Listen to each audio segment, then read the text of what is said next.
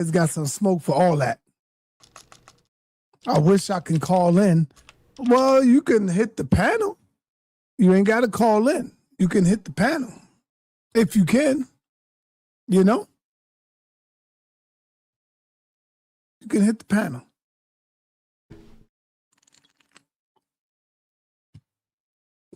So now I see. No, I don't see you in the back, brother. I got you. I'm in the back. Okay, so as y'all see, we got the bro Sanchez in the building. Oh yeah. And like I was saying yesterday, the brother is FBA. He just don't like the way FBA is moving right now as far as supporting the ICE movement. What's going on, brother? You got a slideshow for the family or what? Well, this one ain't really gonna require a slideshow because it's just some basic points. And I will bring up some references, though, some statistics that I put up for some of these points, though. Let me share the screen on my end real quick. Right. Sorry about that. Here we go. Yes, sir. Did you send the link out to the brothers, to the other fam? I'm about to post it in my chat right now. Okay, good. Matter of fact, oh yeah, I can just copy it from yours right here. Boom. Yeah, boom. the people saying they love ICE. But you know, they're saying I love ICE in Texas. Well, the thing is, a lot of our people, Saneter, love ICE because they feel like illegal immigrants is a threat to our jobs. You know, this is the main argument, and I ain't mad at them for that. You know what I'm saying? Because I don't know what career field a person is in, and maybe it is a threat to their job. But I do know that when the illegal immigrants was getting laid off on the West Coast, all of the fruit farmers was like, we don't have no one to work for us. Where the Negroes at who want the jobs, you know? So that was the thing. I don't think that illegal immigrants have ever stopped me from getting my money. I'm gonna just say that now. I think it's an insult to even put that on us. Like when we talk about illegal immigrants, it's the reason black folks can't get ahead or in some kind of way interfering with black folks' success. I think it's looking for an easy enemy to fight on versus these JEWS, these small hats, right? Because let's talk about one of our biggest intellectual properties. Let's start with hip hop, right? Because that's something that's black folks that we know makes billions of dollars every year, right? So watch this. Most black rappers don't own their intellectual property. They don't own their masters. And it ain't because illegal immigration. It's because of Zionism. Now, I know a lot of people don't like to talk about the J word. I'm going to be mild with it. I'm going to speak in code because I'm going to protect Saneter's channel. You know what I'm saying? But real talk, we got to keep it real. The biggest threat to America right now is not really illegal immigration because you got a whole nother country in this land right now that's flying a flag next to the American flag. It's white and it got a blue star in the middle of it. You know what I'm talking about? Yeah, the tiny hats. Right. And that flag is undermining American people. So when people say that, well, I'm being undermined by some tether, I can stand with my FBA brothers and I can relate to that.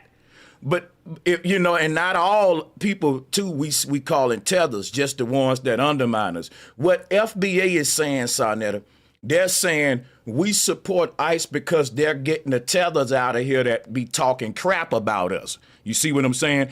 And I'm saying that ain't the truth because all of the tethers that they put on a pedestal to undermine black people, they would never deport them. They never gonna deport their puns. They keeping them here. They're gonna deport these folks standing up in front of the Home Depot and all that who ain't stunned FBA. So they not really deporting the guy. They keeping all of their puppets over here who doing their dirty work. They ain't gonna just kick they minions out. So things that I'm saying that we been distracted with. FBA was a pro-reparation movement. And I'm seeing it slowly turn into an anti-immigration movement. So it's slowly going from pro-reparations to anti-immigration. And when Trump first ran, right, Trump had a platinum plan. You remember that? The platinum plan. Now, we heard nothing else about the platinum plan. And I said to myself, how did it just go away like that? And we ain't even hold him on it. And it hit me. Trump got in office the first time and was going hard on the immigrants and building the wall and stuff. And that was enough for our people to say, fuck the sorry. That was enough for our people to say, forget the platinum plan, man. You know, long as he's picking on the immigrants, then he don't got to give us them tangibles we requested. So my whole thing was, I'm with FBA all day. I'm not going against you. If you want to hate on the immigrants, fine. You don't got to like the immigrants, but you don't got to like ICE either. We don't got to support ICE. You know why? ICE going to get them immigrants out of here whether you support them or not. Let me ask you both, Sanchez. Do you have Spanish heritage in your background? Not at all, but I want to bring up something real quick because I'm glad you asked me that, right? I get that a lot, and I want to share some information with the people that I think is very important, all right? Watch this. Let me pull it up.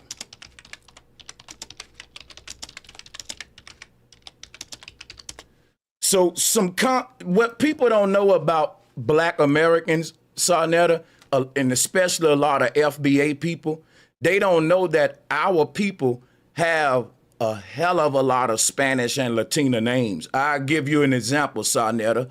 Mario is Spanish, just like Sanchez. Martez,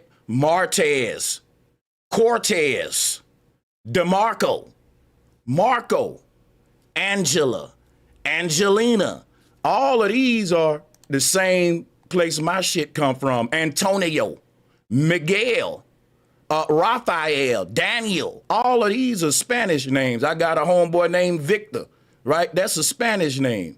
So people think Sanchez is the only Spanish name in the Black community. Teresa is a Spanish name. Rosa, like Rosa Parks, that's a Spanish name. Yolanda, Spanish name. Daniela, Spanish name. So Maria, I can do this all day. I'm just making a point that don't let the name Sanchez throw y'all off. I'm Black all the way. You know what I'm saying? We just got Spanish names as a people. Right. So, I feel you. Yeah. So, what I would say, what the last thing I said was very important, Saneter, because I want you to just let this sink in for a minute. I had a debate with FBA on my channel. And a lot of them was telling me, Saneter, they was saying, you ain't FBA if you don't support ICE. But I was like, I thought we said we couldn't kick nobody out of a lineage. I thought we said we couldn't kick nobody out. That's when I started saying, what is this turning into? Because within FBA, you're going to have Democrats, Republicans, you're going to have different groups. But to me, can't none of these groups try to infiltrate FBA and turn it into a liberal movement, a conservative movement. It got to maintain itself as a reparations movement. And as a reparations movement, it's not catering to the left or right until they cut the check. So that means if we lean into the right or the left and ain't nobody cut the check, that's why Trump didn't have to come through with the platinum plan. All they got to do is pick on the people we mad at, and then they don't got to come through for our tangibles because now they just win us over doing that. So I was saying, look, we don't even got to support ICE. Most of the people in ICE are Proud Boys. They lineage can be traced back to people that was hanging our folks, you know, torturing our folks. So my whole thing is, if I don't gotta support ICE, why would I give my enemy free support when he gonna get rid of these immigrants anyway, whether I support him or not? So to me, it's just showing that a lot of our people just want to lean to the right anyway. Because why would you? Because think about this. They say, well, ICE is indirectly helping us. so we should support them. Guess what? We indirectly help the enemy every day, and he don't support us. We indirectly help these, especially the small hats. We help them every day, and they'll never support you. So we know ICE ain't getting the immigrants out of here for black people. So even if we benefit for what they doing, we don't gotta support our enemy. It's doing too much, if you ask me. And that's why I'm drawing a line at with FBA, because it's like they're desperate to find reasons to lean to the right. They looking for any reason to hop over here with this Trump movement, with this ICE movement. And I'm saying, bro, what about reparations? Let's stay on focus, what we got going, right? Because ICE gonna do their job anyway. They don't need your help, bro, is what I was saying. So, you know, again, it's going from pro-reparations to anti-immigration.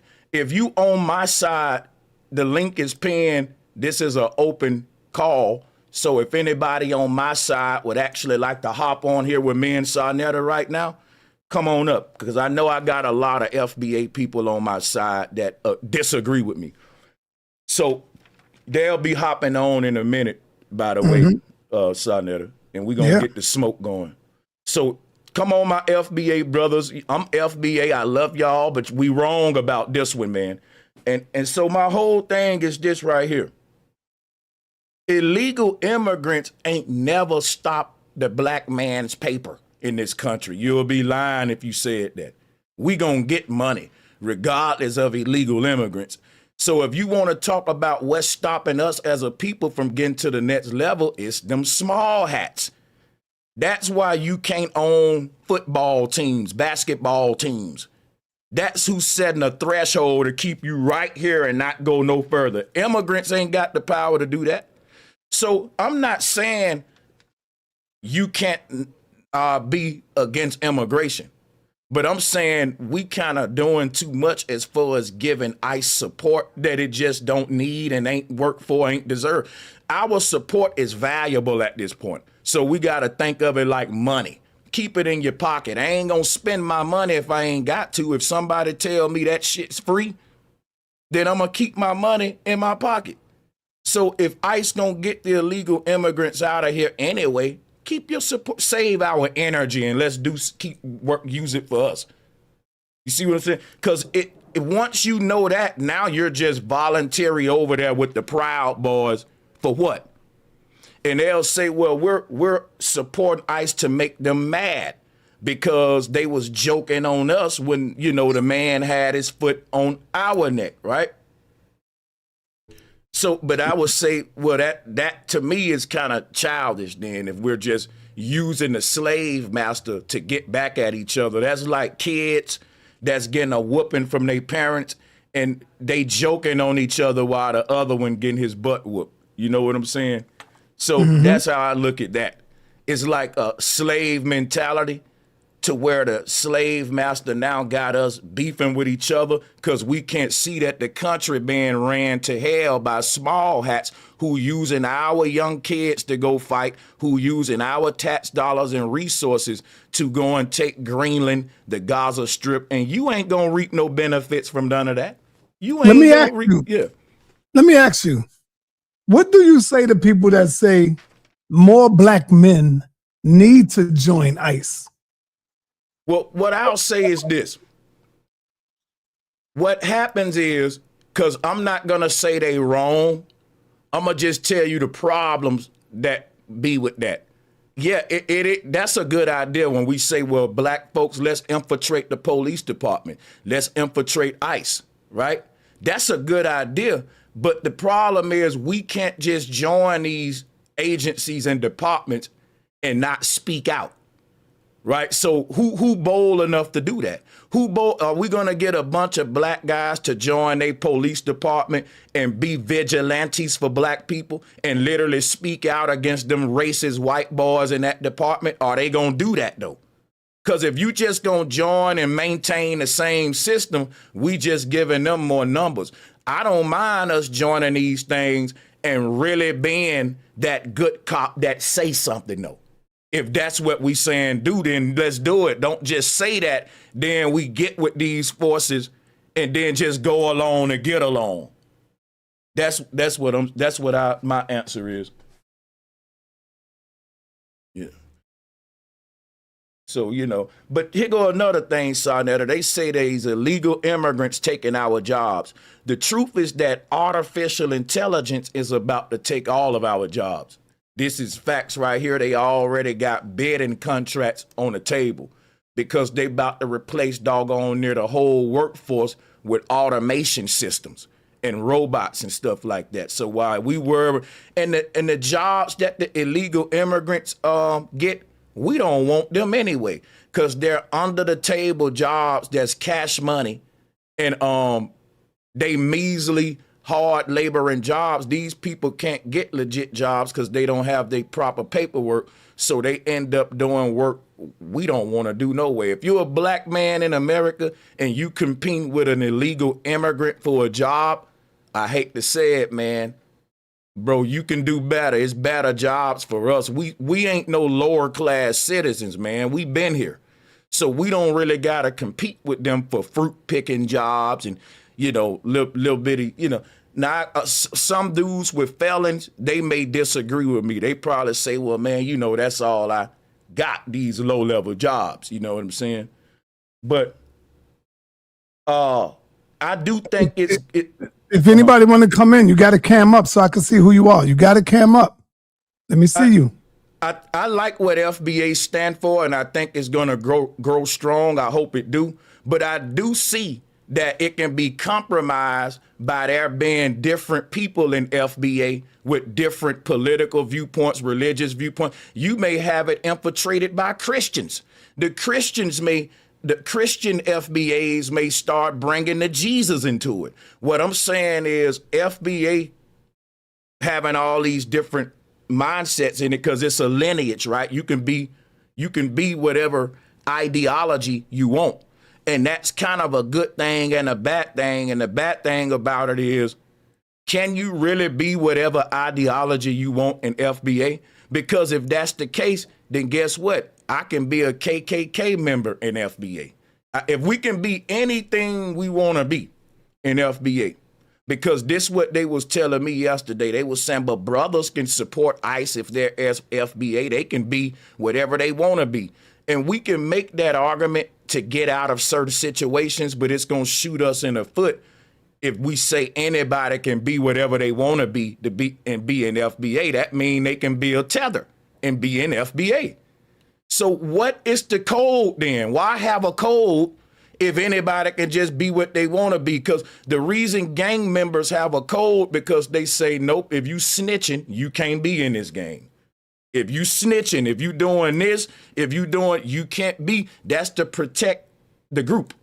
So while that's my thing, we would say we have a code, but it's really ain't clear what the code is. And I'm gonna simplify the code. It's you can't be supporting anything that isn't a benefit to your people. Now listen, the question would be, is ICE a benefit to FBA? Because a person can say, well, getting the illegal immigrants out of here is a benefit to FBA. That don't mean necessarily that ICE is, though.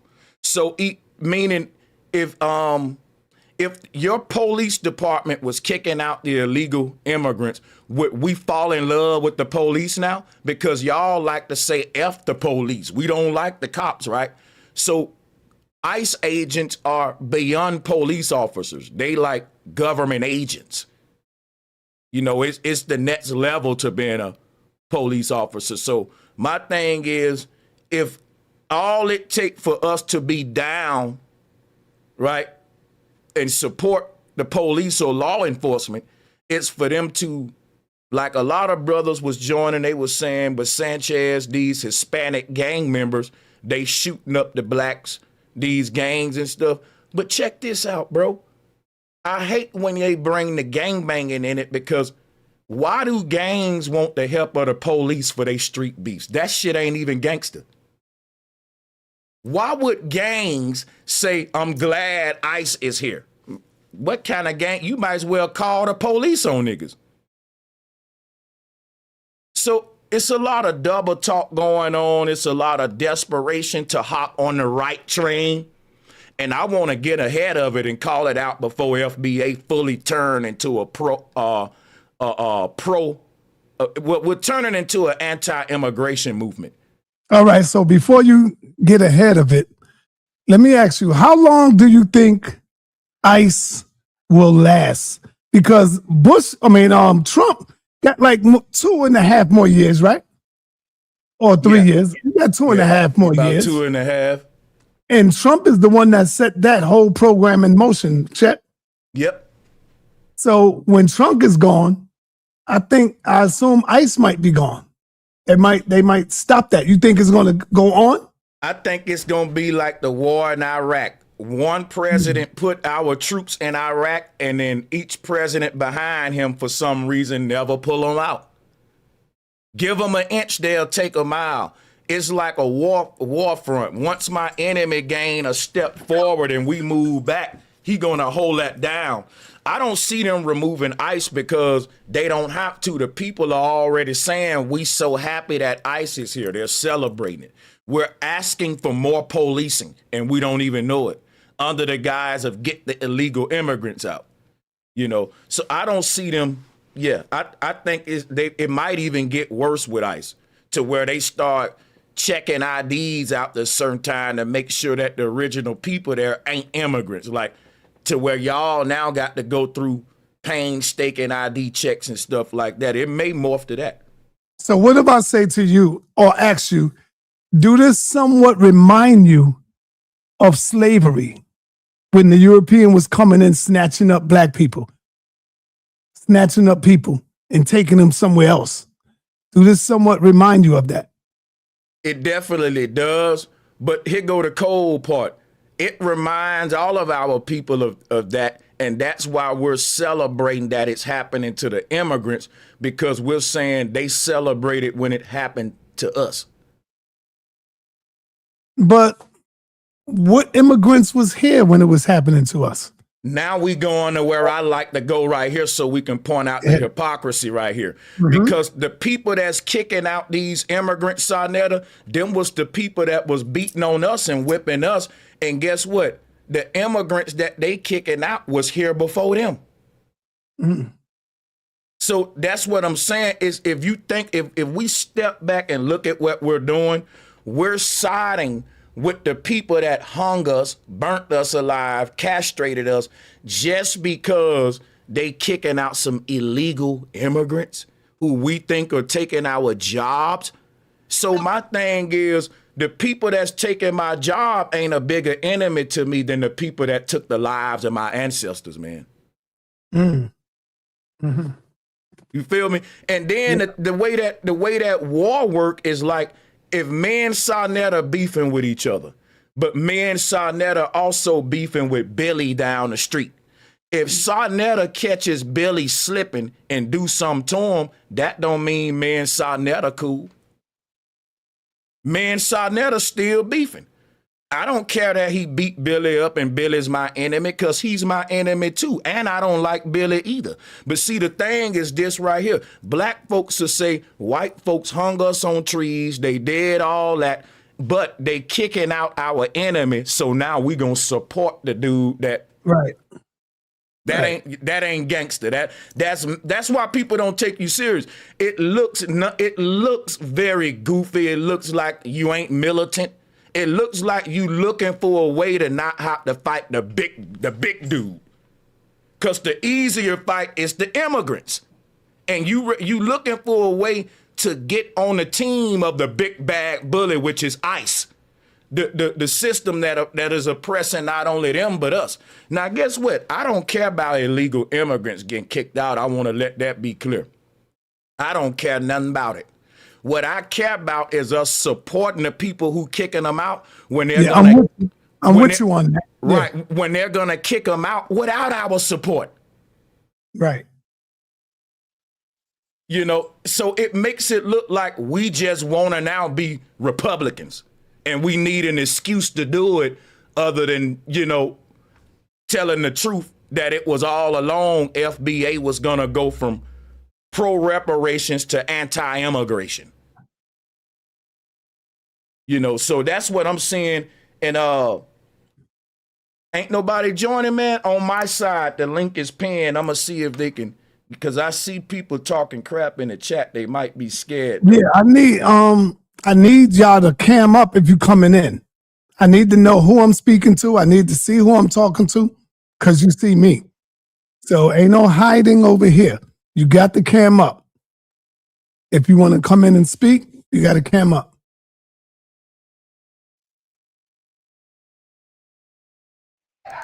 I think FBA, bro, Sanchez, would be more respected only if they begin to get organized. I see there's so much disorganization going with the FBA movement. I'm not mad at it, because with any new movement, that's expected. And I'm not mad at what you saying either, because what new movements got to realize is that respect is gained. And in the case of organizing an organization or whatever, it's going to be gained through the more organized you get, the more respect people going to give you, like you was just saying. So I don't think FBA should look at the disrespect bad. They should look at it like a hazing that the new groups all got to go through. You a new group, you disorganized, just get organized, gain your respect. Every new group go through this, right?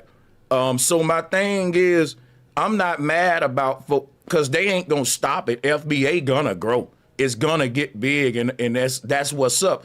But what I'm putting out there, what I need people to realize, FBA must maintain its original agenda as a pro-reparations movement and not get distracted with nothing else, you know, because otherwise it is morphing into something we didn't all originally sign up for. If it's a lineage-based movement that is there to repair, get reparations for the people of a particular lineage, then we should not let the system think that they've done enough. We shouldn't celebrate for them removing immigrants, because remember what we were saying, Saneter, tangibles. Cut the check. We want tangibles. Them getting illegal immigrants out of here is not tangibles, no matter how they put it. So we shouldn't be celebrating till we get tangibles.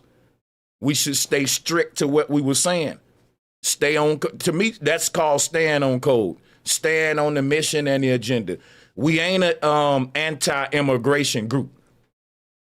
The political side of FBA that galvanized black people was pro-reparations, not anti-immigration. Because you can be in FBA, right? And you can be for immigrants being here. But in my opinion, you can't be in FBA and say that you're against reparations, because that's what the movement was started on. The people of identifying a certain lineage who is owed something from this country, who built this off our back, and they're giving more of the assets to foreign groups. So another thing I wanted to point out too, we worrying about illegal immigrants taking our jobs when most of your jobs is being moved overseas. You got American corporations, y'all Negroes wearing Jordan, right? If you wearing Jordan, they make Jordans in China, right? So imagine if they had all of these factories over here. See, when you go in a store, it's made in China, and it's going to be made by AI. Ain't no factories here. We want to worry about jobs. Let's talk about these American corporations that's allowed to move out of America and still operate as American headquarters. In my opinion, if you move your business out of America, we should treat you like a foreign corporation. Yep, sure should, because now think about this. We won't talk about foreign corporations benefit off capitalizing off Americans while having their factories overseas. We talking about jobs, and we ain't talking about that. And the people in power rather us be bickering about small potatoes and divided amongst each other while they rip the rug out from under everybody. And I don't care if FBA got a problem with illegal immigrants. I just don't care about the illegal immigration thing, and I don't care who get kicked out or who stays. I'm worrying about us strictly staying on code and not falling for the left or the right, but staying strict to reparations, cut the check. Whether we get it or not, stand true to what we said we was about. Saneter, I can keep running my mouth, man. So if you don't cut in, you know, I got a lot of, hey, if you're on my end too, hop on. We had a 5-panel last night, man. I'd like to see some of y'all hop back up. It was fire.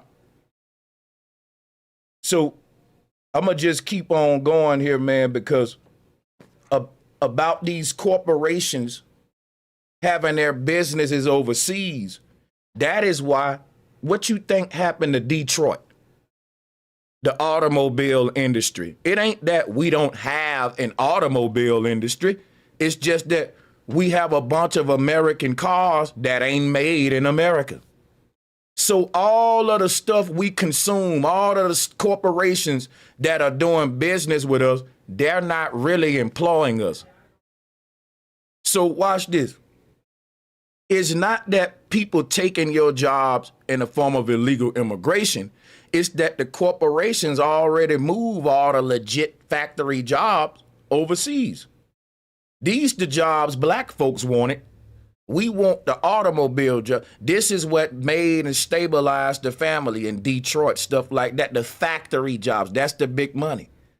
So if someone working at a factory today is probably Amazon, it's probably something like that, you know, companies like that. You don't have these big factory operations with these big rosters for positions that can hire tens of thousands of people in different tax brackets. That's what built America. If you want to know why inflation is hitting so hard, it's because we can't even recompensate with legitimate employment. The jobs that's out there now are really the lowest quality, man. Really, I would debate that our forefathers had a better workforce than what we have today. And that's why everybody want to be vloggers and rappers and all that. So it's just crazy how they got us looking at the small things while they do really drive this country to hell in a handbasket with this Zionism. And that's what I see with FBA. I see us getting distracted with stuff that benefits them. And it only benefits us a little bit if they get the illegal immigrants out. Because my thing is this, Saneter. Illegal immigrants been undermining us black folks for a long time. Not all, but for a long time. And they ain't got them out to now. So they do stuff when they get ready, when it benefit them, and we get happy. And I'm the type dude that be like, took you long enough. I'm cocky. I'm bougie. And I want black people to get their bougie spirit in them, because that's what the small hats got. No matter how much America give to Israel, is never enough. She's like a bougie woman. She want more and more. And this is how black folks need to be. Guess what? Okay, you getting illegal immigrants out of here? I don't care. It ain't enough. Cut the check. It ain't enough.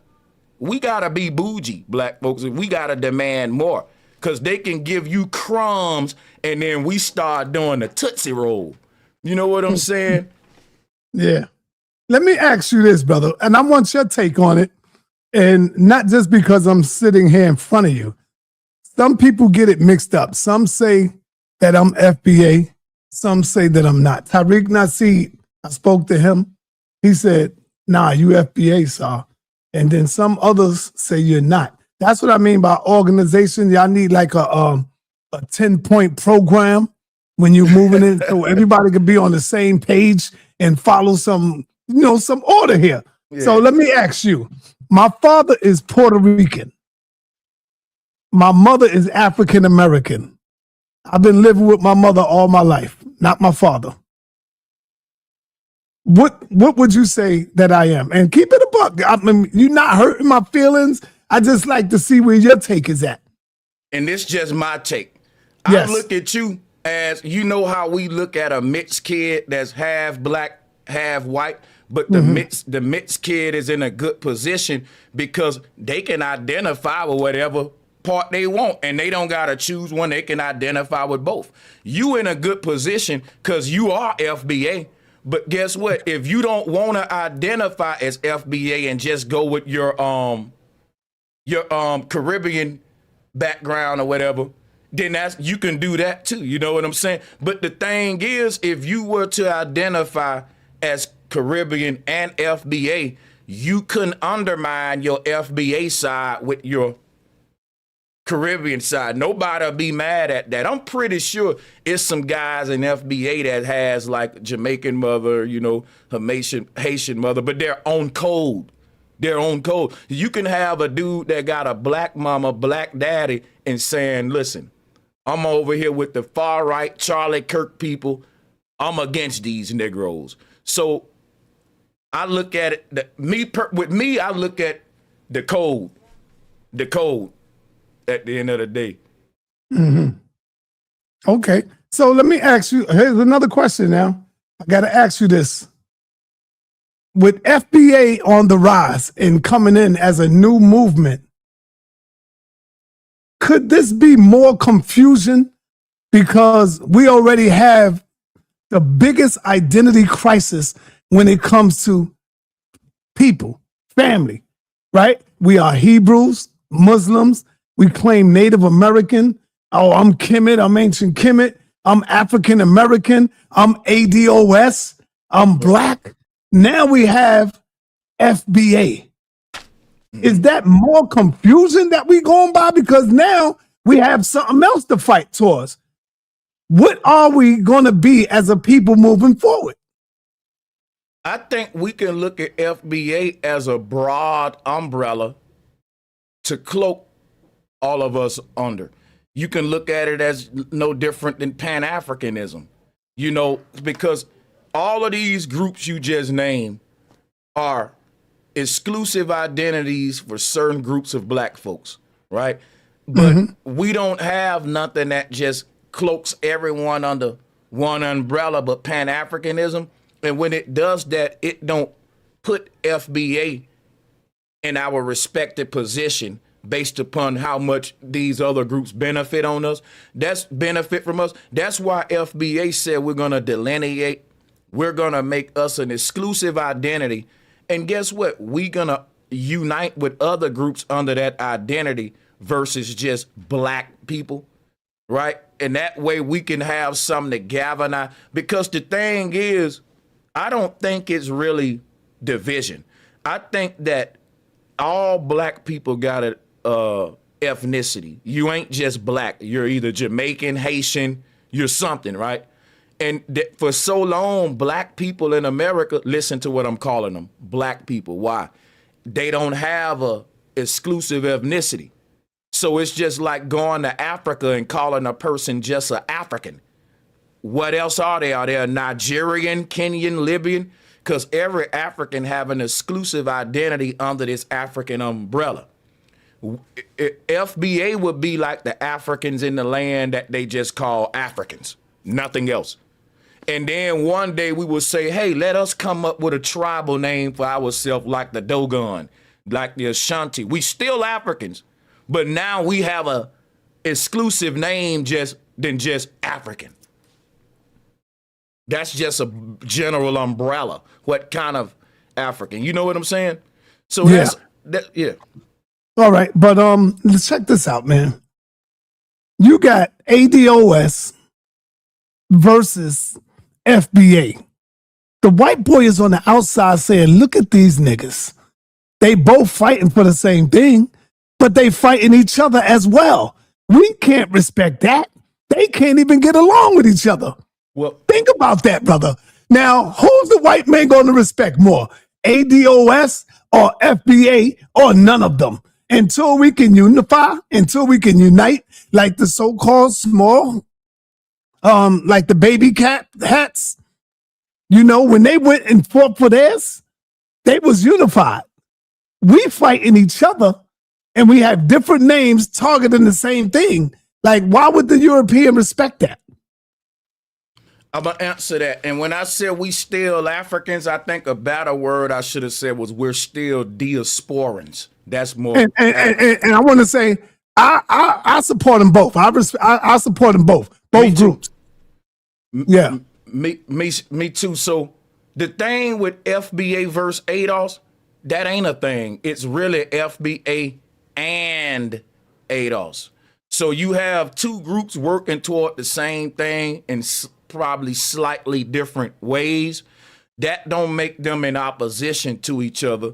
I would say the Democrats and Republicans would be a good example of two white groups that are in opposition to each other, that can't get along. It's a house divided. It's a White House divided. Mm-hmm. So they wouldn't be able to look at us and say, we don't respect you Negroes because FBA and ADOS, when they got Democrat versus Republican and they be having smear campaigns.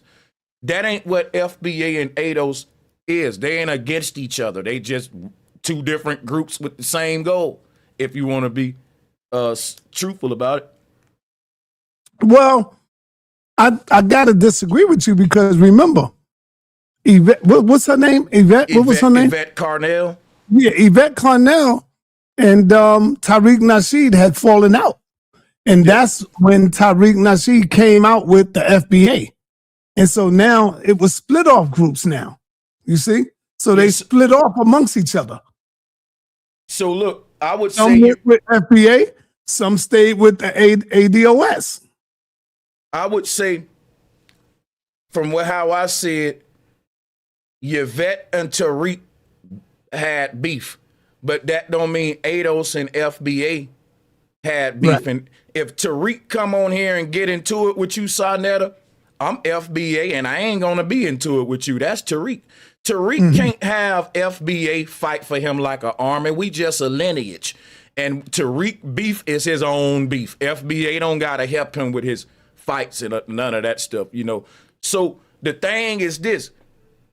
FBA is more of a lineage to where ADOS is just strictly a black political movement for reparations. FBA is more centered around who gonna get them. And I think the difference between these two groups is the word slavery. The S at the end of ADOS turned a lot of FBA people off. So, but even before you had FBA, you had a lot of black people that was for reparations, but they just won ADOS because they didn't like to be called a slave. So when Tariq came with just foundational black American, it took off. Yeah. It swallowed up all them blacks that wanted reparations, but didn't want to be ADOS. So, yeah, you know, but I will say that, you know, there are some people in FBA that treat it like a cult. Because yesterday on my show, they was like, well, you ain't FBA then. And we always tell people we're a lineage. You can't kick nobody out of a lineage.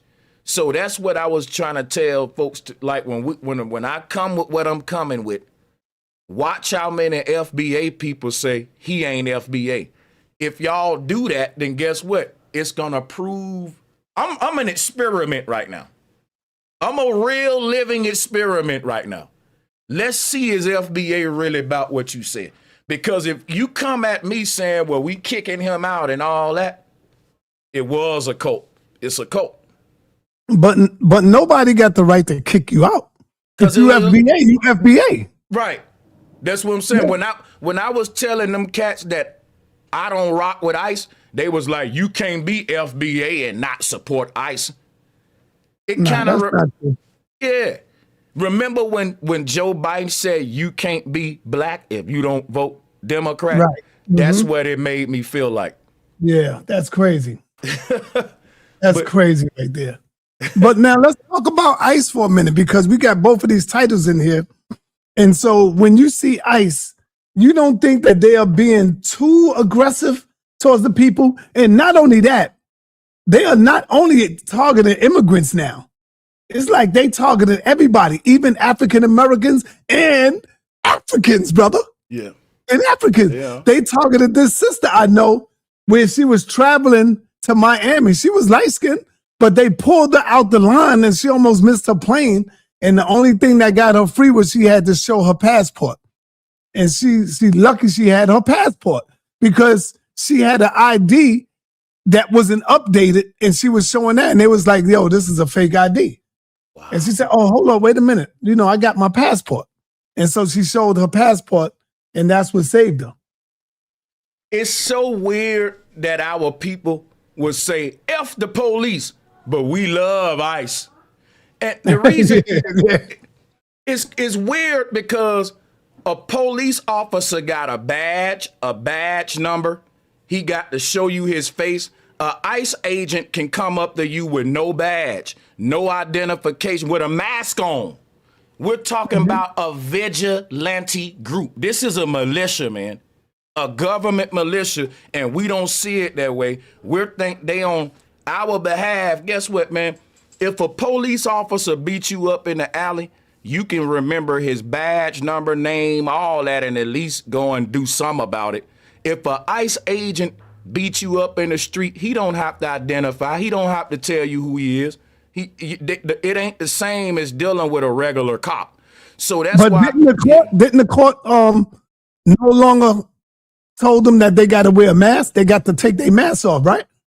I think that people probably been protesting enough to make them, they probably made them do something about that because as far as I'm concerned, they was just masked up vigilant. Even if they don't got a mask on, though, ICE agents don't have to identify by name, not unless they change that too, you know, because we talking about a military group and this ain't like the police officers. Who you gonna go and complain on to an ICE agent?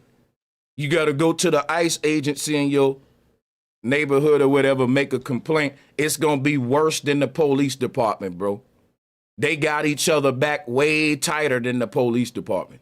So the thing when people say F the police, but we love ICE, most ICE agents are ex-police officers, guys. So we're asking for more policing.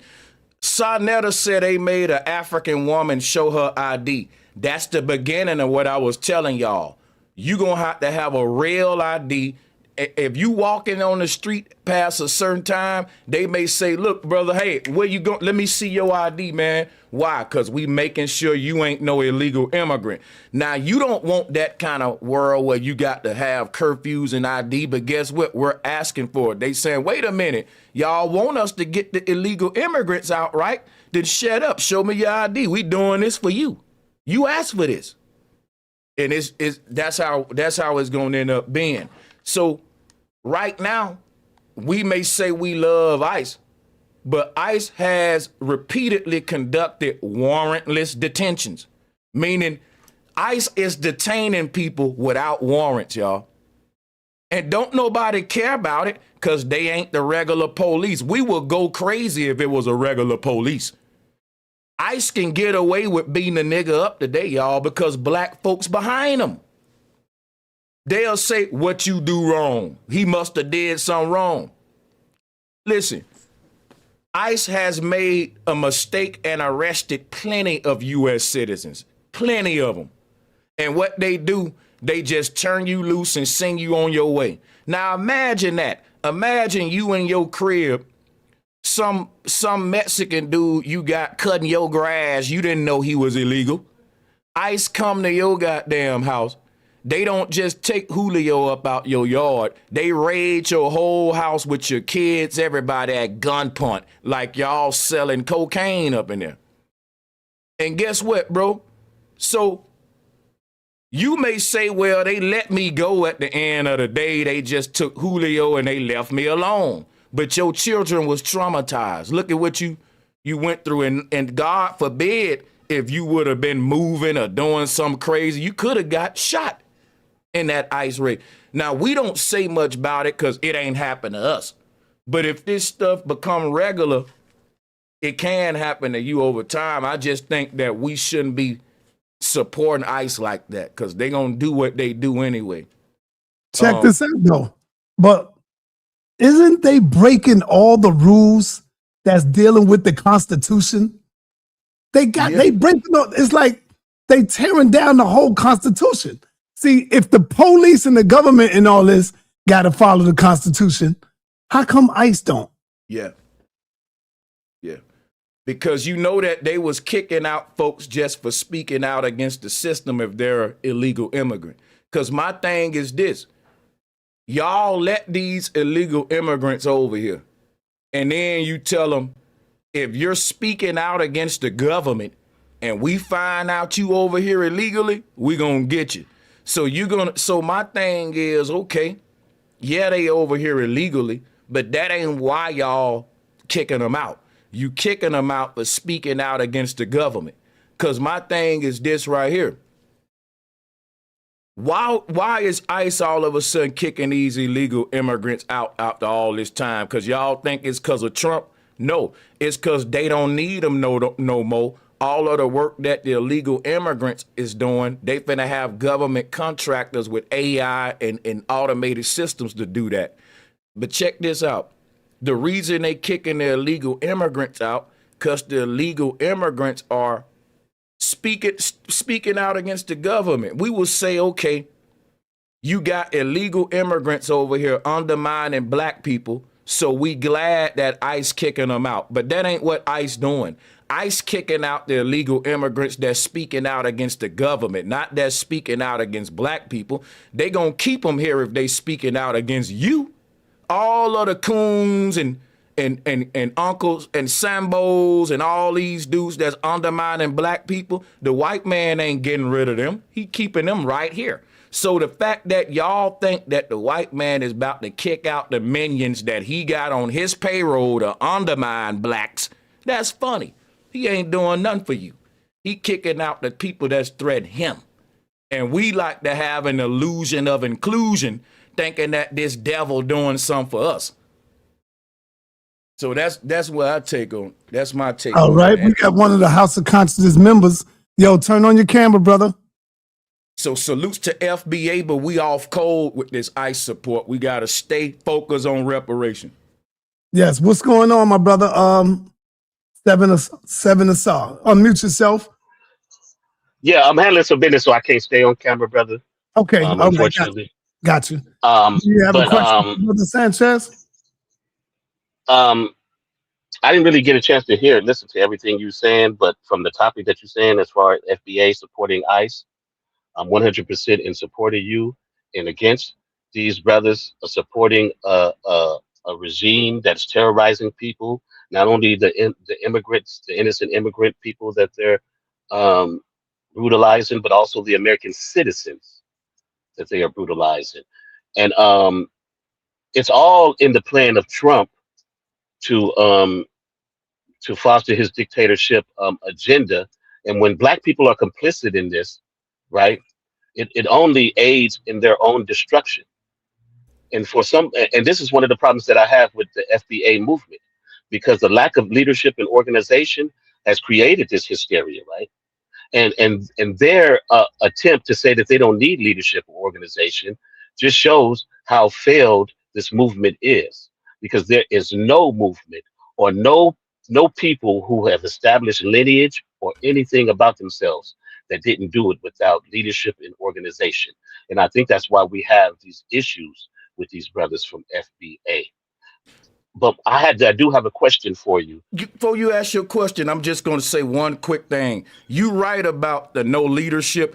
I thought that FBA can function without a leader, because the plan was to have a system of checks and balances where we all enforce the code.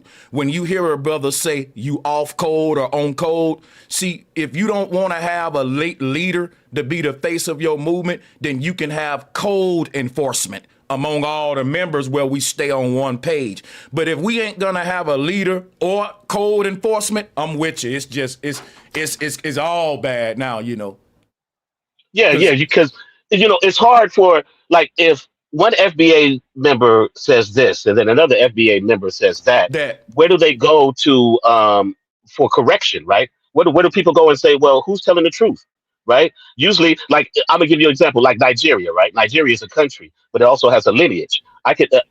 In Nigeria, there's organizations of Nigerians who has the body of information about their lineage, and you can go to their organization and learn about Nigerians, right? So, and there's leadership in that organization to lead in that organized effort. The FBAs don't have that, and it's creating a host of problems for them, and even for us as Black Americans, because we keep creating these divisional communities with amongst ourselves instead of uniting. I'm FBA, I'm Hebrew, I'm Commission, I'm Christian, I'm Muslim. Like, we have all these different divisional titles that we keep creating, and it's not giving us any type of advancement in society. And I think that the FBA movement is crying for leadership. I think that if anybody is serious about being FBA, they need to start leading and organizing today. I love my brother Tariq Nasheed, but I see him keep turning away from the leadership, even though he's one of the main protagonists of the movement, which is a disappointment from me to him. And I think that we who are trying to correct the FBA need to echo this message to them time and time again. So in my chat room, they on my head because I used the word member. But here's why I said FBA members. If FBA is a lineage, then guess what? Everybody repping FBA is my family member. You're my family member. We're members of a family, of a lineage. Don't let the word member throw you off. That's all. But the whole thing I would say about Tariq being the leader, if he don't like the word leader, he can simply say, you know, I'm one of the code enforcers. A person say, what is the code? Well, here's a list of do's and don'ts for FBA that we must all adhere to so that no member can undermine the group. Because if we're going to hold tethers to do's and don'ts and tell a tether, you can't do this to Black people, you can't do this, then we got to hold our own members. We can't have people in the group undermining us. But what happens is it's open. FBA have it set up to where you can't really set down no codes and laws. So it's like a big cluster F word. It's like a big chaotic ball of confusion because you got different people with different agendas, and that's all cool. But everyone in FBA just need to be uniting under reparations and leaving their personal agendas at the door, and they can promote that through their own movements. But what I'm seeing in FBA is just a bunch of people promoting their individual thing under the FBA banner because they know it's popping. And you see what I'm saying? Exactly. Yeah. And that's where the distortion and the where you see disingenuous people come in, right? Like even now in the chat, they upset talking about who's the Brazilian leader. Brazil has not only a political leader, but they have leaders in the community that talk about the Brazilian culture, the Brazilian lineage. That's what you guys are missing. There's leadership in every fraction of every people, right? And for you to say that this one movement doesn't need leadership, you are only fostering your own failures. And this is why we have this confusion amongst the FBA community. Go ahead, brother. Yeah, because it's possible to have leadership without no one saying, I am the set leader of the group. For example, in a community, the seniors and the elders are supposed to be, the leadership of that community, even though there may not be one of them step up and say, I am the leader. But I'm with you because I will give FBA an out and say, okay, that don't have to be one man that's the face, that's the leader, but we still need some OGs, some seniority, some checks and balances. Otherwise, it's just a free-for-all. So that's how I look at it, man. I think a lot of people saying it ain't no leader to use that as an excuse to be able to promote their own thing through FBA. Yeah. They don't want a leader because now a leader's going to have to hold them responsible and accountable for what FBA stands for. And if you don't have no leader and you don't have no really codes, no laws, no regulations, you're going to be able to run amok. Like it's even like I ran into a brother who misused the word tether. I'm a foundational Black American because I am a descendant of African slaves. Have did my DNA and my and looked at my genes, right? And looked at my family tree, and I found that I am a descendant of African slaves. There's no way in the world that I could be labeled as a tether, as was defined by Tariq Nasheed. But I was called one because I disagreed with a foundational Black American about his opinions on Africa, right? So now I'm a tether. Now I'm a tether. You understand how the misuse of these of this movement and what they're spreading, the confusion that it can cause, and you have people out there, I think, that are agents that are purposely trying to create confusion, and through that confusion creates actual living confusion in the people who are believing these agents out there. So I think we need to do a better job of vetting this movement, FBA, not allowing it to set into our community until there's some leadership and organization going on. And you out there who do not want the leadership and organization, you're going to be up against a fight with Black people who are in the know and who are going to hold you accountable for trying to create a movement that will cause division and confusion. I don't think that FBA could ever cause division, because I think that we were born into a people that was already divided. And I think that Tariq's intent with FBA was to bring forth some solution to the division. You see what I'm saying? Because look, you got Black Christians, Muslims, Moors, Hebrews, Republicans, liberals. It goes on and on. But we ain't, and because of that, we ain't got one thing that we can all come together and galvanize under politically to get something done. So that's what I think they was trying to do with ADOS and FBA. They was saying, look, if you're ADOS, leave your Christianity at the door, your Islam at the door. When you come here, we're just Black people fighting together for reparations. That's it. One goal, one agenda. Can we just come together to accomplish one thing, right?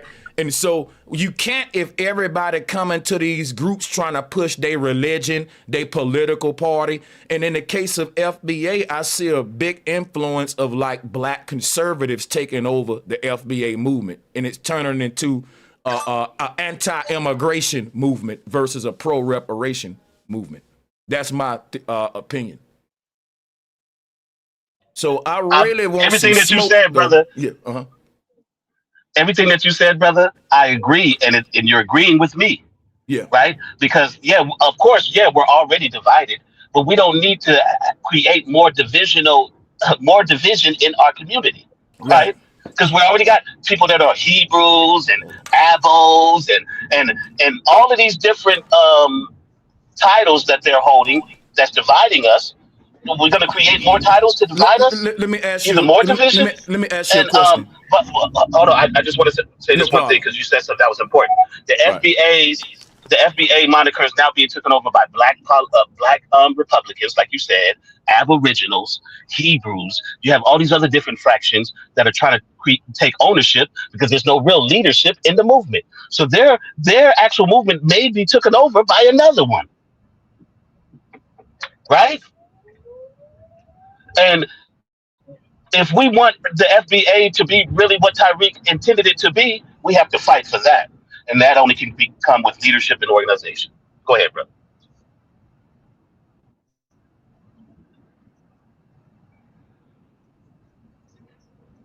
Do you remember when Tupac was doing that interview and he was like, Black people need our own political party? He was in his early 20s talking like that.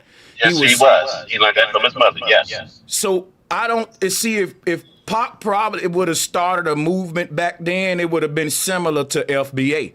It would have been one movement that all Blacks could come under and just fight for on a political level with one cause. You ain't a Christian, you ain't a Hebrew, you ain't a Moor. When you come here, you just a foundational Black America, or whatever Pac would have called it. You just a Black man fighting for the injustices of the systems that you're living under right here in America. We still don't got nothing like that now. Even with FBA is trying to be that, and I like the idea because it can be that, but we still haven't.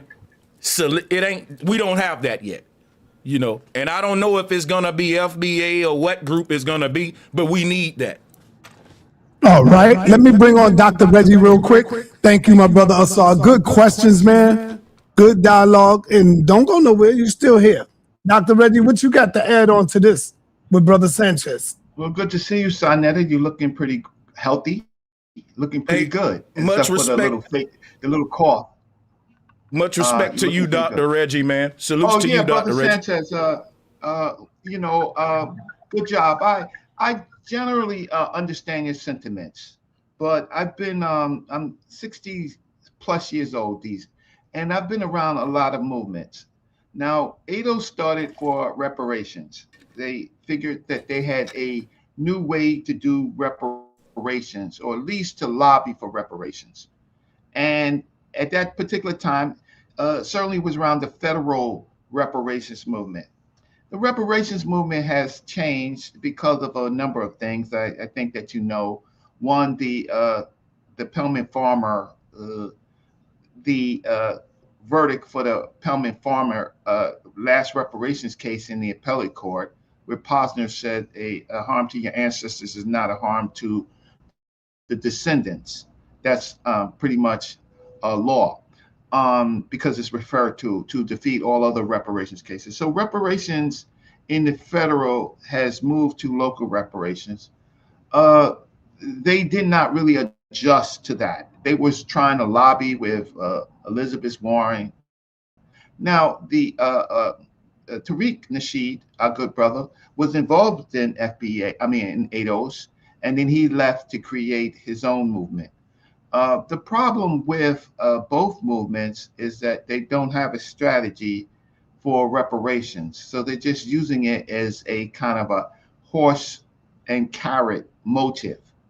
But then they've reached past reparations because they really don't have the skill set, because it requires a law, it requires politics, it requires, ADOS has some of those capabilities. Tariq's team, or the people underneath Tariq, are just social. They're just doing on the social. So my question to you, I know it's long-winded. I know that you feel that you want reparations, but would you agree with me that you need a plan? Yeah, 100%. Yeah. Okay. And in the minute that you sense that there is no plan and it's drifting to something else, what is your thinking about that? Well, I think it does have a plan. I'll share it with you and you can critique it. It's a simple plan that we're supposed to be following for reparations. And I'm going to tell you right now, Reggie, we ain't following it, which is why I'm up here right now. But the plan is we're supposed to be leveraging our votes, saying F-U-C-K to the Democrats, F-U-C-K to the Republicans. We ain't leaning left or right until you cut the check. That's the simple plan, leveraging votes, right? It's basically a vote boycott. But I see a lot of guys that's already saying, go Trump, go ICE. They pledging they vote to the right. And I'm saying, how can you have a vote boycott? How can you have a group that's supposed to be on one page with well, you got one thing to do, and that's to not lean left or right. Leverage your voice, and we can't do that. No, I agree. Malcolm X, of course, has a famous quote, by any means necessary. And so reparations is both political, right? It's economic, right? It's those two things. And so in order to get a reparations, meaning get a government, even a local government, to pay, you have to secure votes by saying to them, if you don't vote our way, then to the people that could help you, then there's the other political side that won't help you. So who wins? The status quo. So it seems to me that the movement is full with political agents that are really right wing, because they don't want anything to happen. They want the status quo. or they want the government, a particular government, to favor them over other groups. What do you think about that? I think you so right when you say that the movement is being infiltrated by right wing guys. I don't know how you know it. That's why I'm up here right now, bro. But you're right, man, because they don't want us. They want the left and the right to keep playing what I call political ping pong with black people. You know, because FBA presents itself as a political group for reparations. Is not Democratic or Republican.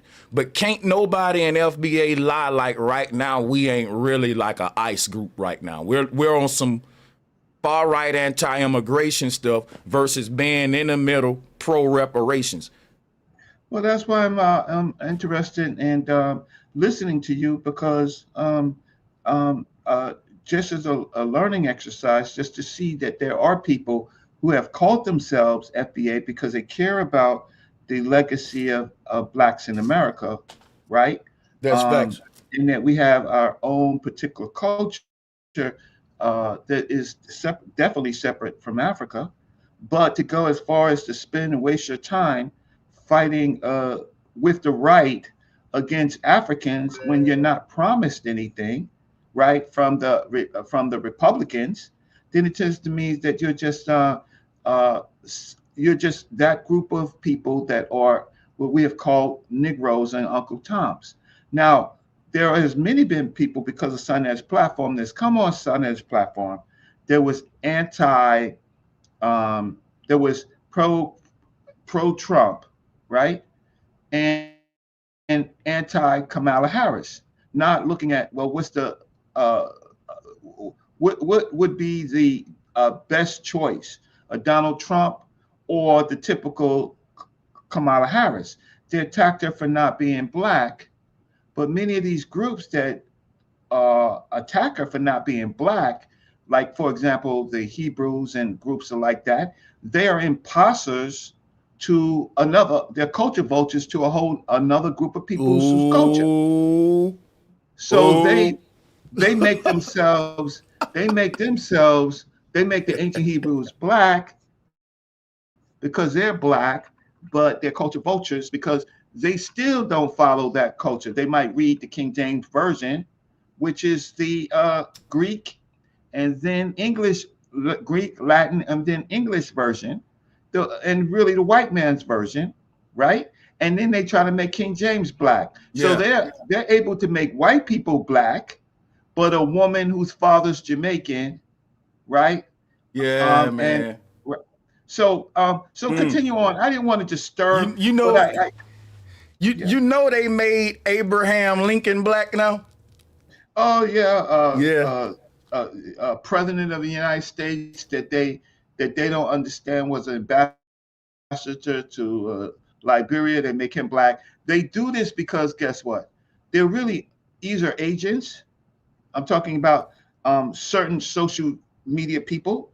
They're really agents, or they're just ignorant and like the status quo. But right now, the status quo with Donald Trump. So I did a whole presentation.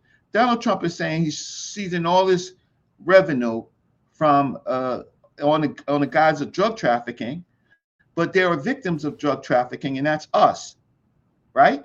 So there should be a fund, right? Since it's for the victims of drug trafficking, there's no other group in America that has caught as much hell for drug trafficking than us, right? That's so fact. I say there should be a fund, right, created for the victims of drug trafficking that would benefit our people. And but I find that people don't even entertain those type of ideas and show the contradictions of the right wing. So they seem to be MAGA, or I'm gonna call them beggar, right? I'm gonna put the B in front of it, right? Because they Black, right? Blacks making up the old America great, right? So they're beggars. So mega, and then there's our people who ride with them. They're the beggars, right? They don't want to do anything. But I'm gonna stop. I'm just glad that you are one of those people who are calling yourself FBA for the legacy, for what they owe us, what they have done to us, where we should go. But you have to understand that Tariq Nasheed, whatever he did, he's a great marketing person. The people underneath them are the most xenophobic, unhistorical, and I've been around in this movement for 40 years. I ain't never seen none of them jokers in real black movement, in real black organizations. FBA bigger than the internet, but I feel where you going. I want to go here, man. We got to talk about this part too, Reggie, everybody. People gonna get mad at me for what I'm about to say. The woman that got shot was wrong, right? Because she hit the gas. Let's just hear me out now. And listen, I don't agree with her being unalived. I think that the cop should have, because what happens is this.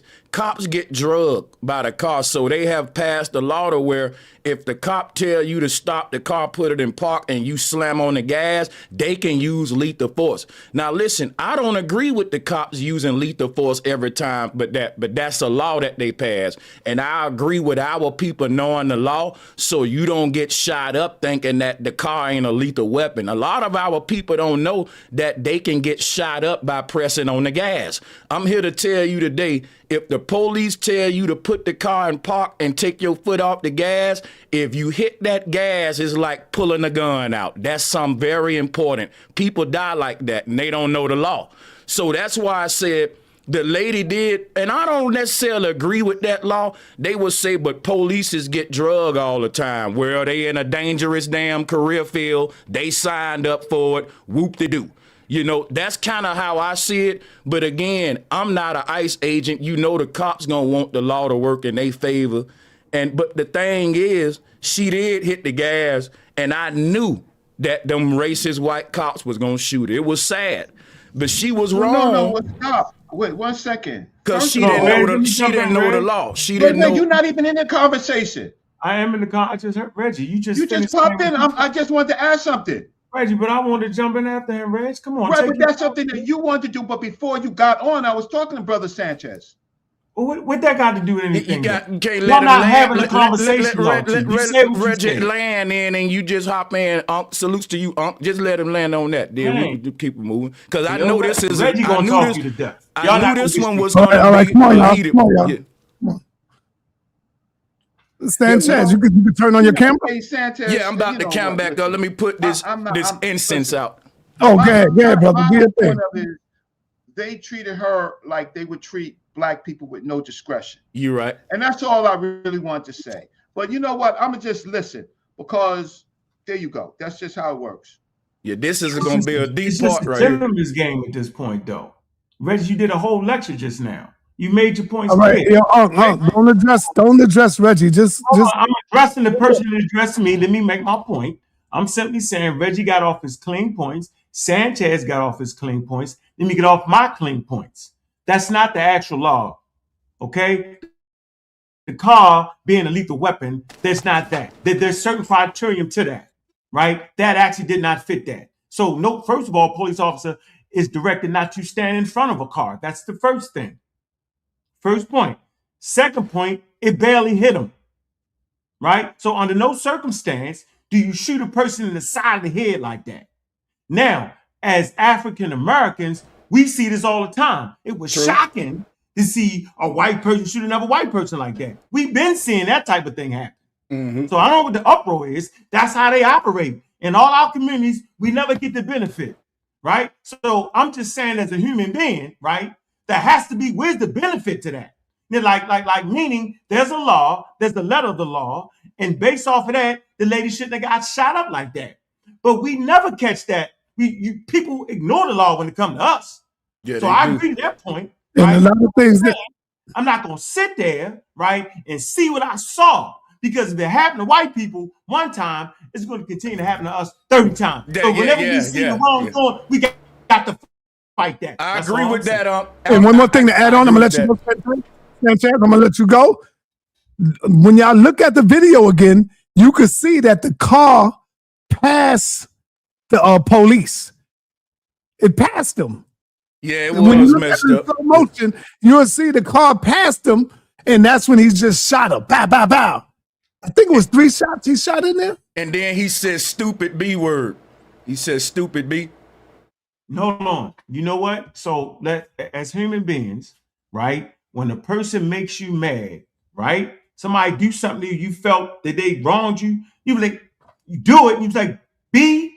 So he was already there, yo. So basically, she was a heckler, right? You can see in her face, she was just messing with him. At no point did she think it was going to turn to lethal force. She did. He's seen it. As human beings, I talk about this on the previous show, right?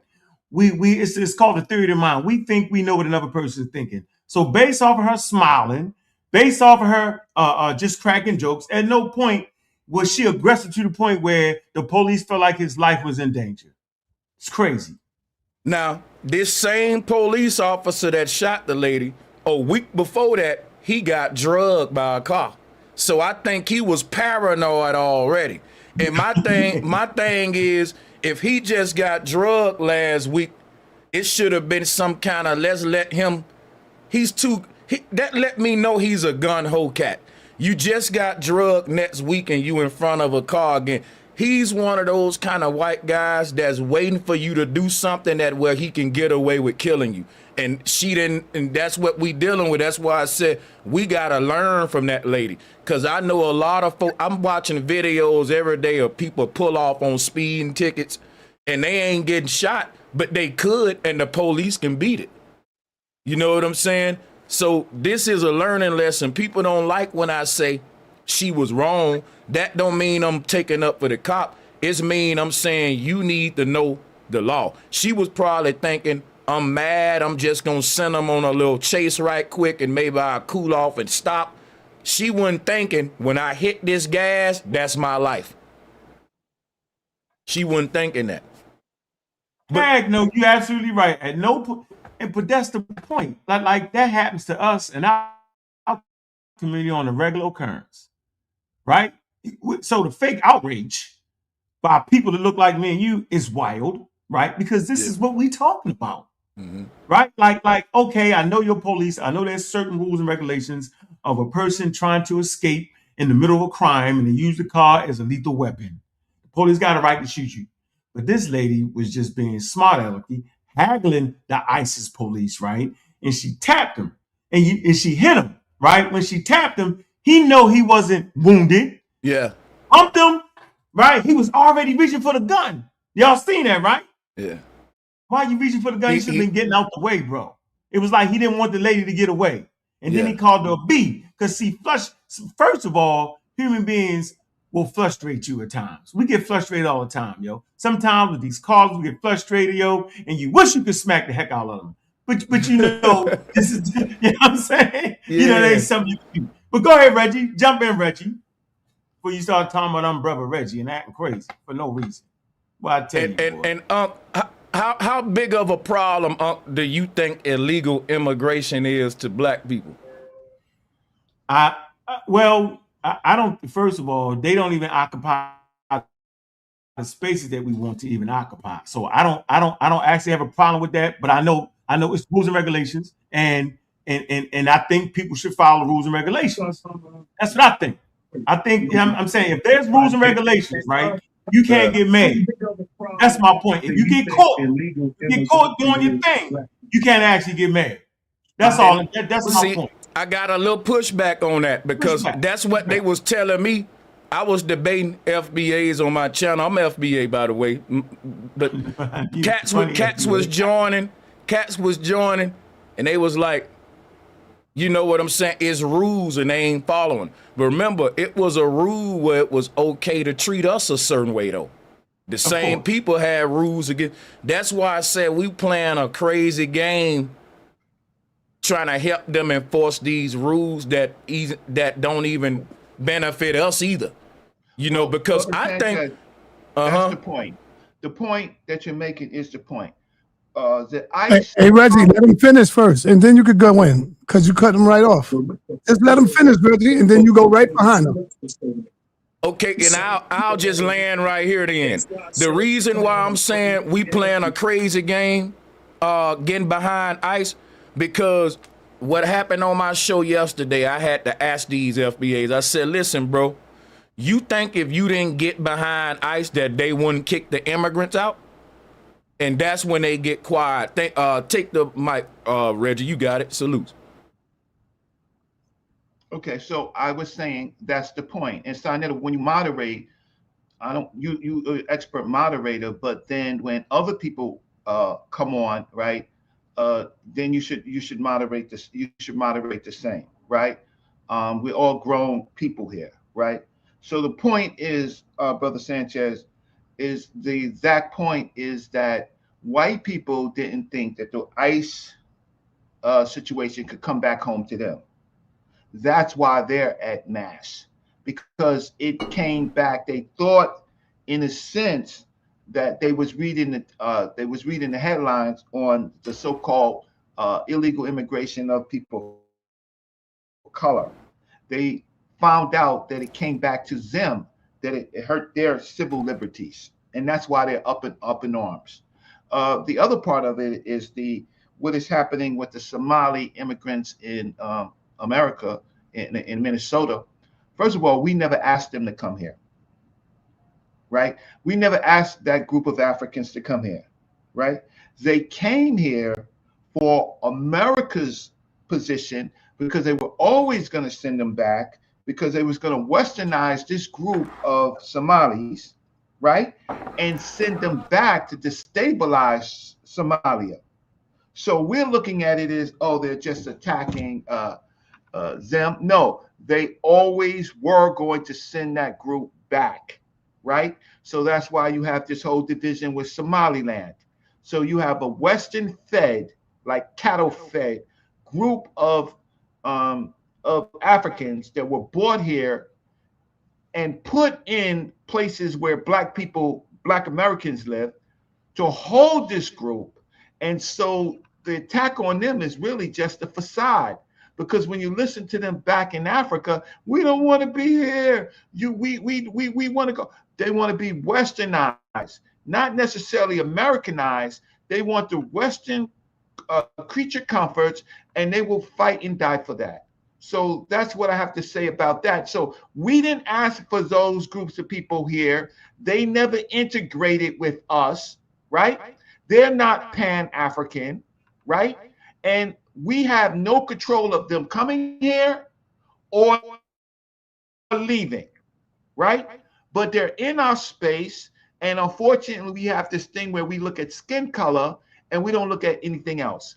So just because you're Black doesn't mean that you're kin folks.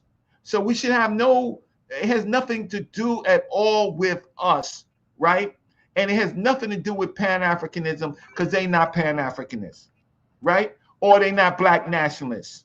They're a cultural group in America for a short term, and they're going to be used as mercenaries in the wars in Africa. I'll stop right there. All right. Let me move on to the other brother. What's up, man? What's your name, brother? Maul, what's up, man? Yo? All right, look like you froze. Let me kick you out. He's frozen. Yeah. Let me kick you out. Let me go to my little man right here. Humble. What up, Humble? What up, Si? What up to everybody on the panel? What it do, brother? What's good, Humble? Chilling. So, What's up, Bomb Squad? Big up to the Bomb Squad. What up? So, Yeah, peace to you, family. Peace. A little bit of what I was just listening to. A huge issue I have with FBA is the separation of, they're trying to make melanated Americans different from melanated Africans. And simply, when we go back through history, we know the current people now, have a mix of both, right? Some of us might have a mix of both. Some of us might, but when it comes to melanin, Brother Reggie said something earlier about all skin folk and kinfolk, but we got to realize the white people don't distinguish the difference. right? They don't look at an African coming over here and an African American over here and say, oh, well, they're not the same people. No, both of them are black. The only difference is we paying him money to come over here and do what he do, so we don't have to give the melanated man over here a position that he should already have. But we have to stop trying to separate Africans and Americans. We're called African American for a reason. That's number one. Number two, when we talking about the dude that was driving a car and that shot the lady that was driving a car and a dude that shot her in the head, police do have getaway rights, right? When the car is getting away from them, pursuit rights, they do have pursuit rights. The first thing a police is supposed to do, right, when a car is getting away from them, is to attempt to make a traffic stop. That means the first thing they're supposed to get in that car and do is get in that car and turn on their sirens. The next thing they're supposed to do is radio for dispatch, right, to describe the vehicle, describe the destination, describe what the person looked like. The person is never supposed to shoot. The officer is never supposed to shoot a getaway driver. Never.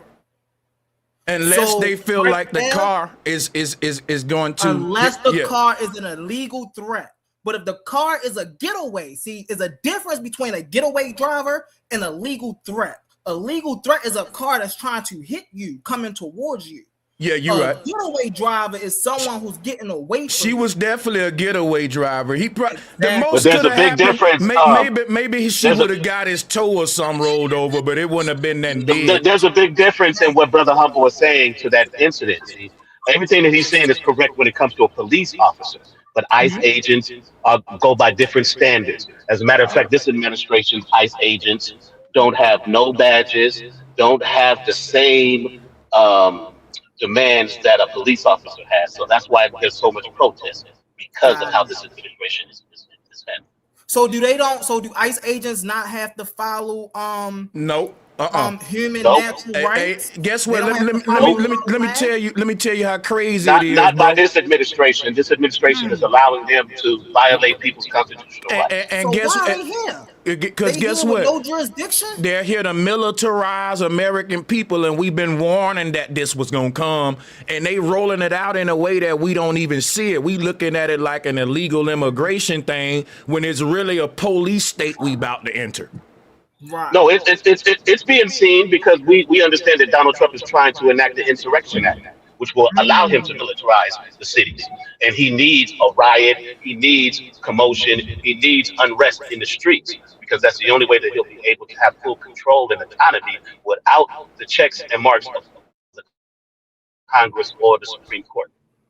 So we understand this. Politicians or Democrats are all on all kind of different news channels expressing this.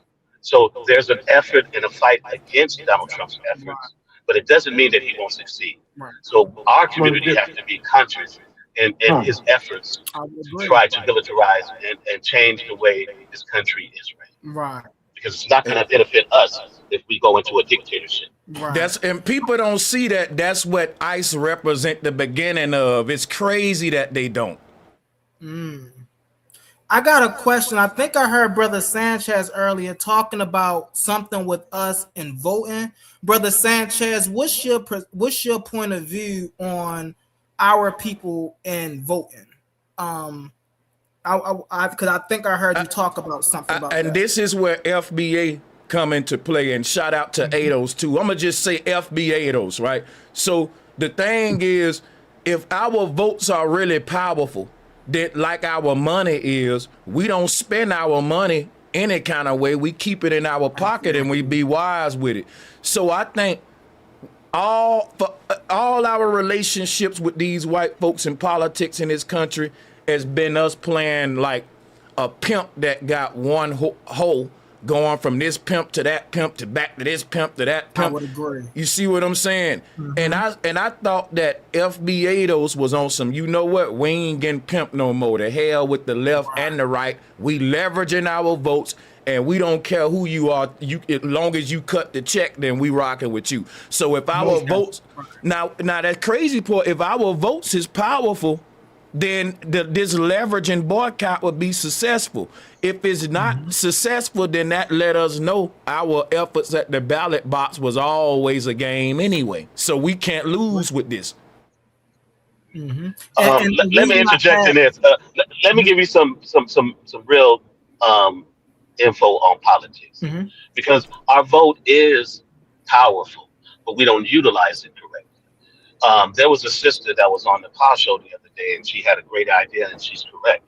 We need to go to the populations where there are mostly black people at, and we need to politicize that city, right?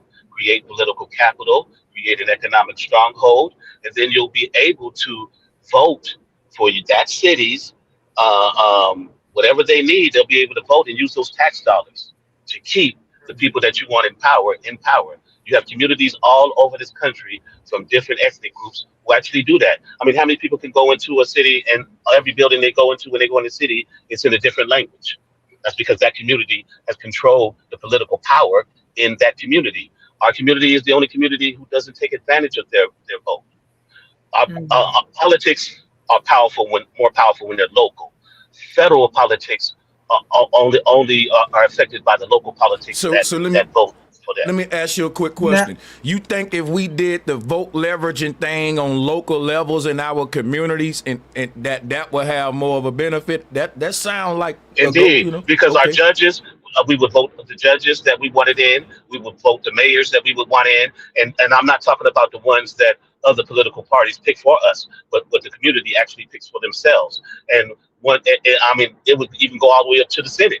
We can do the House, the Senate, the governor. We can have all the people that we want. If we control our communities, we can do that. We're powerful enough to do that. We're a small percentage of the population, but we've changed policy, right? Where we had the Housing Rights Act, the Civil Rights Act.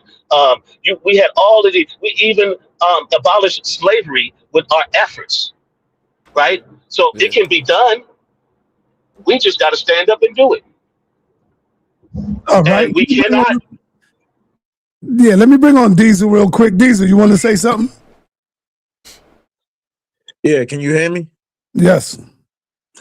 Yeah, man. I was just listening, man. How you doing, Sanchez, by the way? How I've been you rocking doing, you for a Diesel? few years.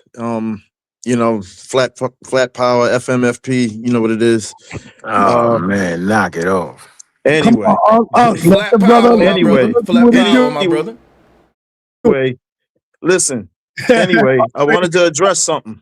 I heard y'all was saying something about, like, not used to seeing white people getting shot by the police, and y'all was talking about the whole thing with using the car. One of my friends, that's a white dude, he got killed by the police doing that, trying to evade the police.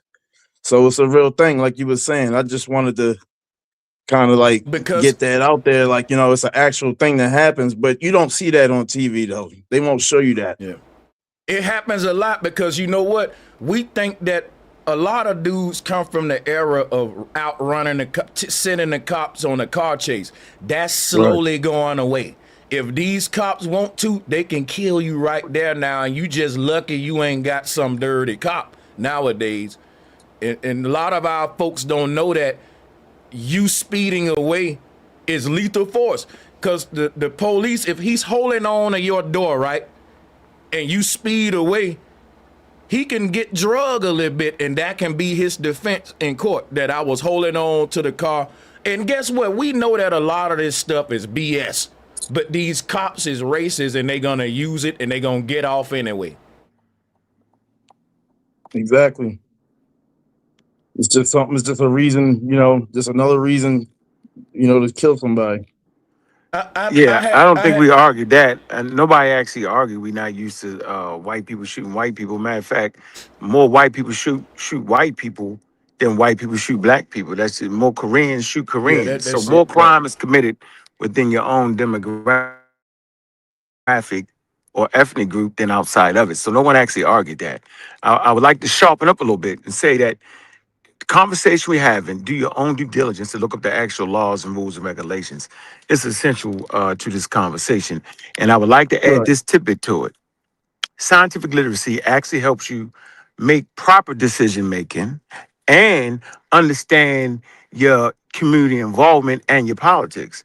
So if you're sprouting a whole lot of anti-scientific ideas, I can't trust you on your politics. I'm a mute out on that one. Look it up.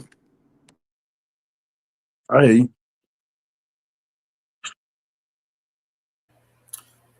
Brother Sanchez, Yeah.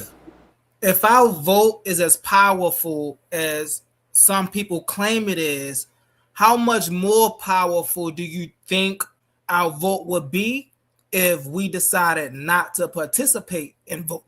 That's my bro. That's my point. That's and where that, I and- stand and, with and it. look, that's why I said you really can't nobody on this panel give me no legit pushback for FBAs. Because as a black galvanized political movement of leveraging our votes, Pan-Africanism ain't came with that idea. And this ain't no. I know my Pan-African brothers gonna get mad at me now, but I'm just telling y'all why FBAs is taking off, why it's taking off. Because think about it, man. Ain't nobody never just said, let's come together with this one idea. We ain't voting. We finna leverage our votes and see. We ain't Democrats or Republicans. You know what I'm saying? We're gonna see who. Can I give you pushback? Yeah. Okay, so before there was ever a thinking of an FBA, the Nation of Islam for close to 70 years took that position. They didn't So have was that natural. idea. They had that idea? So that's correct. Yes, right? they did. Thank you, brother Reggie. Thank you. Thank you. So that's absolutely correct. Correct. What you have is a hijacking of history, because the FBAs are Nah, ignorant. bro. The FBAs are ignorant on Black history. They're renaming Black history, right? So you got a bunch of people born in the 1970s and 80s dictating, never read real books on Black history, and thinking that people are coming up with something new. If you right? born in And that- '84, don't you know You gotta enough let to Reggie. be You able? gotta let Reggie finish. You can't cut Reggie off. Go ahead, My man. bad, Reggie. You right. Go ahead. I'm sorry. So the problem is what you agreed on in the beginning, and I'll get off. You agreed that they don't have a plan, and so when we did see them appear, it was about reparations. These topics are over and above reparations, right? So they have now. You have tried to make them Black leadership, but there is already Black leadership. It is not. It is not where it should be, but there are people who've actually done work. I have not seen any educated FBA person who's touting the FBA person. If there are, come on Unc's channel, come on my channel, or come on Saneter's channel. First thing we're going to ask you is, where's your plan? Because if you're so educated and you're taking a motley, cut up some points, right? And you're making that an FBA movement, you're out of your mind. So if you don't know nothing about law, if you don't know nothing about economics, politics, you're not part of an organization, right? Then you just got ideas. So I'm going to mute my mic. But please, Brother Sanchez, don't make the FBAs more than their mandate. Their mandate was trying to get the check. That's all. Listen, Reggie. Here's my thing about the Nation of Islam. Well, before you respond, I need to piggyback on some information about the voting, because the brother talking I'll about be the voting real. is voting. I'm gonna be real quick, Seven. So I count down from 10. I'm gonna be quick. The thing about the Nation of Islam, if the Nation of Islam had the idea of leveraging votes before FBAs, I ain't gonna debate you on that. I would say the reason it didn't take off is because it was probably it was overshrouded with the Islam, the religious ideology. That's what the thing with FBA is so big, because they're not Islamists, they ain't Christians. It don't turn no group off. Come on, man. You see what I'm saying? It's universal to all Black groups, whereas the NOA a Black Christian may not want to align themselves with, the NOI or certain. I'm just saying, that's just a theory. Yeah, you need to go. You need to go listen to. Idiot. Hey, mute. Yeah, Unc talking. He cussing somebody. He must be in traffic. Okay. Yeah. But brother, you need to go. You need to go see. Go listen to Malcolm X's speech for the Ballot of the Bullet. I heard it. Yeah. Idea is. new. No, I know Here's- it ain't new. I just Can think you guys it's hear been. me? Yeah, I think it's been rebuilt into. Let me ask you something, Seven. Okay. Do you Well, think? but when you say withhold your vote, Yeah. wait, hold on. I Go just ahead. want to say this real quick. Go When ahead. that brother said withholding our vote, he thinks is a smart idea. What he's not understanding is he's disenfranchising himself from the system. And a lot of people don't know this, but only half of the United States of America participates in the presidential vote, right? Less than that in local politics. So if we don't even participate at all, right? Everything that goes down in this country, we didn't have not one say so in. And if you think our vote doesn't give us leverage, you're wrong. No, that ain't what Whatever I'm little saying. advances we had, that's what I'm saying. So if you know it gives us leverage, withholding it's going to give us less. Listen, what I'm telling Right. you, what I'm If- saying, Seven Assault, so you can be May clear, I right? respond really fast, brother Shan? Hold on, let me, because he talking to me, because that's Whoa, what I Whoa, was. whoa, I'm next. Yeah, he Hold was on. talking to me. Hold on. I'm gonna be quick, Next. right? Seven Assault, here go the idea, right? FBA ain't saying don't vote.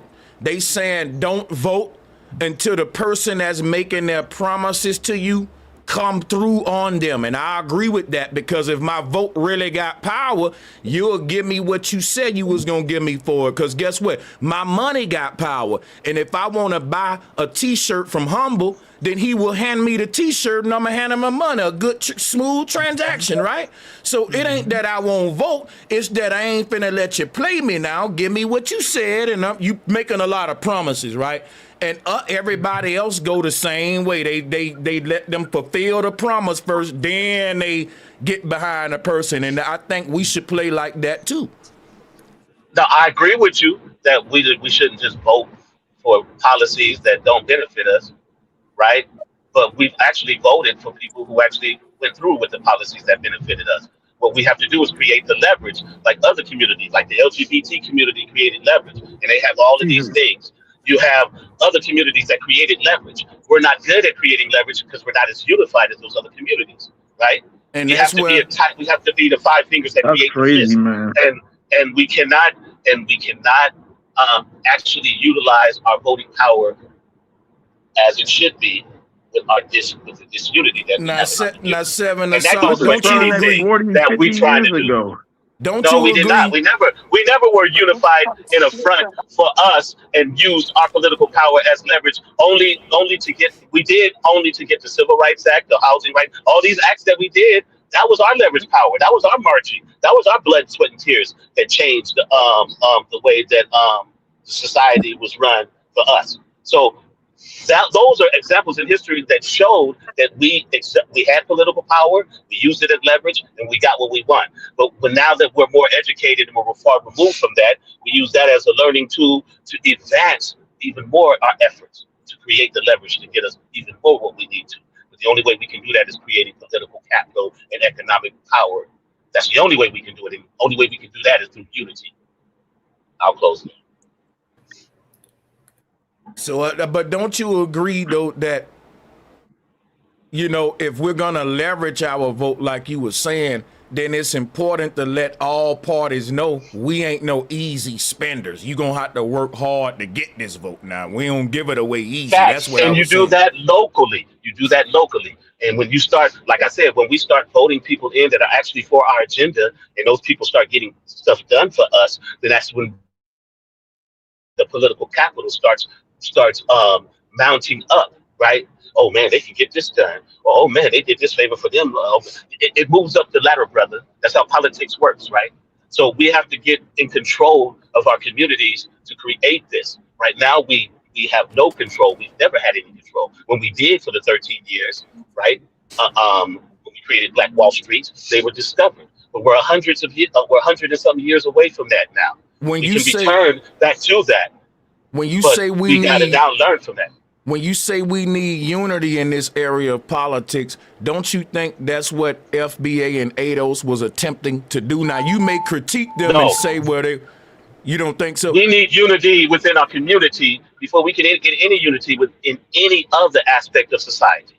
We have to unite within ourselves first before unity of But that's politics what or FBA and anything ADO's else. That's what doing. they It's trying. that's That's what what they they But doing. trying to F, They do. saying but let's but unite within black. FBA, Look, Yo, but yo, yo, yo, FBA. yo, hold on. Hold 7. on, let me get in there next. I'm Let him next. Let me finish. get in. Let him finish, Asal. Go Yeah, ahead. but I'm next though, so come on, man. Go I ahead, got you, brother. Sanchez. yeah, that's what I was saying. That's what FBA and ADOS is trying to do. They trying to create unity among a specific group. And ain't nobody that saying you can't be a part of what, think about this, right? You brought up Africa. Africans got tribes. They got the Dogon, the Bushmen, the Ashanti, all them. And they all got their different flags in Africa for their different nations. So it ain't no one just saying that they're black. They saying that they're a bunch of things and they're getting exclusive with it. So I don't think that FBA is being divisive. I think they actually trying to galvanize a group that didn't have an identity for a long time and just trying to give them one. Okay. What you think about All that? right, so let me Well, I jump just in. think that Hold I'm just on, gonna say this. I Asal, think come on, man. disorganization and leadership, like I Asal, said, come on, is man. why FBA is dividing. And I'll say that. That's all I wanted to say. That's all I Salutes to wanted to say. that. All right, thank you, sir. Listen, first of all, FBA is not a political movement. We need to stop the characterization of something that does not exist. They're not 42 million FBA, no such thing. People are just saying it, all right?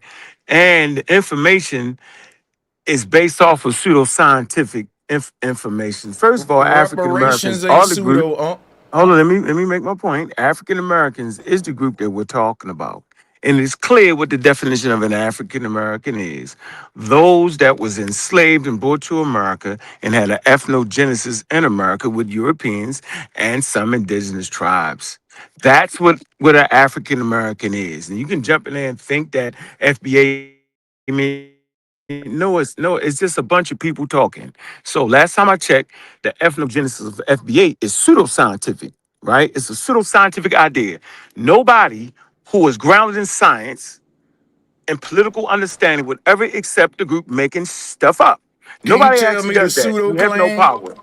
The What's the pseudo pseudo claim claim? is that there were black people in the Americas prior to Christopher Columbus. They're black explorers and black colonels, whatever the heck it was, mixed with some enslaved Africans. Can That's I? not true. I got That's a a question. pseudoscientific I got a. idea. I got a It's not question. based in reality. It's based in a bunch of nonsense and a pseudo documentary. I So got you. nobody with intelligence, right? Nobody with a scientific background, no nation, no city, no state would sit up there and allow the people to make up something, right? It's not a political movement. It's not that. It's an internet-based movement, right? Based off of pseudoscientific ideas, and the people that follow it do not have enough acumen in quote unquote data or acumen in scientific literacy to even refute their own claims. But go ahead, Sanchez. Okay, so are you familiar with an author by the name of LaRon Bennett? LaRon Bennett. No, explain what he's saying. All right, LaRon Bennett wrote a book called "Here Before the Mayflower," and And it's Stop shaping talking. it. of Black What's the America. date? Okay, What's the okay. date? So What's the hold on, date? hold on a second. Hold on. So look, just No, I pull. was saying, what's the date of the book? I'm not sure about when the book was written, but I'm Oh, sure that in the 70s. I know Professor Lerone Bennett. He was one of my one of the first books we read in Black Studies under Dr. Leonard Jeffries. So I'm so familiar with For the Mayflower, but go so ahead. listen. yeah, So watch right. this. Uh-huh. So you Uh-huh. familiar with Dr. Runoko Rashidi, right? All of Yeah. them. All Keep going. right. Yeah, So look, All of I them.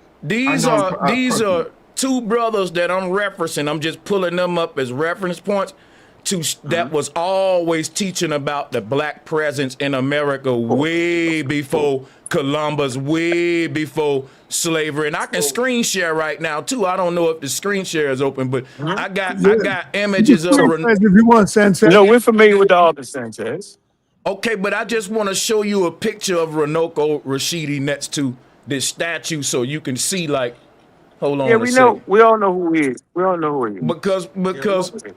I'm just saying Yeah, that we don't have a problem with them the saying I'm sign Olmecs, that. That's bro, not the Go Olmecs ahead. is black people in America before slavery, before look, listen, let me just That's say not a this and person. hold up, our land, I and know, I'm but finished. that's not a But person hold right on a there. sec. You gotta I know, let but me that's not a person though. you gotta let me Yo, That's you not a gotta let person though. let me you speak, gotta That's let not me a Let me speak, person. you brother. gotta let I'm me letting them so talk. I'm saying that's not a person. I That's Yeah, a hear you. bunch of Unc, Now monkeys let Unc, me you right can there. do conclude. that I hear when he you. finished. You can do that when So he finished. listen.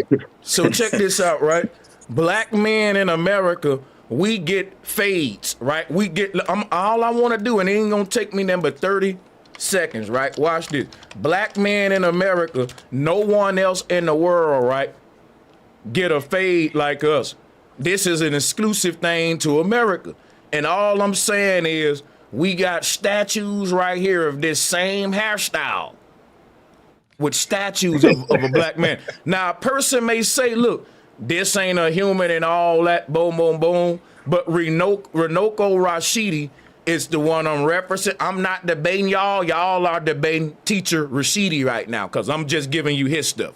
See, because I'm being lazy and I'm saying, hey, the elder did the work and I'm just going to let the elder talk through me. I'm going to be the vessel. So you can Hey, confront the elder on this. All right, Only hold thing I'm on, man. saying, Nobody jump in. Don't hey, jump in. Sanchez. No, don't jump in, man. Let him yeah, finish.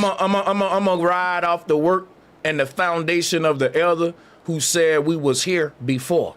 And here's Ivan Van Sertima teaching the same thing right here. So listen, it ain't just me saying that. Y'all are debating a rich foundation of information, brothers who took the trips to the lands and did it. That's all I'm saying. I'm not saying they right or wrong or you right or wrong. I'm just saying I'm Sanchez. gonna lean on this rich history of So, information. Sanchez, I They've been think, I debunked think. Hold already. on, for, come on, Asal, man. The point is that no one listening to this broadcast should just allow two scholars Three, or perceive scholars. They're not even actually scholars, more than that too. right? They did their work. They did their own. They were like private researchers. That's fine, right? They have no doctorate degree in anthropology and none of that. But I'm not mad at the mistakes they made. That's okay. That's The crazy. point is that it's 2026, and we're not sitting here appealing to the authority of some elders that got some things wrong. And we know they got it wrong because we can prove it and verify it through population genetics, through evolutionary theory, through modern anthropology. The picture you show right there, that is a monkey. That is the black monkey, and it's actually a Wow. symbolic Oh symbol my to the God. native. You talking when I'm talking because you're not ready for the answer. You can't talk when I'm talking. I'm saying lookership is the worst thing you can do in this conversation because I'm saying your eyes will lie to you, and I'm telling you, as you look at them two pictures you just showed, your eyes are lying to you. That is called the black monkey, and it's an indigenous symbol to those indigenous people. So we're disrespecting indigenous symbols, right? Based off of what we see.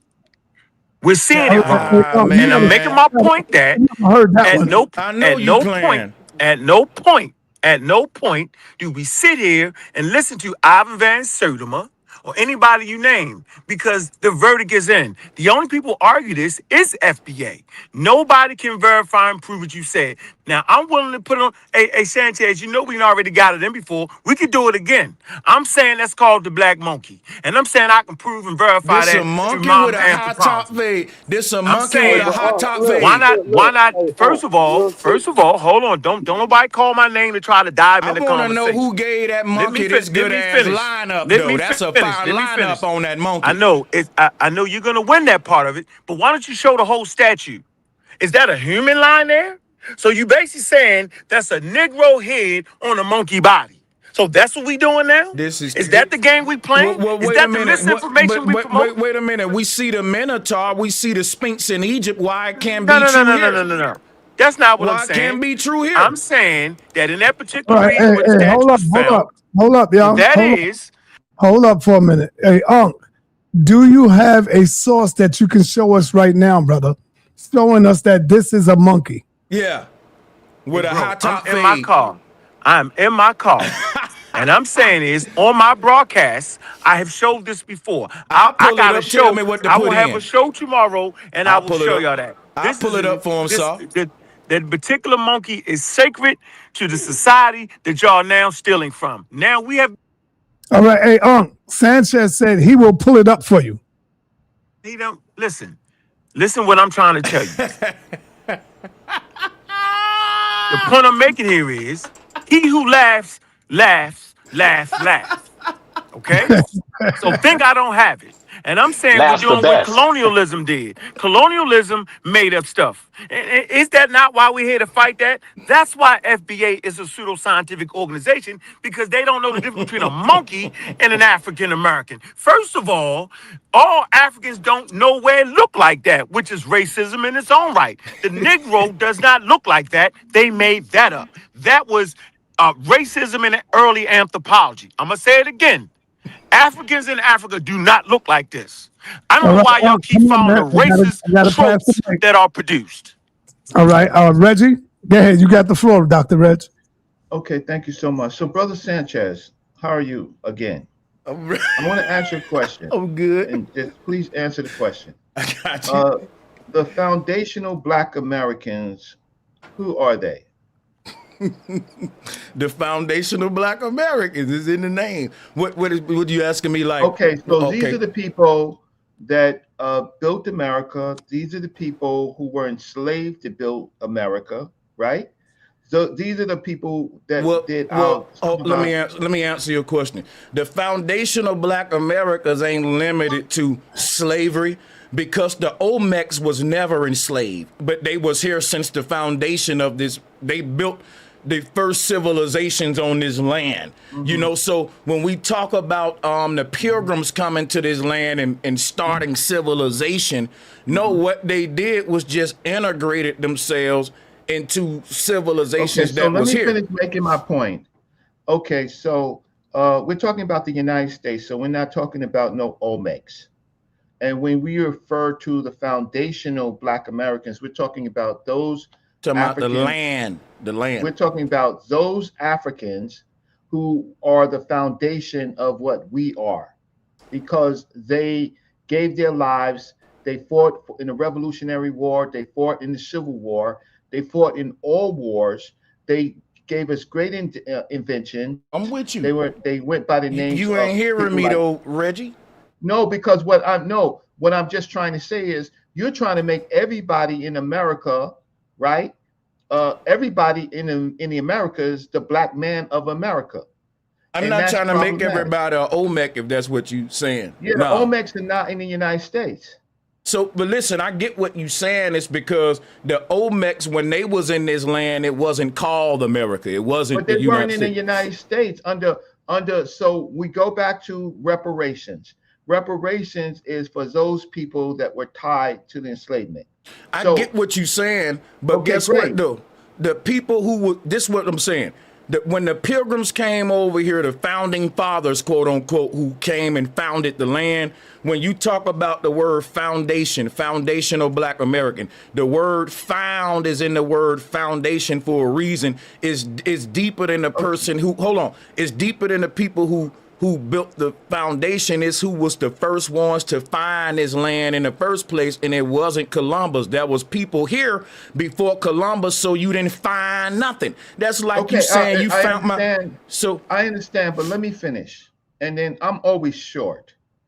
At any rate, and the brother's right. These are the Garifuna people, and also they became the Garifuna people, and they may have come over from the Oceania, right? With dark skin, but a different culture, an Asiatic, oceanic African. But let me get to my point. Brother Sanchez, those people that was foundational, they're all dead. They're dead. Everybody connected to these periods that you're talking about are dead. It is crazy for a group of people to call themselves based on a group of people that actually did the work, foundational, when we're living in different times. It don't make no sense. Foundational, the original ancestors, who you might say be foundational to the United States, right? I got a question for you, Reggie.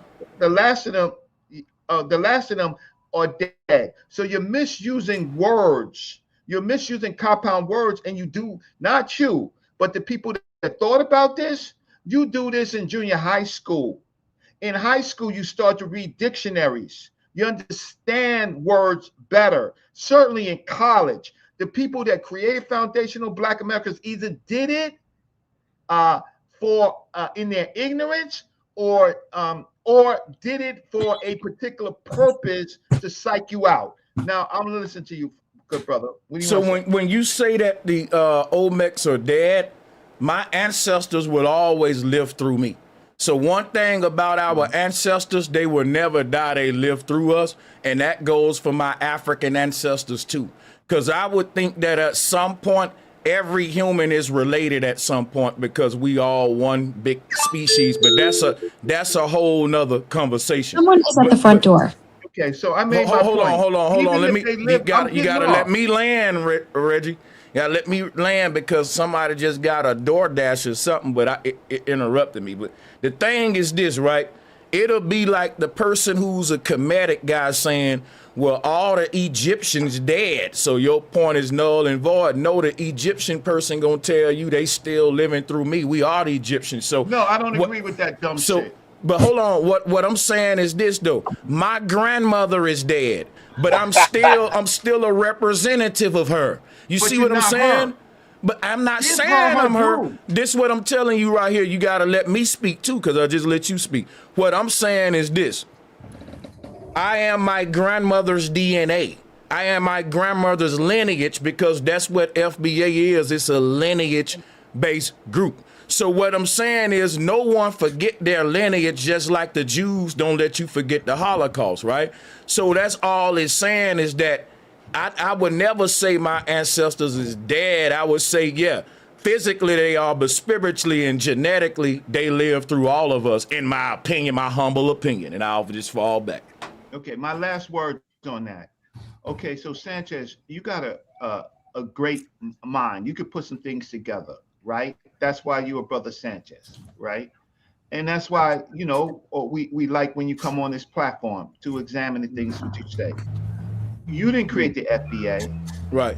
right? So you're I a did. convert to the FBA. Not You're a convert to convert. their ideology. You can't Let me convert to speak your now. lineage. Let me speak now. Let me speak. So because you take on part of the things that you like, right? It's the problem. The problem is the things that we will say to you that you won't like. The FBAs, those people in the past, they are gone. They're gone. It's a time period. You and us, we are descendants Somebody got of, some rumble going over you. Hold on. But you got it. well, You got right. it. We Go are ahead. descendants of those great Black folks that created and struggled and lived and died in this country to give us, to hopefully that we will fulfill their promise, which we will not do. The problem, brother Sanchez, with is when you come on and you start bringing in things that to try to make sense of something when the point is clear. Those people in that chronology, those people that built the Olmec heads, first of all, they're not in the United States. Second of all, right, all of our great people that we talk about, the Harriet Tubman, the Booker T. Washington, the Du Bois, all of those, they're done. They're deceased. Now you come up to save that argument that their blood lives through you, right? What about so that becomes the problem when we have these discussions, and that's where it goes into it becomes pseudoscientific. I'll stop and I'm gonna listen. I just want to say this to Sanchez real quick. Yo, I yo, don't who's know if speaking? Who's speaking? Kim, You got a cam up, brother, so I can see you. Let me see. I don't be knowing. Okay, you know, go let's ahead. see. Go ahead, Cam. I just want to say if I don't know if when people be citing Ivan Van Sertima work to say that Black Americans always been in America, if they actually read the work, because in that work it doesn't say that Black Americans always been in America. In that work, it talk about Africans making first contact with the Native Americans that was in America, the indigenous people. Not that we was the first people to the land, and the people that they talking about are Africans every time. So Why do y'all keep trying to say we were always here, but then try to not say you African at the same time, and then use Ivan Van Sertimer work to say that when that's not even what he's saying? That is Okay, crazy. can I answer it? Is it on me now? All right, so appreciate that, brother. I know exactly what Ivan Van Sertimer was saying. I'm gonna tell you like this. I don't see nothing wrong with a person saying I'm indigenous to America, because that only means you the first person here. So if the Olmecs were the first Americans, they ain't wrong by saying they're Americans, even if your theory is they come from Africa. See, the out of Africa theory is just that, it's theory. So if someone don't subscribe to science's interpretation or their explanation or their theory for how all life began and how it expanded from a central point or a single location, right? If someone don't subscribe to that, then by all means they can make up their theory about it, and they can say, well, I think humans were already everywhere in the beginning. You know, they can have all of their, at the end of the day, they're just theories, and I don't even think that's the important part. I think the important part is who are the first ones that set foot on American soil, because those are the true founding fathers.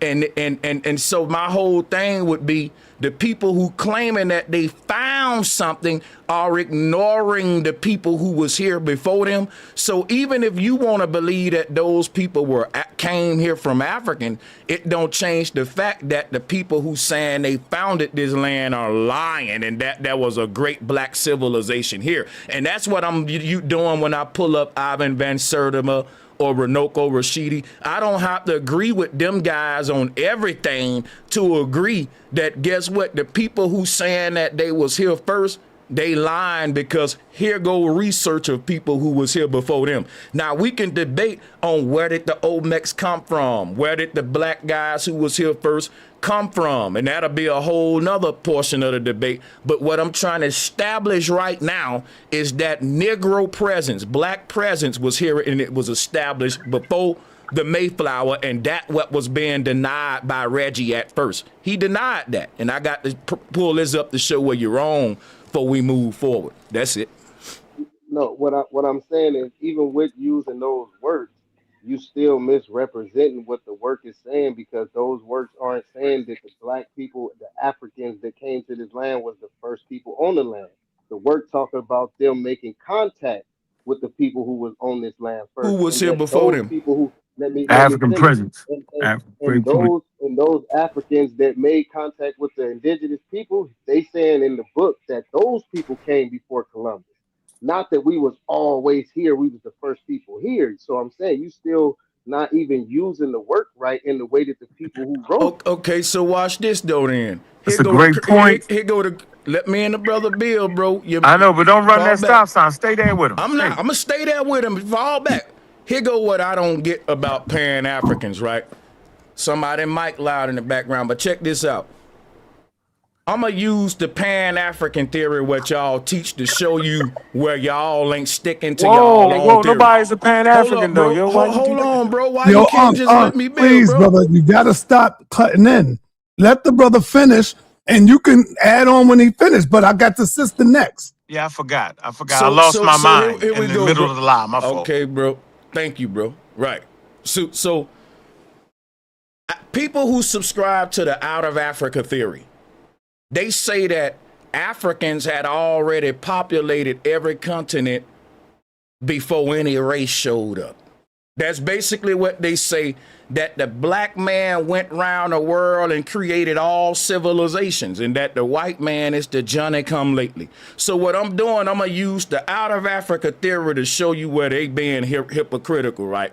Because no matter what they say, the first people on this land would have been black, copper colored, some form of melanated person, right? And that's what they trying to hide and deny right now. So you can say it was a Mongoloid, a white person. You could go into all these other groups, but it goes against the out of Africa theory itself, in my opinion, which says that Africans went around the world out of Africa and populated and established all these lands even before any of these other groups showed up, because they ain't nothing but mutations that happen over time from Africans staying in these places too long. If you want to just simplify it. All right, let me go on over to the sister. Queen, what's up?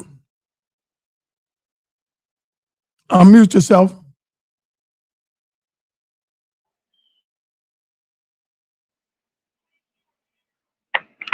There you go. There I am. Can y'all hear me okay? Yes. Yeah, we First, I can want hear to you, say Queen. peace to everybody on the panel. I heard a lot, so I'm going to just speak to what I just heard.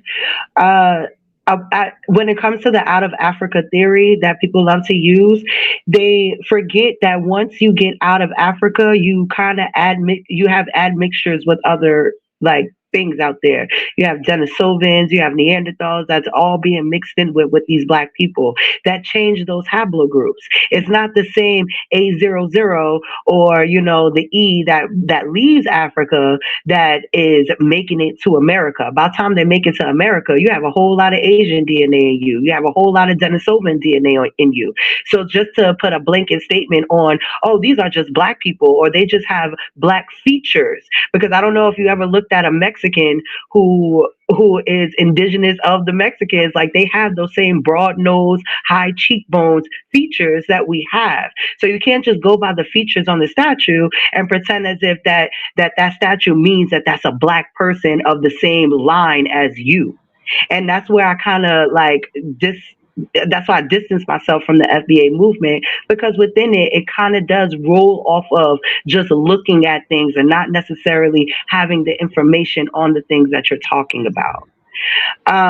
As far as the I'm gonna just stop right there, but because it was a lot said, so I just wanted to put that little Can I tidbit in respond to there. that, Saneter? Can I Drop a respond to the bomb, sister? please. Drop a bomb. Can I Yes, you can respond to? respond. Young sister, we need you on this channel. Can I? Drop Can a I? No, hold bomb. Can I? on, hold Please on. drop a Anywhere. bomb. Thank you, No, thank we're you. not All doing right, that. everybody be quiet. Sanchez, you can respond.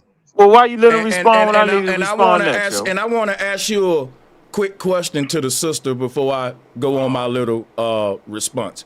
And salutes to the sister. Sister, are you familiar with the concept of the what we call the quote unquote black African American being what's called the Negro of America, who we call the Negro in America? Are you familiar I've heard with of the it, word yes. Negro? Okay, so my thing about that is this. Saneter, show my screen real quick with my statue again. The people who gave y'all the out of Africa theory, they're telling you that these black people here was El Negro. So when we talk about us being descendants of this black man, who can tell me I'm wrong? Who could, because think about it. Even if you say this black man right here come from Africa, I ain't even debating you on that. I'm just saying that's my great granddaddy. And I'm telling the white people who said that they founded this country, you're a lie, because here go my great granddaddy. Now, Pan-Africanism versus FBA is an infight. But what I'm pointing out to you right now is something both of us should get behind, because even if you're a Pan-African, guess what you're saying? You're saying that this dude come from Africa. That's a different debate where he come from. The point that we're making is he was here before the Mayflower. He was here before the folks that call themselves the founders. Can I just respond really quickly? Oh, can I dive in? Come on. Let me Yeah, really fast, really fast. Let Can them I two just respond? let them have their dialogue. Yes, go ahead, sis. Yeah, I just wanted to say, like, and I believe it was you that made the conversation. I don't know for sure that, you know, there's different tribes in Africa. So we wouldn't say the San and the Dogon are the same type of tribe. We wouldn't even say they have the same haplogroup all the way, right? So we know that they have different cultures. We know that they are different tribes. So why is it when it comes to America, we just want to lump all of these cultures into one group and say that those are your grandparents? Ain't nobody doing That's not that. how that works. That It ain't has what to I'm doing though. hold on. Because in order for you to tell me that that's your grandparent, you're going to tell me that you also did a DNA test? Or are you just claiming it because of the features? I'll let you know when And you're that would done. be a Let, little get her phone illogical, number. right? That I'll would be let you know. illogical to say that because me and this person looks alike, that means that we are cousins, knowing that there's tribes out there that separate people.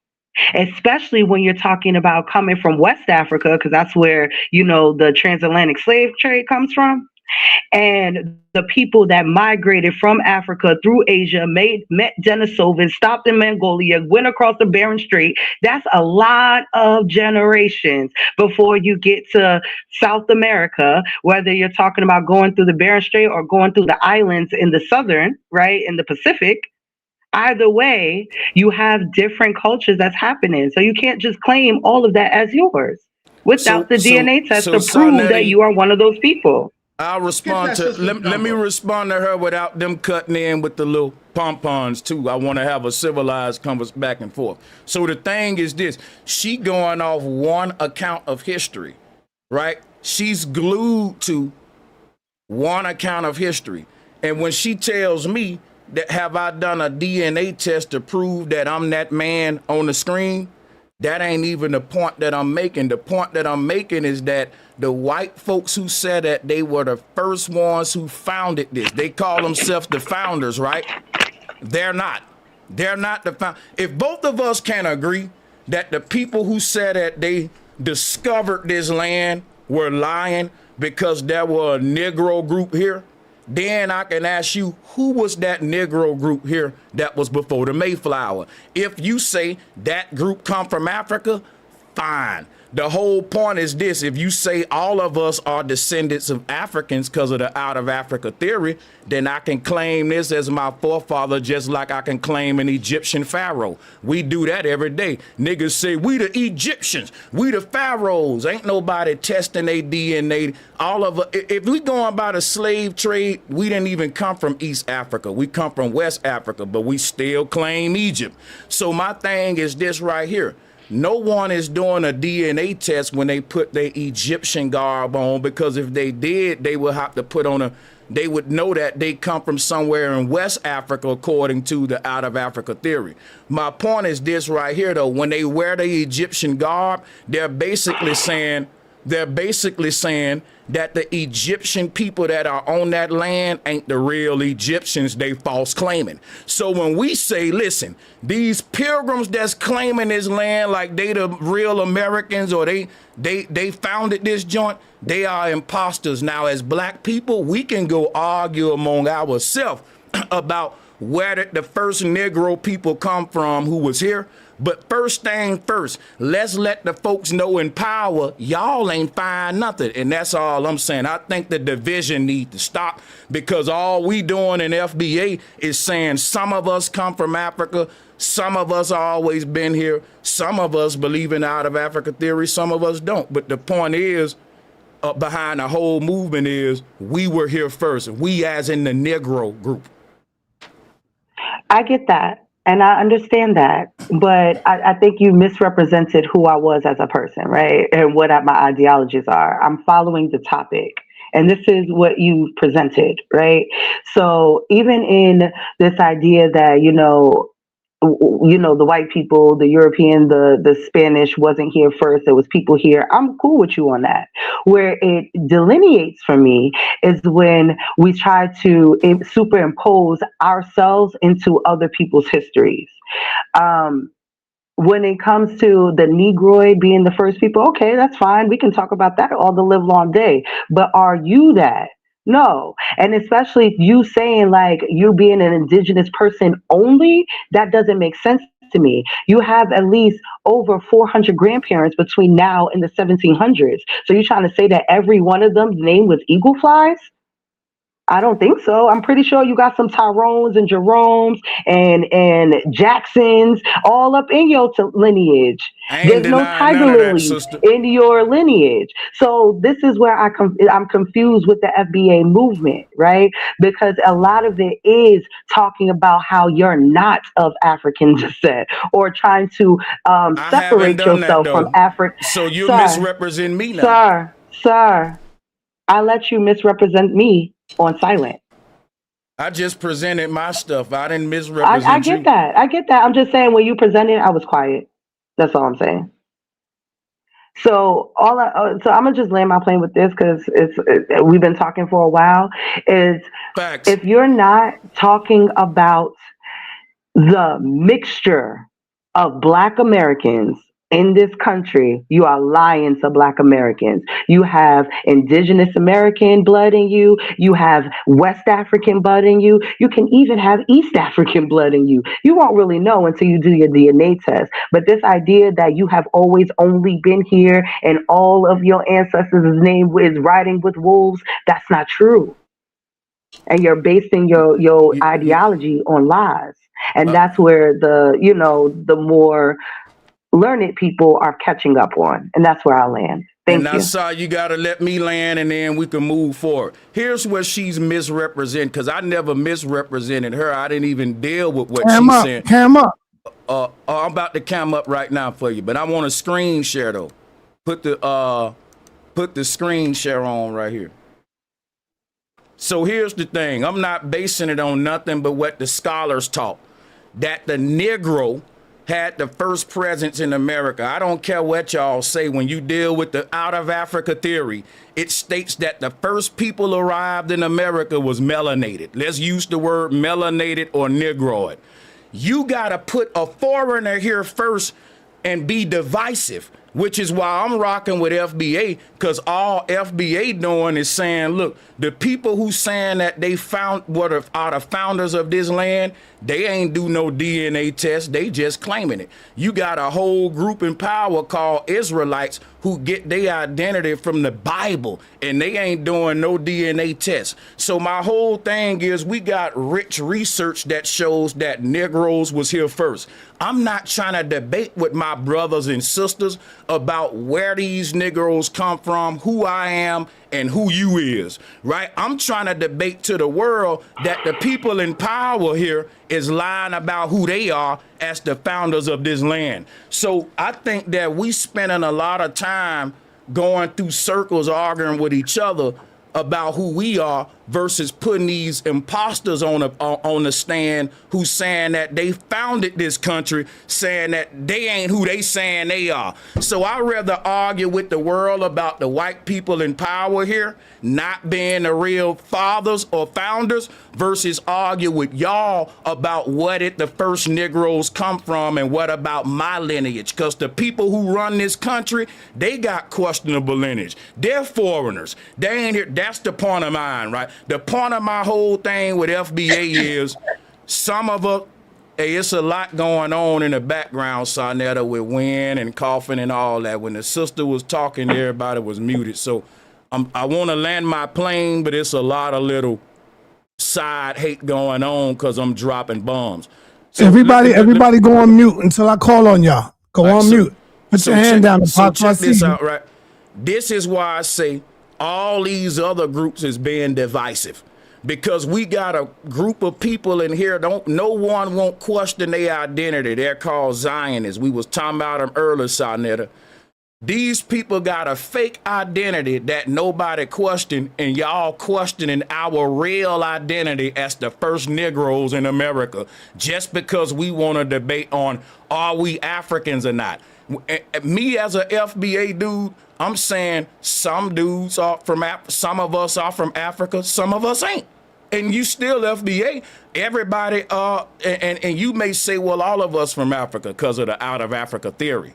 But I ain't here to debate theories. I'm here to tell the truth that we know for a fact that the person who's saying they founded this land are imposters. But we putting each other on trial versus coming together against the people who in power. We ain't in power, so it don't matter if we debate all day. These folks in power and folks believe them as being the founding fathers of this land when we know that our forefathers founded this land, and we can debate later about we got an identity crisis as black people. So we're going to debate about who we are, and we might not never be right about it. But one thing we can come together on right now is that the people who have been claiming that they discovered something didn't do it. That's all I was saying. I think that was going over y'all head. But All right. there we go. All right. To move along real quick, hey, Unc, I got you, What? and then I got Apostle. Let's go, Unc. Okay, so first of all, I want to deal with the sister who sounded the most intelligent out of everybody so far, and I just want to make a correction on it. Uh, the out of Africa theory does not posit that when Homo sapiens sapiens left out of Africa, that they mixed with other humans and their haplogroup changed. That's not what it was. They absolutely mixed with other humans, Homo denisovans and Homo neanderthal. Homo denisovans actually mixed with people that ended up in the Adamese island, coming from Asia, Western Asia. And the first Homo sapiens sapiens that left Africa mixed with Homo neanderthalis. And so these are still Africans, but they're called non-Africans. This is in the literature. Okay, so although I'm saying they're non-Africans, they're still Africans. Fundamentally speaking, all human beings are Africans, but they're non-African and African. And so by the time they reached to America, they went through mutation processes based off of radiation, breaking down their causing mutations that would cause them to mutate, and we call that selection. These particular humans get fit to their environment. By the time they get to America, they have a whole nother haplogroup. Not because they mix with other archaic humans outside of Africa, because it's called natural selection. Now, Sanchez made egregious mistake. First of all, this is not a Pan-African quote-unquote theory. It's a scientific theory. It has nothing to do with Pan-Africanness.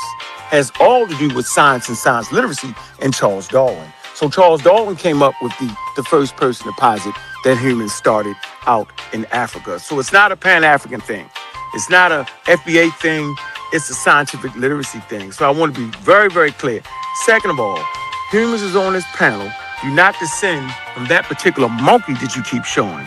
That is not your great-great-grandmother. Your great-great-grandmother was not a monkey. That is absolutely a picture of, they call it the black monkey, which is a religious symbol in these North American quote-unquote civilizations. The lookership has failed you. No one looks at a statue and say, well, this statue is black and this statue is a Negro. That's not how they do it. There are more things you have to match up to history, historical documentation. You have to match up genetics, but you continue to show and claim that our great-grandmother or great-great-grandmother was a monkey. I think that to be ridiculous. We can all look it up. I'll be doing the show tomorrow around 12 o'clock on this particular topic, showing you the black monkey and how it's essential to these Native Americans. I rest my case. All right. Sanchez, you want to respond before I go to Apostle? Yeah, I definitely want to respond to Unc's nonsense because he don't even know his own science. This is what I'm saying. I wouldn't even debate him on the out of Africa theory or Darwin because you got to know what you teaching for you can debate it. First of all, Darwin didn't create the out of Africa theory. He did not. That's a lie. The out of Africa theory was not created by one single person. It developed in stages, but the modern version was formally established in the late 20th century. Y'all can look all this up. The theory became mainstream by Alan Wilson, Rebecca Cann, and Mark Stone King. Have you ever heard of any of those names, Uncle? Absolutely. Absolutely. I know exactly what you're talking about. Charles Darwin was the first person to say that. He's the first person to claim that anthropoid apes are more aligned with humans. No, That's brother, Darwin. that ain't what I asked you, bro. Have you ever heard Yeah, of Alan Wilson? you said the modern synthesis of it. Bro, Sanchez. listen. There's a difference, bro. All right, let me just get the mic back. I ain't got no questions for you. First of all, right, Thank you, y'all. sir. This what he's been dishonest about. Darwin did not create the out of Africa theory. The out of Africa theory is a theory that evolved over time based upon Darwin's work. And that's just a fact. And I don't know why he had to lie like that. Why lie about that? And again, the out of Africa theory is what I had on trial, not the Pan-African theory. That's silly. Pan-Africanism is it ain't got none. You can be see, the thing about Pan-Africanism, I'm not necessarily debating a Pan-African theory because the Pan-Africans didn't make the out of Africa theory. Pan-Africanism is like a cultural movement that is based upon a scientific theory of the out of Africa theory. So no, it's not the Pan-African theory, which Unc said, which is another wrong thing that he did. It's the out of Africa theory, and that's what we're talking about, Unc. So again, you showing up today talking about Darwin didn't create the that he did create the out of Africa theory, but he didn't. He just didn't. You got to prove that. But the point is, you just read that, bro. I'm about to land. The point Okay. is, what I'm verifying is something that I've been knew. When you said it, I thought I was wrong. I'm honest enough to go back check and see if I'm right. And it's validating what I originally thought, that Darwin did not create it. But I'll land here, right? I'll land here. This is So Sanchez, I'm about to land here. I'm about to land here. This is the last sentence. This is very divisive. What FBA represent is, if you from Africa, no matter where you from, if the Negro is being undermined in every continent, if melanin is under attack in every continent, then what we're saying, if melanin was first in every continent. Now, this is something I hear, that everywhere you look, brown skin is being oppressed. And if that's true, and if brown skin was first on every continent, then the people that's in power in these places are lying about being the quote-unquote fathers, and we need to put some respect on the first copper-colored, brown-skinned people of these lands. And America, we need to start with first. I fall back. yeah, clear mistake. Clear mistake. You use the word melanin. All human beings have melanin. It's just I different ain't levels say of they it. So didn't. that's the mistake. So that's a mistake to say melanated The other people. brother used All it human. first. You cut me. I got one mic. I said all humans are melanated, just some have heavy levels of melanin based off of the melanocytes. The next point is you said out of your mouth that it's Charles Darwin work that gave rise to the scientific theory. You're right. So Charles I Darwin didn't is the say that. first person. You said it. You made a mistake and Not said the it, but you said it. scientific theory, but the I said he didn't have nothing to do with the out of Africa theory, is what I said.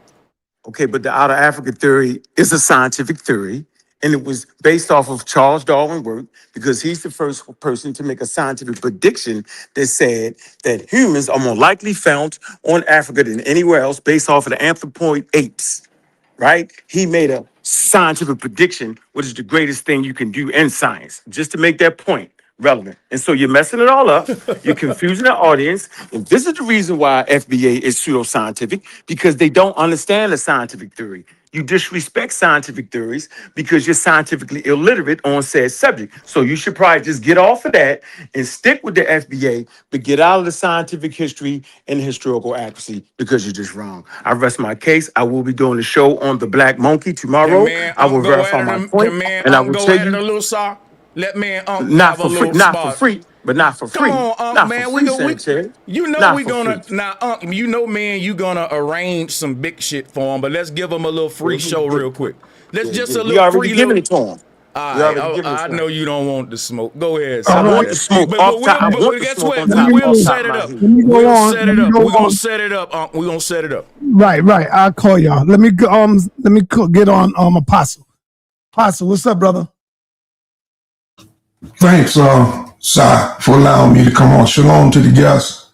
Shalom to the people out there. And with your permission, Sai, if the sister got a presentation, I like to present her on Coliseum, if I may. So I'm gonna offer to allow the sister to come on and do her presentation on her information. I would love for you to come and sit with me for a couple of hours and do that. But Apostle, real quick, Apostle. This is a scientific sister right here that you're talking to. And I don't want to bring her over there to argue with you about no Bible. I'm not arguing about no Bible. Gonna rip it Come on, and man. tear it. Don't do that. He's gonna rip it and tear it Don't do apart. that, man. Don't do No, I that. have to let you know what you're dealing with, what you're getting ready to get into, brother. Brother, I know what I'm getting into. I don't want her screaming at the top of her lungs trying to get through to you, brother. I think this the wrong sister you calling, man. Come on, brother. I'm not calling the I'm sister trying to to save debate you. her. I'm trying to save you from this. Brother, I'm not calling the sister to debate her. I'm calling on the sister to bring people to the show. If I might do that, Okay. you're meddling. Please, I know what I'm doing. Okay. It's up to the sister. Yeah. All right. All right, brother. So I'm out, you man. I see you want to tomorrow, have man. a conversation. So you want to have a conversation about this Yeah, this subject. topic I want in you to particular. do a presentation. Yes. On this subject. Okay, about the out of Africa or how I don't believe in the FBA movement. Like, which one we talking about exactly? You can present Okay. both. I think it's interesting. It's an interesting title, and I think the audience would like to hear that. And I would love to do it on Coliseum. That's facts. Okay. Thank you. I'm gonna put my I would name. love to have a conversation about that. All right. So what's your name? Okay. No, I just give it to you. East, Write this down. yeah, it's just Easter Queen. Okay, write this down. 843 Gotcha. 338 3407. 3407. Yes. Okay. And give me a call and we can set up a date. Gotcha. All right. Now let me get to the meats and the bones about the whole situation. I like what Sanchez is bringing to the table. I noticed that he's in the title. So that's why we're hearing from him a lot. Some people in the chat were saying, I'm hearing from Sanchez more than Reggie. So, yeah. And I like what the sister brought to the table. And I think really they can find a common error where they can maybe agree. I personally have Native ancestry, but I also have African ancestry. And I don't think there's nothing wrong with that. I think we all can do that. And my Native ancestry didn't look like those that came through the burned street. They didn't look like that. I remember seeing pictures of my mother's grandmother. So, you know, my mother said, this is my grandmother. And wow, okay. And she was full-blooded Cherokee. So what am I to say? And I believe that Lerone Bennett,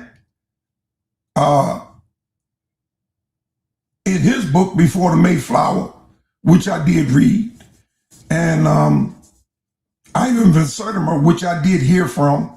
I didn't read his book, but I did hear him do lectures before he was banned.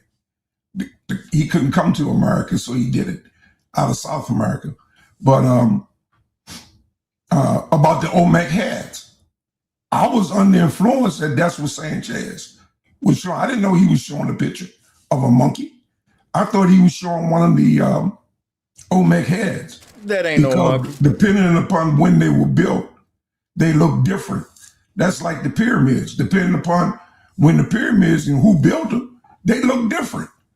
So, you know, we know about the main 3 or 4, the Great Pyramid, how smooth, but then you got a bunch of step pyramids that look like ruins. So I thought that one that Sanchez was showing was just something that been weathered over time, but it looked like the regular Olmec heads to me. And they do look Africoid, Negroid. As far as, I mean, even with the braids in the back of their heads.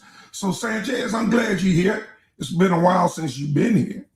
I appreciate it. I don't know that much about FDA. I don't vote, and I'm not planning on voting anymore, ever. They done lost me altogether. I guess my vote wouldn't matter if I was still living in DC, but now, because when I left DC, DC was at least 85% black. Now it's 48% black. They done took my city over. It's no longer Chocolate City.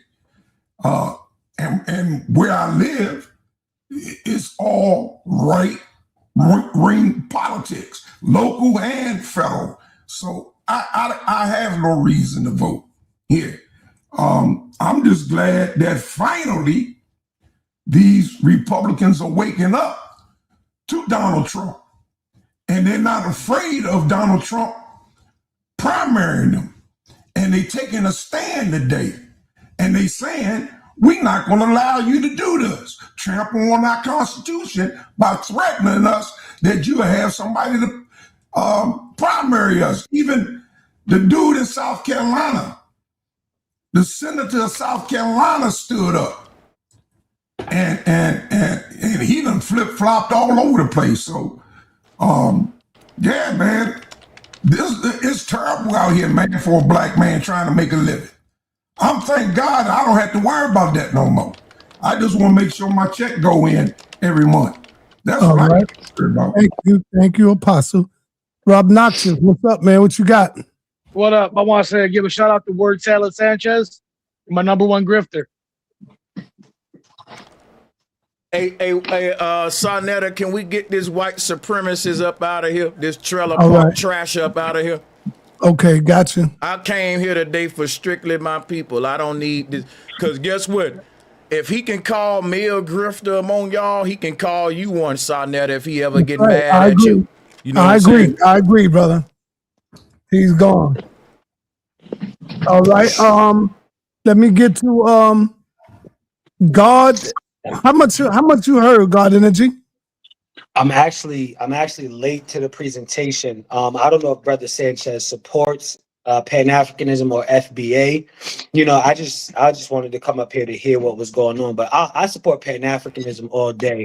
And if we trying to talk about our ancestry, we got the proof about who we are as a people and how we're from Africa. Even though there were melanated peoples here, we are not descended wholly from those melanated people. Can I ask this brother a quick question? Yes, go ahead. Well, it's a couple of them, and they yes or no questions. But if you want to go in a little bit, I ain't tripping on it, my brother. Salutes to you too. Were Africans the first people to be on the earth? Because I want to make sure I understand the out of Africa there clearly. Were Africans the first people, my brother? God, what is his name? God is energy. Were Africans the first people? Right. Did Africans create civilization on every continent before the caveman showed up? So you asked two different questions in one. I'm going to answer the first question. Go ahead. The answer to your first question is yes. Africans are the first people on the planet. The hominin species, right? Homo sapiens, the hominins in general, came about and evolved in Africa. Got you. Homo sapiens were around for nearly 200,000 years before we even left Africa. So yes, the human species is from Africa. So you're saying that the first people on this land were Africans. Now I'm gonna ask you another quick specific question. Wait a minute. On which land? If you're talking America, about the first, I'm talking about America. Yeah. So the first people on this land were. Let me ask the question just to be clear. According to the out of Africa theory, Africans left Africa and they were the first ones on every land. So the first people on American land were Africans, yes or no? So I can move on. I'm getting somewhere with this. No problem. Thank you for giving me the opportunity to clarify. There were two out of Africa migrations, one around the 1000s, 120s, 120,000 BCE. Those people did not survive. So those Africans, they made it to the Americas, they made it across Europe, but they did not survive. They were killed off and did not survive. Then another out of Africa migration happened around 80,000 BC, and that's where the later populations of humans come from. By the time that group made it to the Americas, though, they had already intermixed with Homo neanderthalis and Homo longi. So those peoples that made it to the Americas, you would not consider 100% African, even though they descended from Africans. Okay, so what you're saying is that Africans left the continent, but by the time they got here, they was no longer Africans. So my whole thing is this right here. Mute everybody. We got some ringing going, sir. That's very annoying. I can't respond with the ringing. Can you mute the ringing? Thank you. So you just said the people that was here first wasn't really Africans because they had mutated. Well, then that's what we're saying about FBA being a distinct group and a ethnogenesis, brother. That's what we're saying. If a person in FBA say, I'm not an African, I descended from the group you talking about that was here. They were Africans, but they were mixed Africans, right? So who would be able to tell that group that they're wrong? You don't know these people. Now a person may oblige you. Hold on, no, I'm still cooking. I'll let you go for a minute, bro. Just let me go here, getting somewhere, right? Yes, sir. The thing is this: either the first people in America were pure Africans or they wasn't. If you're gonna say no, they ain't really Africans, then you can't now force FBA to be Africans. This is now being stupid. What are we doing, man? Now can I respond? Because I never said I'm trying to force FBA to be Africans. FBA have their no problem. No problem. I'll just speak in general. It's great meeting you, brother Sanchez. I've heard of you before. I'm not your enemy, so I'm just enjoying the dialogue. Much love for sure, man. Thank you. So with that though, what I'm saying is those peoples that first made it to the Americas, they were melanated. They were most likely related to Melanesians and Australians and people of Melanesia today. What I'm saying is our group of people that call each other FBA, you are not descended from those Olmecs. How would you are not descended. My lineage? Just hold on a minute. Our group is not descended from those early melanated Aboriginal Americans. We descend from the slave population that was brought here. So no matter how melanated that original Olmec and pre-Olmec being Makoya civilization, because it's important to talk about the pre-Olmec Makoya, right? We are not descended from those peoples. They have a different haplogroup than we share. And right there is where you can start to show the original melanated population of America is different from the group that's called FBA, trying to link themselves to those melanated peoples. You can prove that melanated peoples were here in the Americas. What you cannot prove and what has been disproven is that the modern African American or black population in America is related to those people. Where your receipts, we are not you just related talking. to them. You because guess what? What you're doing is this right here.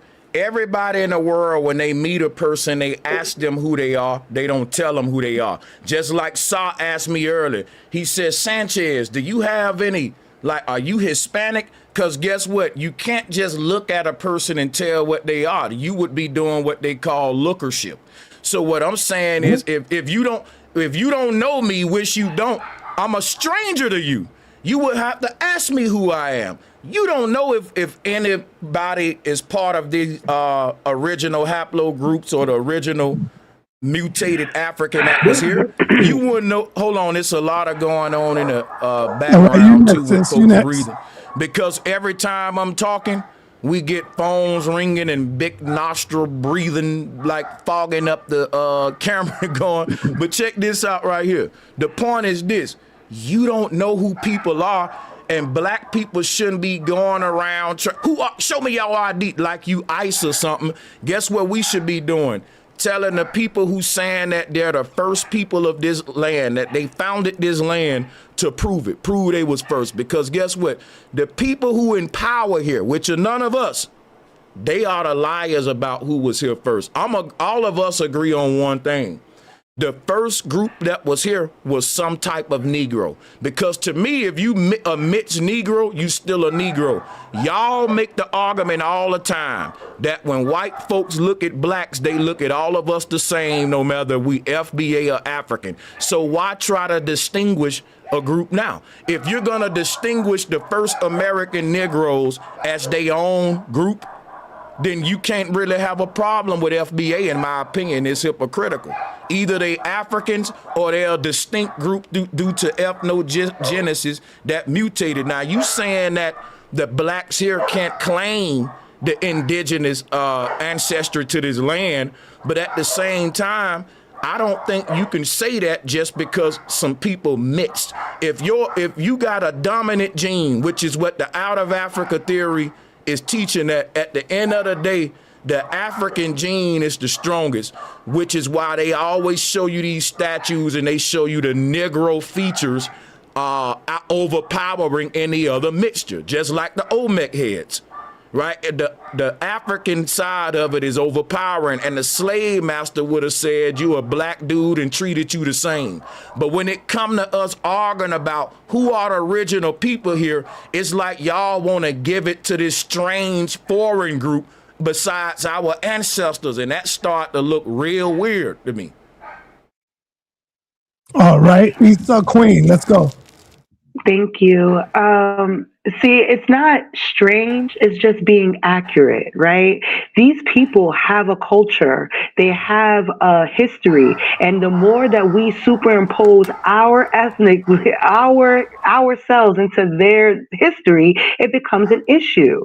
There's things that happen to the indigenous American people, like the genocide of them, that didn't happen to the foundational Black American because we were slaves and they were breeding us.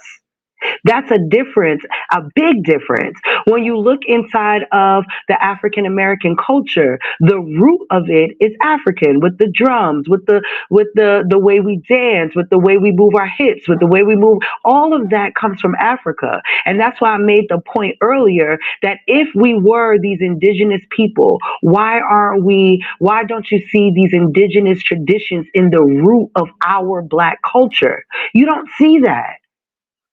Hip hop was starting with African Bambadas and Grand Nubians and Grand Poobas. They wasn't incorporating Native American or indigenous culture or Aztec culture inside of ours.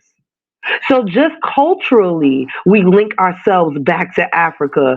It's very illogical to look at all of our culture that have similarities with Africa and then completely take Africa out of our culture.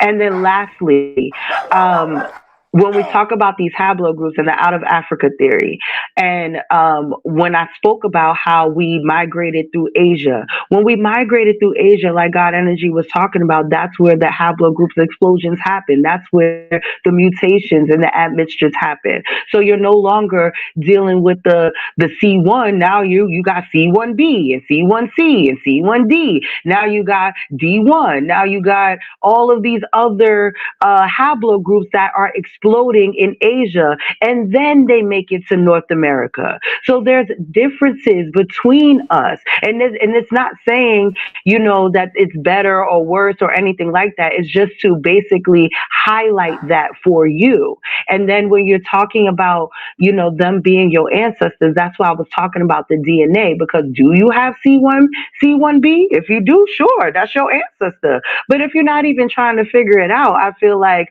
the transatlantic slave trade will be more conducive to your lineage than something that happened 10,000 BCE.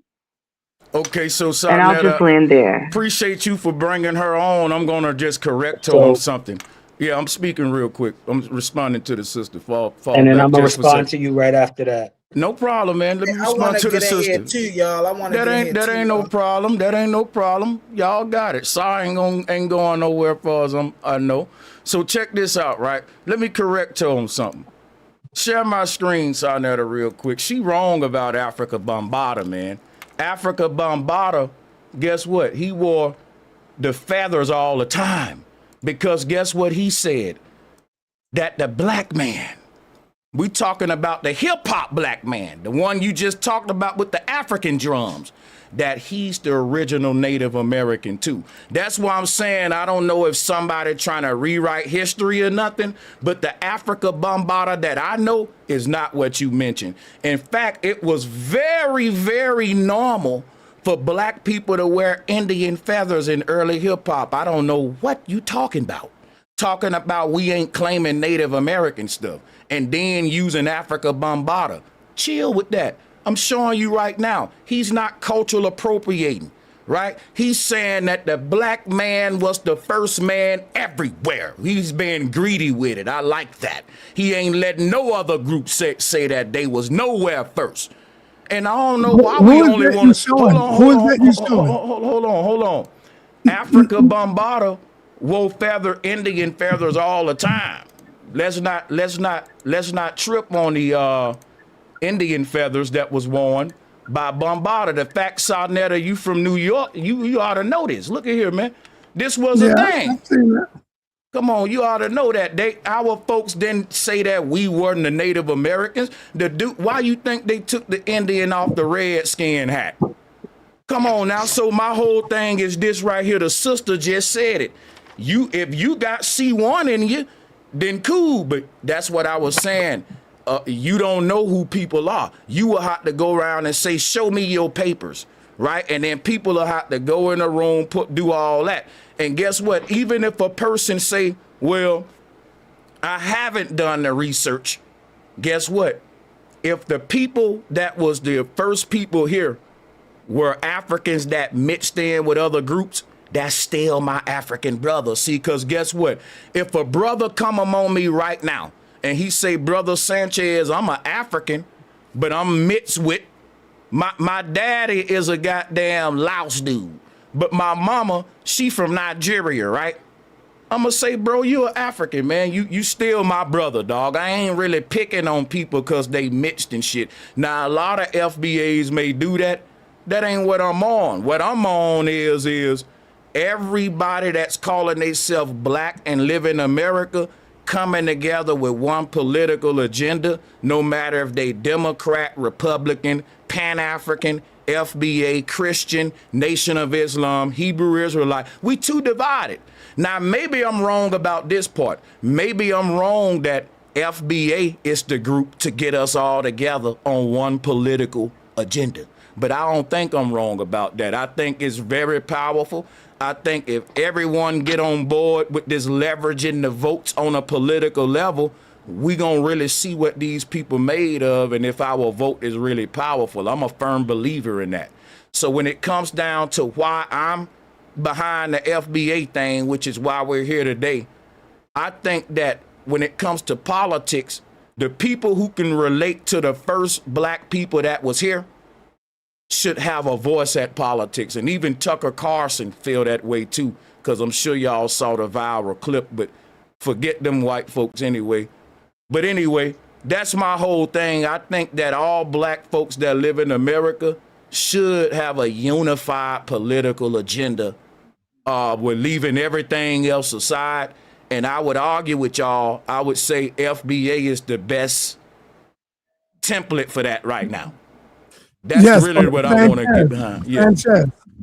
Africa Bambaataa and his crew did not represent nothing on Native Americans. So what? Thank you. Only thing I was saying, Saneter, they wore feathers. Hold on.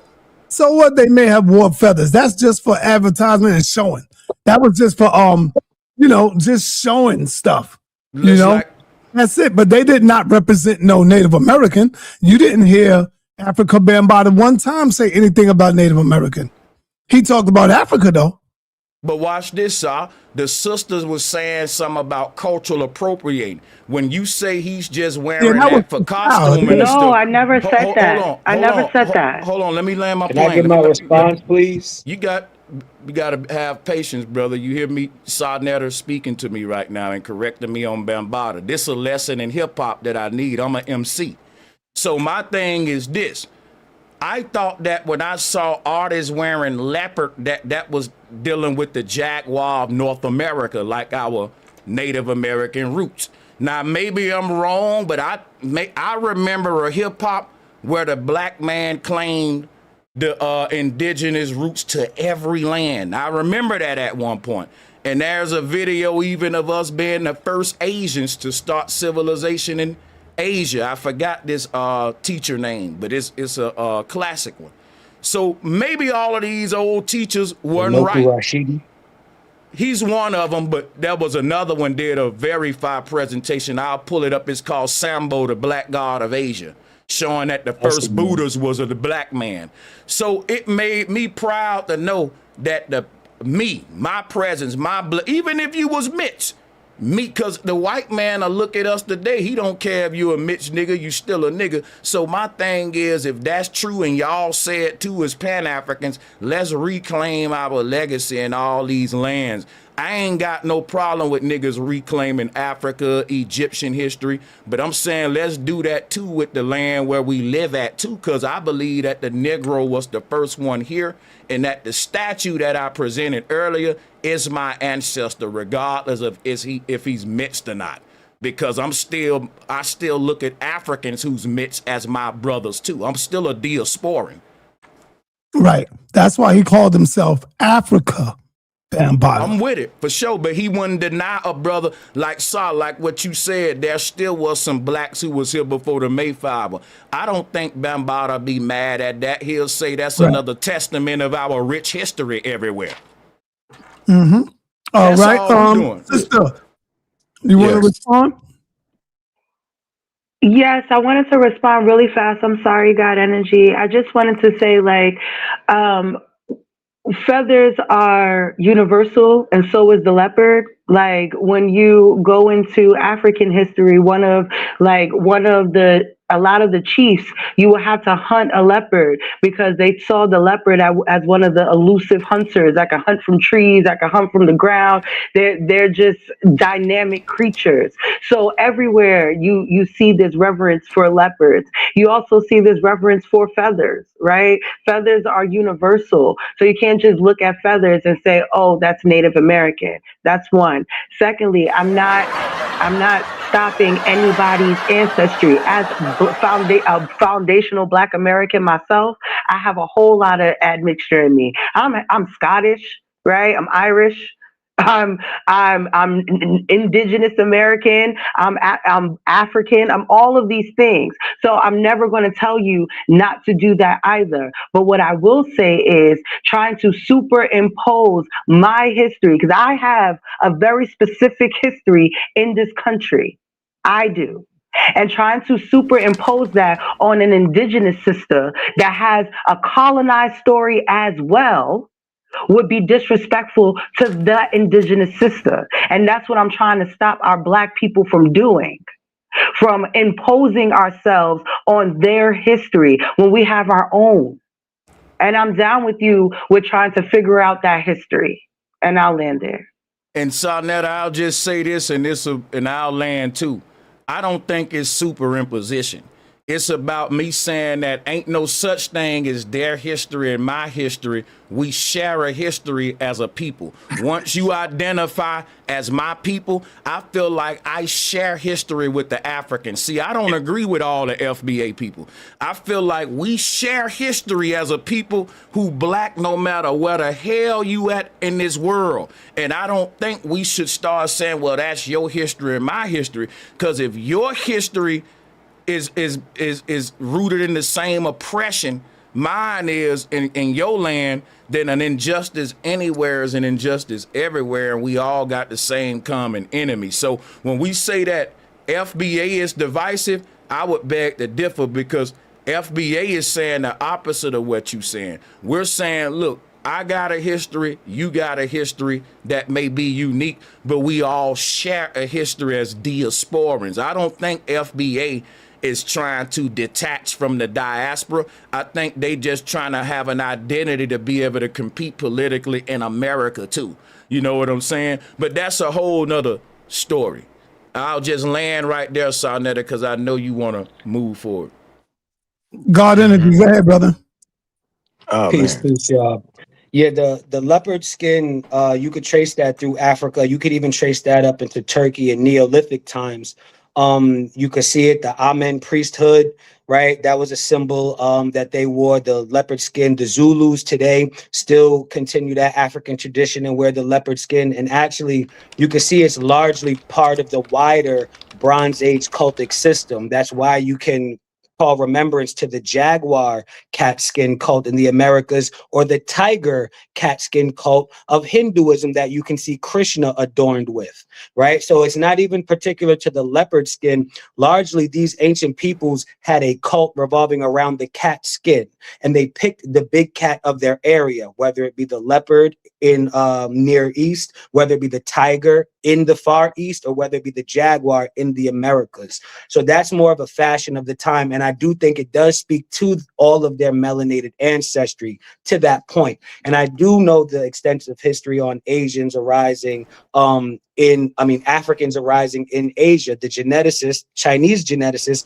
Quan Chi Chang, actually worked on the phylogenetic research to show that the DNA of Chinese people show that they have African ancestry, right? But that doesn't mean during slavery, a group of Africans get brought to China, and then that enslaved group of Africans can say they are descended from the Black Chinese. That's not true. And that's what's happening with FBA. You can point to an ancestral Black Aboriginal population in the Americas, but we are not related to that group. And it is through the haplogroups where you can say that. I don't need to know you personally to know you are not related to them, because the genetic evidence will show that. Most African American males are of the E haplogroup. That's due to the Bantu expansion, right? So that shows our West African ancestry, right? It is this C haplogroup or X haplogroup that you would expect to see in African American males if we were descended from those Aboriginal Americans, because the genetic work has been done. And it even confirms the work of David McRitchie in his work right here, Ancient and Modern Britons. Right. So what it says here, I'm going to read from page 8, continuing to 9 in Ancient and Modern Britons. Quick source. It says, Mr. Samuel Lang, in his interesting revelations of the Katnissis, that's a group of people living in Northern Britain, he said, imagines the earliest inhabitants of Northern Britain were approaching to a Negroid or Australian, rather to a Mongoloid or Asiatic type. He continues on, the Aboriginal Britons, most have more closely resembled the Australian or Tasmanian, rather than the Laplander or Eskimo. So what David McRitchie in Ancient and Modern Britons is citing from Samuel Lang is that the early inhabitants of Britain looked like an Australian or Tasmanian person.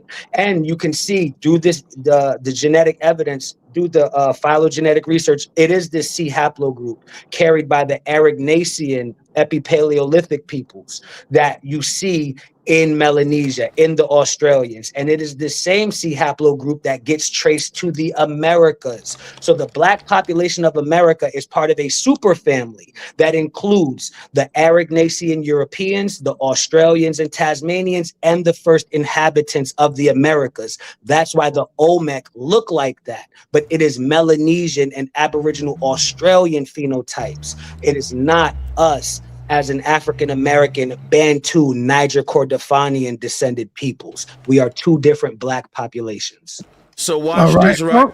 Watch Yeah, this, I'm right? here. I'm here. Hold on, Let me Sanchez. respond to him, Saw, How because y'all keep skipping me, man? How y'all keep skipping me? He gotta respond. He gotta respond. But I gotta go to Humble after that. Yeah, and then because watch this, Saneter. When the sister was speaking, I responded to her. Everybody get a little, back and forth with Sanchez. Yes, sir. And salutes to this brother God Energy.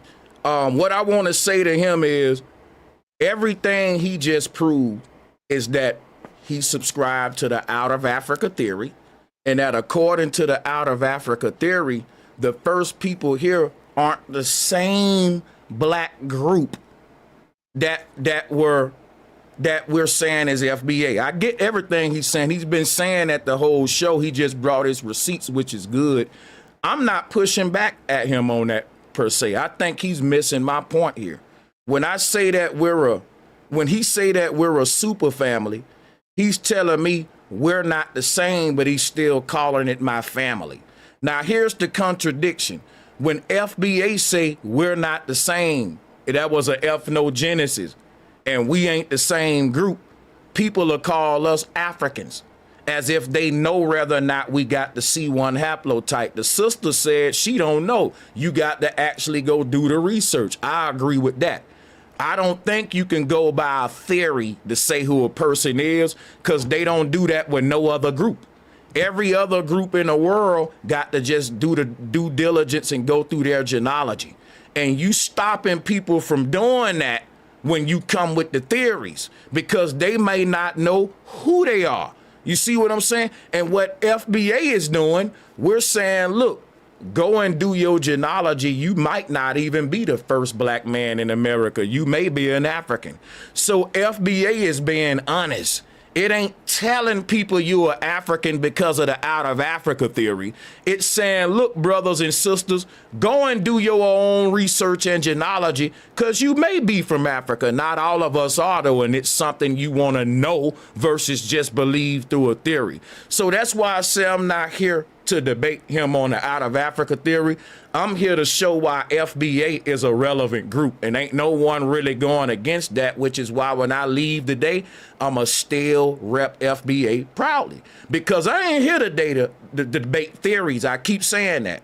I'm here today to show you the best group in America for galvanizing black people with one political agenda, and y'all proving me right by keep debating me with theories instead of talking about solutions for our people. And we see where this country going with Trump and all this Venezuelan takeover in Greenland and stuff. So if you look at the title of the video, right, it don't got nothing about out of Africa theory or evolution. It's all about ICE and FBA. That's what I was on for real. Now, I don't mind debating y'all on that, but I literally showed up today to show all these other groups why y'all need to keep FBA out your mouth, because all y'all want to do is debate theories when FBA is saying, look, if you want to know who you is, go do your genealogy. In the meantime, let's come together and let's fight for this one agenda. So that's what I'm saying, and y'all proving me right, because black people want to prove you. Okay, let's say you right. We all come from Africa, and you right. We still got to come together as one group of people in America with a political agenda, which is why I'm going to ride with FBA all day. This panel going to make me double down on my FBA support. Can't nobody argue against the relevancy of FBA, and this show is proving it, y'all. I'm just saying. All right. All right. Humble, what's up, brother? Blessings. Oh, man.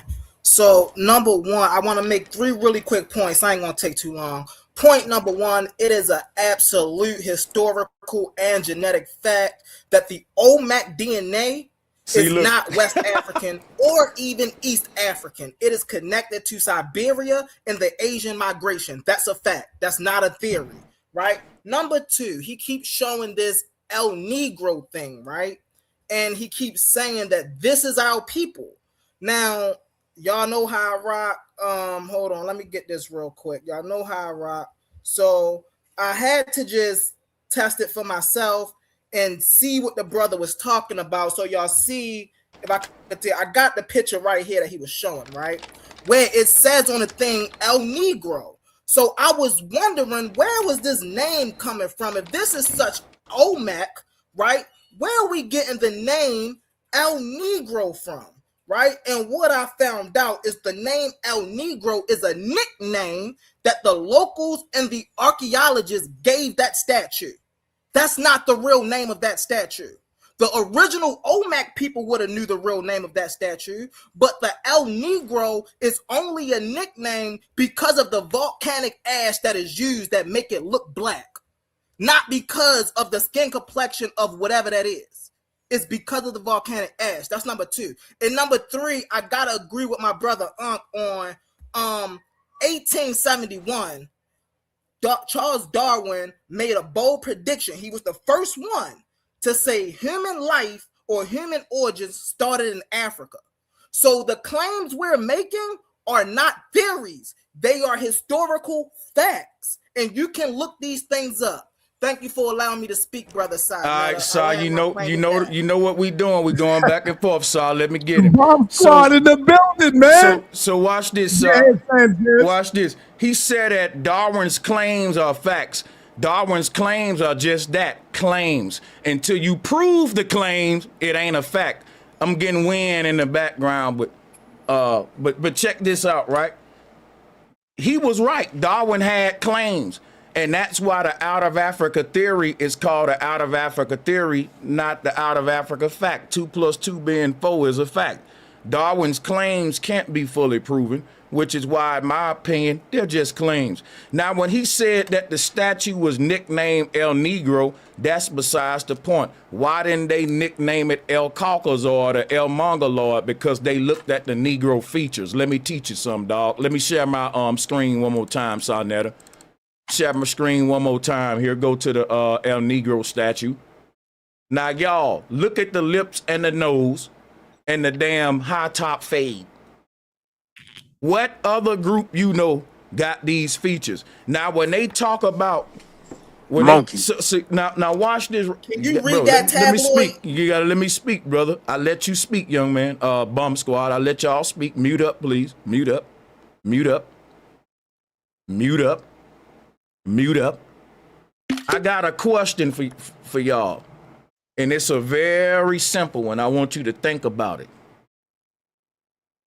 Show me the original American Negro man today. Where is he right now? Point to him. This statue right here, right? If it ain't the black man in America that I'm talking about right now, can you point me to the group? I'll pull them up right now on the screen. Tell me what to put in. That's all I want to know right quick before I can finish my spiel. No such thing as that. There's no such thing as an original Negro. Listen what I'm asking you in for. America. Listen what I'm asking you for, bro. There's no such thing for Listen that. what I'm That's asking you saying. for. Listen what I'm asking you for one more time. If this statue don't represent Sanchez's people or what we call the African American, right? You the monkey people, right? then. Right? You the monkey people? Bro, I'm Is your trying people to the talk. monkey people? I'm You gotta let him trying to speak. talk, bro. Let him I'm speak. trying to talk. You next. Okay. All right. I want everybody to see what's going on.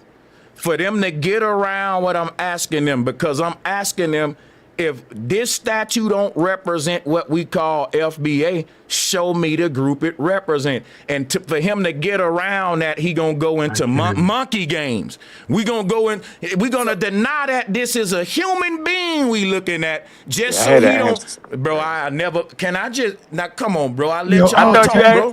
I thought he asked the question though. Nah, My he fault. ain't I asking you a apologize. question, bro. Bro, I'm about to land my plane. I know this burn. All I'm doing is saying, okay, y'all right. Maybe I'm wrong. Let's say the statue I'm looking at don't represent the black man in America, what we call the African American, right? Then point me to the group who it represents. We gonna pull them up so we can see who they are. And if you go into the monkey business, I feel like I won the debate and I'm falling back right there. Okay, let me answer the question, Saneter. Look up the howler monkey. It's the black monkey. Okay, Look the up the howler what? monkey. The what? The howler monkey. So the group that represents is a group of monkeys that these indigenous people in the Americas made part of their religious symbols. I want to talk about. I want to talk to the bomb squad real quick. There was two things. They have not found Olmec DNA yet. I just want to put that out there. And I want to, okay, so I want to get that straight. Then I want to get the part straight where God energy, that first migration out of Africa did not make it to the Americas. They actually died out in Asia and they got the finds maybe 100,000 years ago. And actually the first migration out of Africa was Homo erectus and they made it to Asia, okay? So you just want to clear everything up. We need to be precise in our speech and our language when we promoting scientific theory. So yes, Charles Darwin did have a scientific theory. The outer Africa is a scientific theory. Remember, scientific theories organizes the scientific facts. This is important. We should never get away from that. So Sanchez, I'm gonna ask you a question since you're the question man. What is a scientific theory, sir? Can you explain what a scientific theory is? It's the litmus test. Go ahead. Hey, can you ask that question again, Unc? My bad. I said, Sanchez, based off your conversation for years, I understand you don't know what a scientific theory is. So could you explain to the people what a scientific theory is so that we know that you're actually No, geared for I the know what conversation? you're saying. I know what it is. Here's the No, what thing. is it? That's a no. Here, That's a here, question I asked. I got I you, don't. Yeah, I don't bro. want to hear. You You know what it gotta is. I be want to hear what it quiet and let is. me answer the Okay, question, answer brother. the question. Okay, but answer directly. Don't skate. Okay, Don't brother. jump. You know All right, what, sir. brother? Okay, sir. I don't think you want me to answer it for real. You keep talking. No. Go ahead, brother. Go ahead, brother. I So just want to check make this sure. out. Go ahead. If you don't if you don't think that I know that they teach that a scientific theory doesn't mean a regular theory, and that a scientific theory can be a body of facts, I agree with everything you just explained. There is no debate about what a scientific theory is. The debate is, I don't agree with the people who are defining a scientific theory that way. I'm saying they're calling it a theory That's not because what I asked you, because Sanchez. they Please know tell us what a they scientific theory is, brother. That's all. is I don't need all the everything. extra stuff. Just Listen, tell us what it is. Go ahead.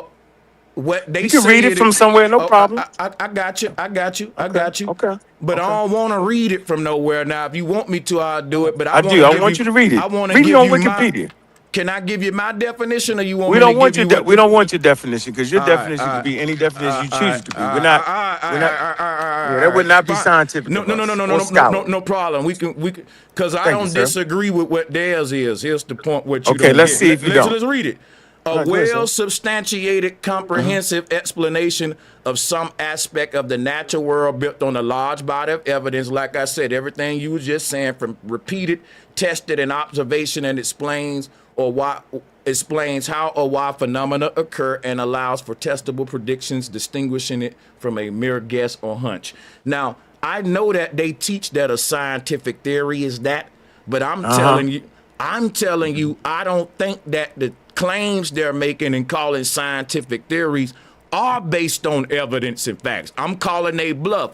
I'm saying, for example, what So you're Sanchez, calling I just asked you a question, not for you to take over the mic, but for you to answer is that my question, show, though. and for me You to. ain't gonna I dictate know, how I but answer it, listen, though. but Fall we got. back and No, let me I'm saying land we my gotta. plane. No, I'm saying we gotta Fall have back and let me land and land my plane. I'm gonna establish authority right now. You're gonna fall back and let me land my plane. It ain't gonna take So you me basically long. saying, in the You're middle of gonna me talking fall and ask you back a question, and let me Just let him is that land. how they land go? my Hey, plane, Sonnet, I want to brother. make sure that's how they go, though. No, Listen. just You're let him gonna land his fall plane. back This is his show. Let him go. Let because him guess land his what, plane. brother? I'm He gonna making end it it real quick. right. I'm gonna be quick. I'm making it very simple. I'm telling you, I never disagreed with you on what they say about a scientific theory. That's why I was telling you, can I tell you what I think a scientific theory is? And I got the right to challenge science. Like, this is like the Bible where you can't question God. You should be able to question science. It should welcome challenges and questions to it. That's what I'm saying. You're acting like a gate guard when science is supposed to welcome challenges. When someone say this is a scientific theory, it's well substantiated, it's based upon all these facts we just read, and I say bullshit, I don't think that that's based upon no facts. That's all I'm saying. It ain't that I don't know what a scientific theory is. I'm challenging the theory that you're calling the out of Africa theory. You calling it a scientific theory don't just make it true. It just because they say it's true. I want to say, look, I got smoke for that. And you can't say, well, you ain't got no smoke because it's a well substantiated. Well, if it's well substantiated, you should have no problem proving it in a debate. You just can't put scientific on it and run behind that. Are you finished? Yeah, hell yeah. Okay, so I'm telling you, at no point can you, Sanchez, from YouTube and your channel, challenge the scientific theory. Yes, You I may have can. convinced other people. One mic. You may have convinced other people they can do that. I'm telling you, you are outside of the field. You do not have the credentials to say what's a scientific theory and what is not. Modern science has established on planet Earth. In the hills of Africa, you have scientists, black scientists, indigenous people that have got degrees in science and evolutionary biology.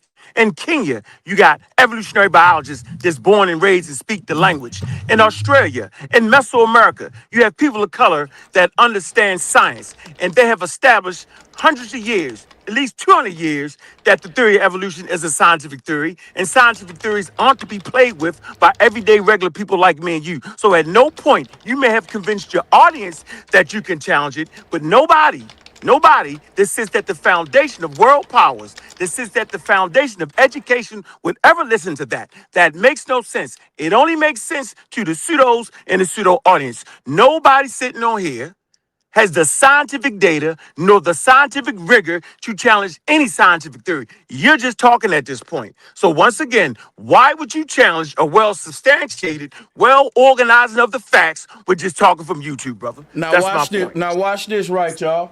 Watch this right. It ain't just talking from YouTube. When I make a claim, it's based upon evidence and research, which is why I told Unc, let's schedule a debate. Unc said that the statue I put up was a monkey, right? I want to challenge him to it. Let me speak. Saneter, here's my guarantee to Saneter. He can lock in on this one.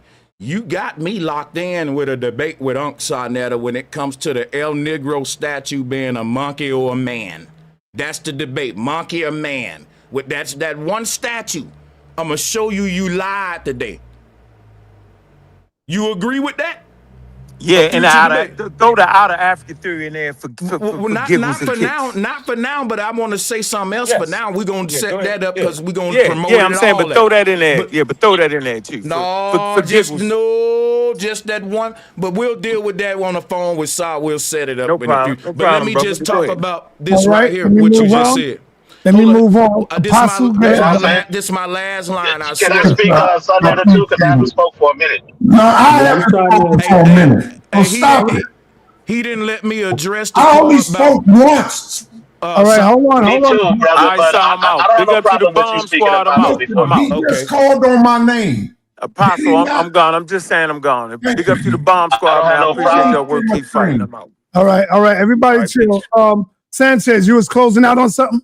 I'm going to just say one more thing and be quick for Apostle. He said you can't challenge science. If that's the truth, then science wouldn't be able to evolve. He believe in a globe earth, right? But they teach in history that Galileo Galilei challenged the church in order for them to bring forth the globe earth, right? So I'm just going to throw that in there. He debunking himself. You got to be able to challenge science. Science got to be humble and say we don't know everything and all that. But see, then he make it a religion. But go ahead, Apostle. My bad. Thanks, man. Si, share my screen. I know I can do it, but I'm asking you to do it. You did it? Yes, your screen sharing. All right. According to Ivan Van Sertima, what are the origins of the Olmec's head, supposed to be head in America?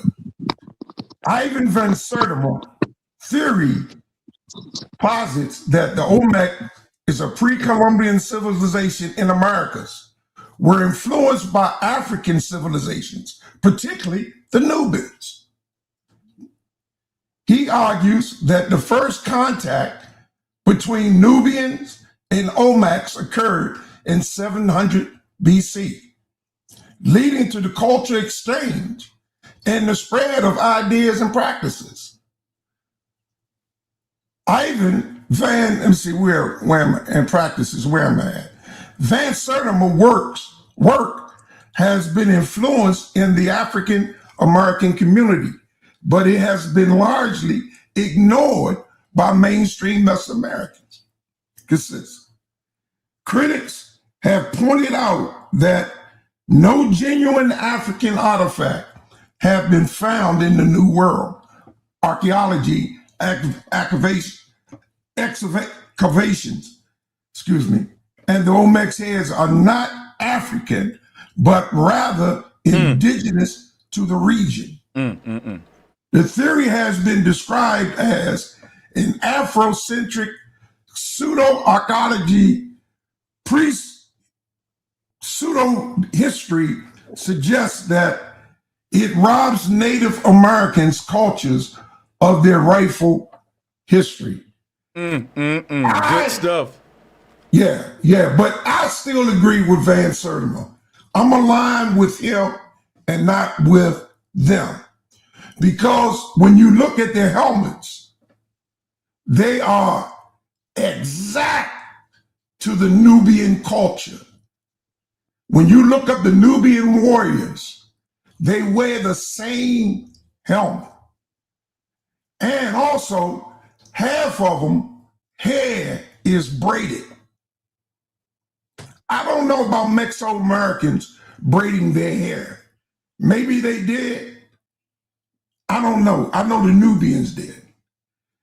But that's the answer I got when I asked about Ivan Van Sertima. So Hey. thanks for allowing me to share.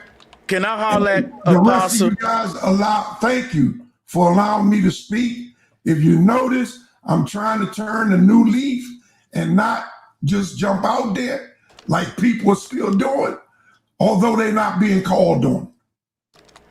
Apostle, Right, I appreciate what you just did, Apostle. Hey, sir, I don't need but 10 seconds, I swear. Go ahead. Because he went in, man. Appreciate that, Apostle. Look, Apostle, check this out. When you talk about the braids, here go the interesting thing. Now, this just a theory. I want to be honest.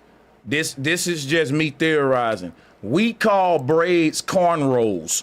And if you look at the braids, they look like corn on a cob, and they are put in the head just the way that we grow corn in America. It's a reason we call them cornrows. The Native Americans were like the experts in corn harvesting in this land. I'm saying we do see statues in America with braids, and we do call them cornrows. Corn is very prevalent in this land, and the hairstyle may be us mimicking the crop. That's just a theory. I'm gonna put it out there. Go ahead, Saneter. Asiatic 777, who are you calling goofy? I let that slide because it's a sideshow.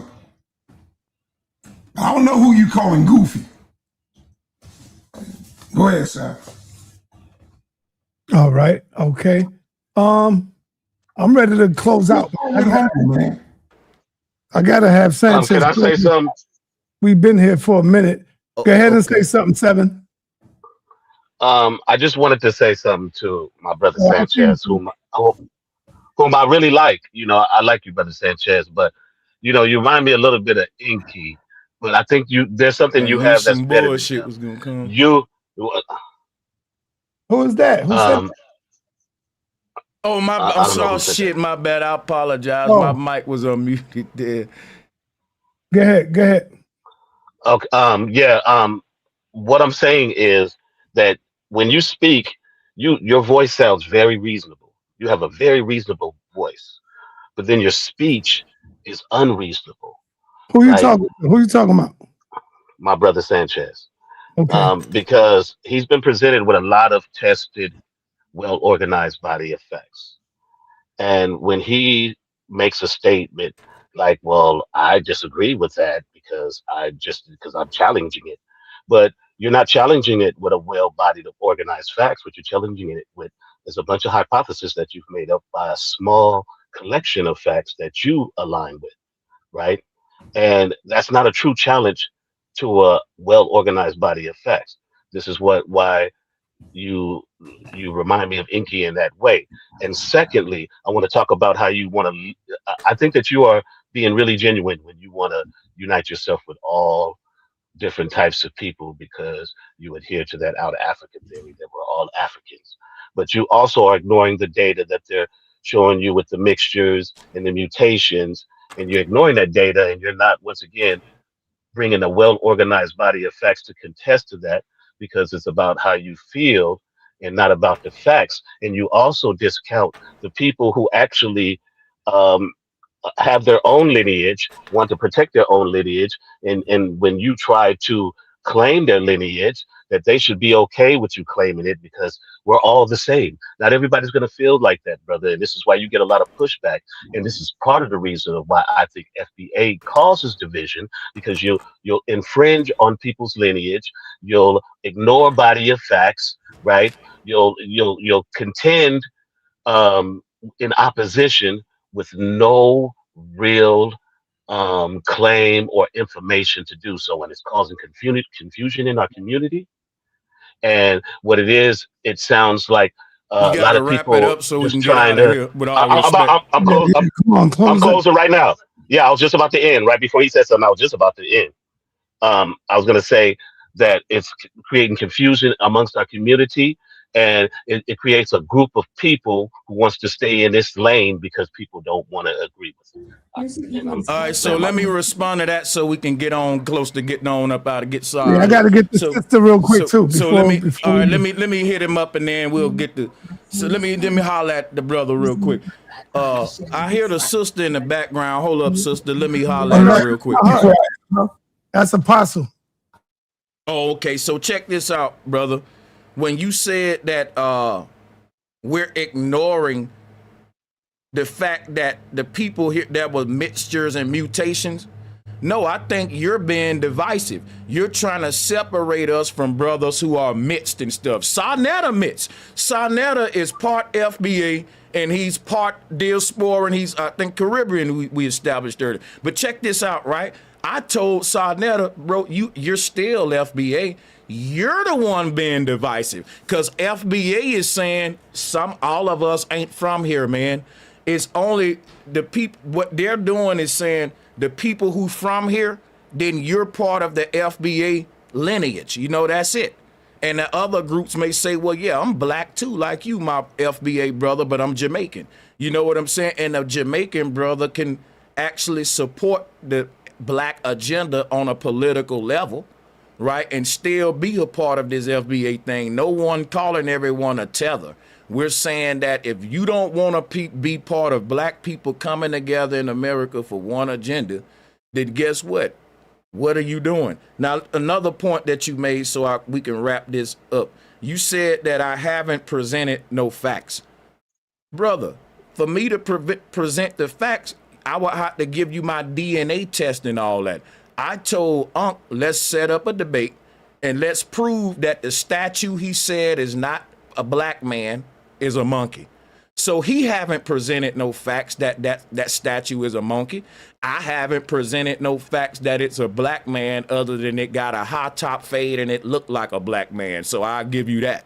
So we're both going to show up with the debate with our presentations and you can just sit back and watch. But to say I haven't presented no facts, of course I haven't. We ain't here today to debate out of Africa theory. It's about FBA. Y'all keep forgetting that, which is why I told Saneter we can do another show about El Negro and the out of Africa theory. Why would I change the title of my show to something else when I'm here to talk about the relevancy of FBA? And guess what, by the way, no one really dealt with that. Y'all ran to the out of Africa theory, which is why I'm telling you FBA gonna keep growing. Because y'all just want to debate about monkeys and stuff when our people ready to come together with solutions politically. You can close out, Saneter. All right, thank you. Sister, I'm gonna pass you the mic. You hear me? Yes, I'm here. All right, before I give you the mic, I need you to go to the private chat. You know how to get to the private chat, right? Yeah, I think so. Last time it dropped me off the panel when I was trying to look at it. Go ahead, try to get to it again. You can always jump back on.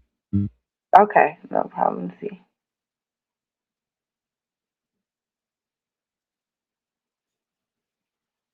You see it? Are you on your phone? No. Yeah, I'm on my phone. I'm not on the computer. Saneter, I'm a hop off right quick, Saneter. All right, brother. But I appreciate you so much, man. Oh yeah. Thank you. Hey, Thank sis, y'all. But if you send me a message, I'll definitely answer it after the thing because I'm. And that's what I call a fatality. What y'all think? Flawless victory. Y'all want me to start my own panel or what? Drop a one if y'all want me to start my own panel. Drop a one. I'll start up my own panel. Let me read the donations. That was fire. I'm gonna do some more.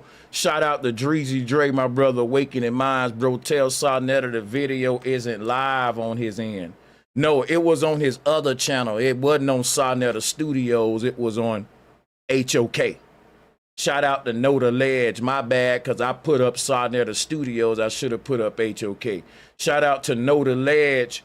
It's comprehensive master planning Strategic planning regulated by a land use plan. Code enforcement enforces the land development code. I want you to hop on the call, Note Alleged, because you kicking some stuff. I think you on what I'm on as far as code enforcement versus a face one leader. You can get rid of a leader, you can't get rid of a code. That's facts. Shout out to Dual Brunson. Welcome to the Fedora gang. Thank you for being a member of the channel. Thank y'all all for the super chat. Shout out to my brother Retton. He said, Unc think he comes from a monkey. Yeah.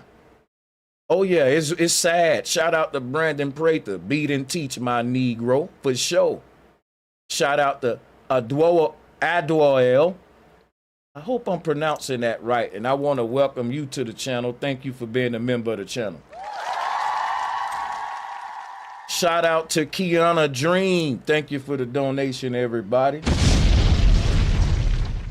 Shout out to Kiana. I'm going to open up my own panel because the people dropping ones. And they want to open up our own panel to weigh in. Thank y'all for the support and the donations. Let me say some people sent in donations on previous shows and I may have forgot to shout you out. I sincerely apologize. Please forgive me. What I'm going to do moving forward, I'm going to make it my business to, before I end the show, check the donation slot and make sure I call them all. Because I appreciate y'all, man. I hate when I miss reading them.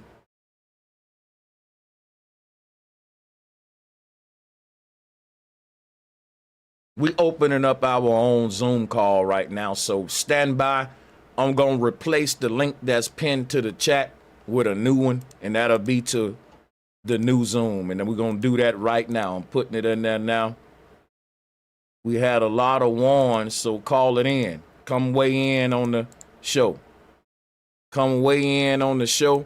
And if you FBA, come and critique me. I'm going to mute up. I ain't going to be disrespectful. If you're FBA and you think that I'm moving wrong as FBA, let me know. Because what I'm doing as FBA is I'm trying to maintain the integrity of the group because we got a lot of different ideologies in FBA.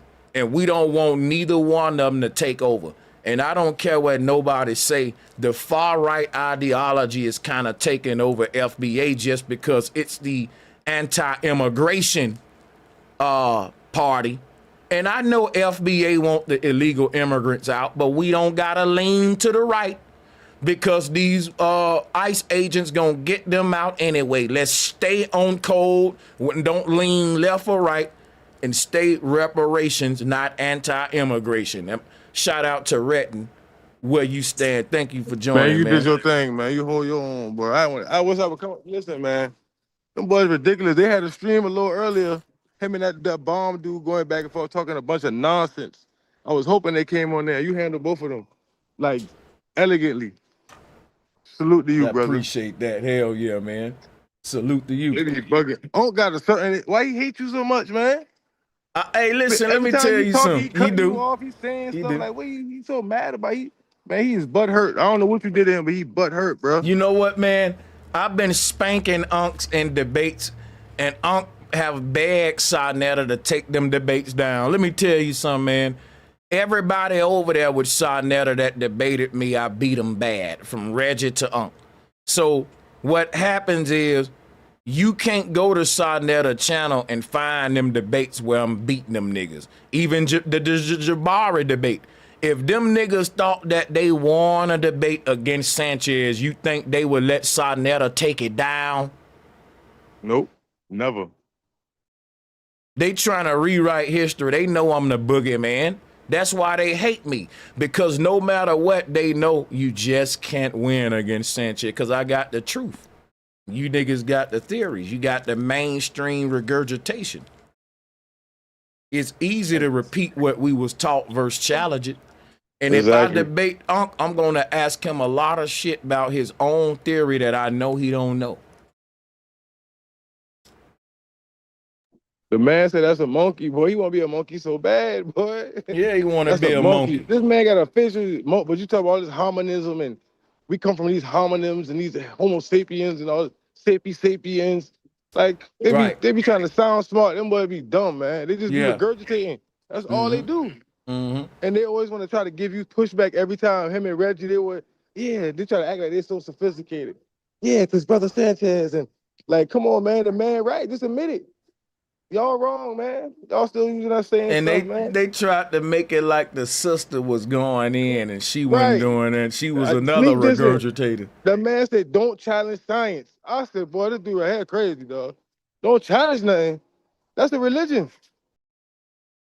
But guess what? Soon as we show a flaw in science, guess what Unc say? Science don't claim to have all the answers. See, we're not like y'all flat earthers. We allow room for error and for growth. We are still but then you will say, don't challenge it. Well, how you gonna grow if you know you ain't got all the answers, but I can't challenge it, nigga?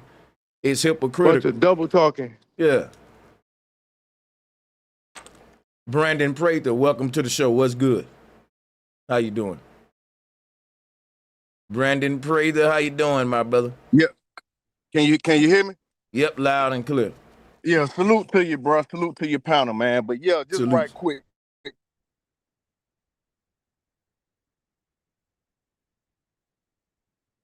Are you there? Can you hear me? Yeah, there you go. Yeah, we can. Okay, yeah. See, it's hard to challenge a person that think outside the box, bro, and that think not so much as with what mainstream, science or any of these things they say. And to me, my thing is, if you saying something is a scientific theory, at that point you ain't proving that the shit is a fact. Yeah. Because the last time that I checked, if something is a fact, bro, we don't put theory behind it. You know what I'm saying? And and not only that, I'm gonna say this and I'm done. But I think I ain't gonna say think, but our evolution story is just us coming from our mother and father, from procreating. We don't come from no monkeys and all that shit, dog. But they so caught up in the mainstream science and what this scientist said and what Australopithecus and all this crazy shit, bro. I just think that they engulfed themselves in this science that was, science is true to a degree, meaning like if this guy is trying to see if this child is his son or not. You know what I'm saying? That DNA, that paternity, that's different from me trying to find my damn ancestors that supposedly is in Africa over 100,000 years ago. What did you use to test them people against? Nothing. It's just crazy to me, bro, how our people are, man, and how indoctrinated we is. And I think it's just it's ludicrous, bro. But hey, salute to you. It is. You beat everybody on the panel who had questions or wanted to challenge you. I felt like you did your thing. You know what I'm saying? And you made sense and you made logical sense about a lot of shit. And I'm out. Remember what they was trying to do to me, Brandon? Their whole argument against me, everybody was like, you're trying to cultural appropriate and claim some people's identity who may want to be exclusive in their identity. Now, check this out, Brandon.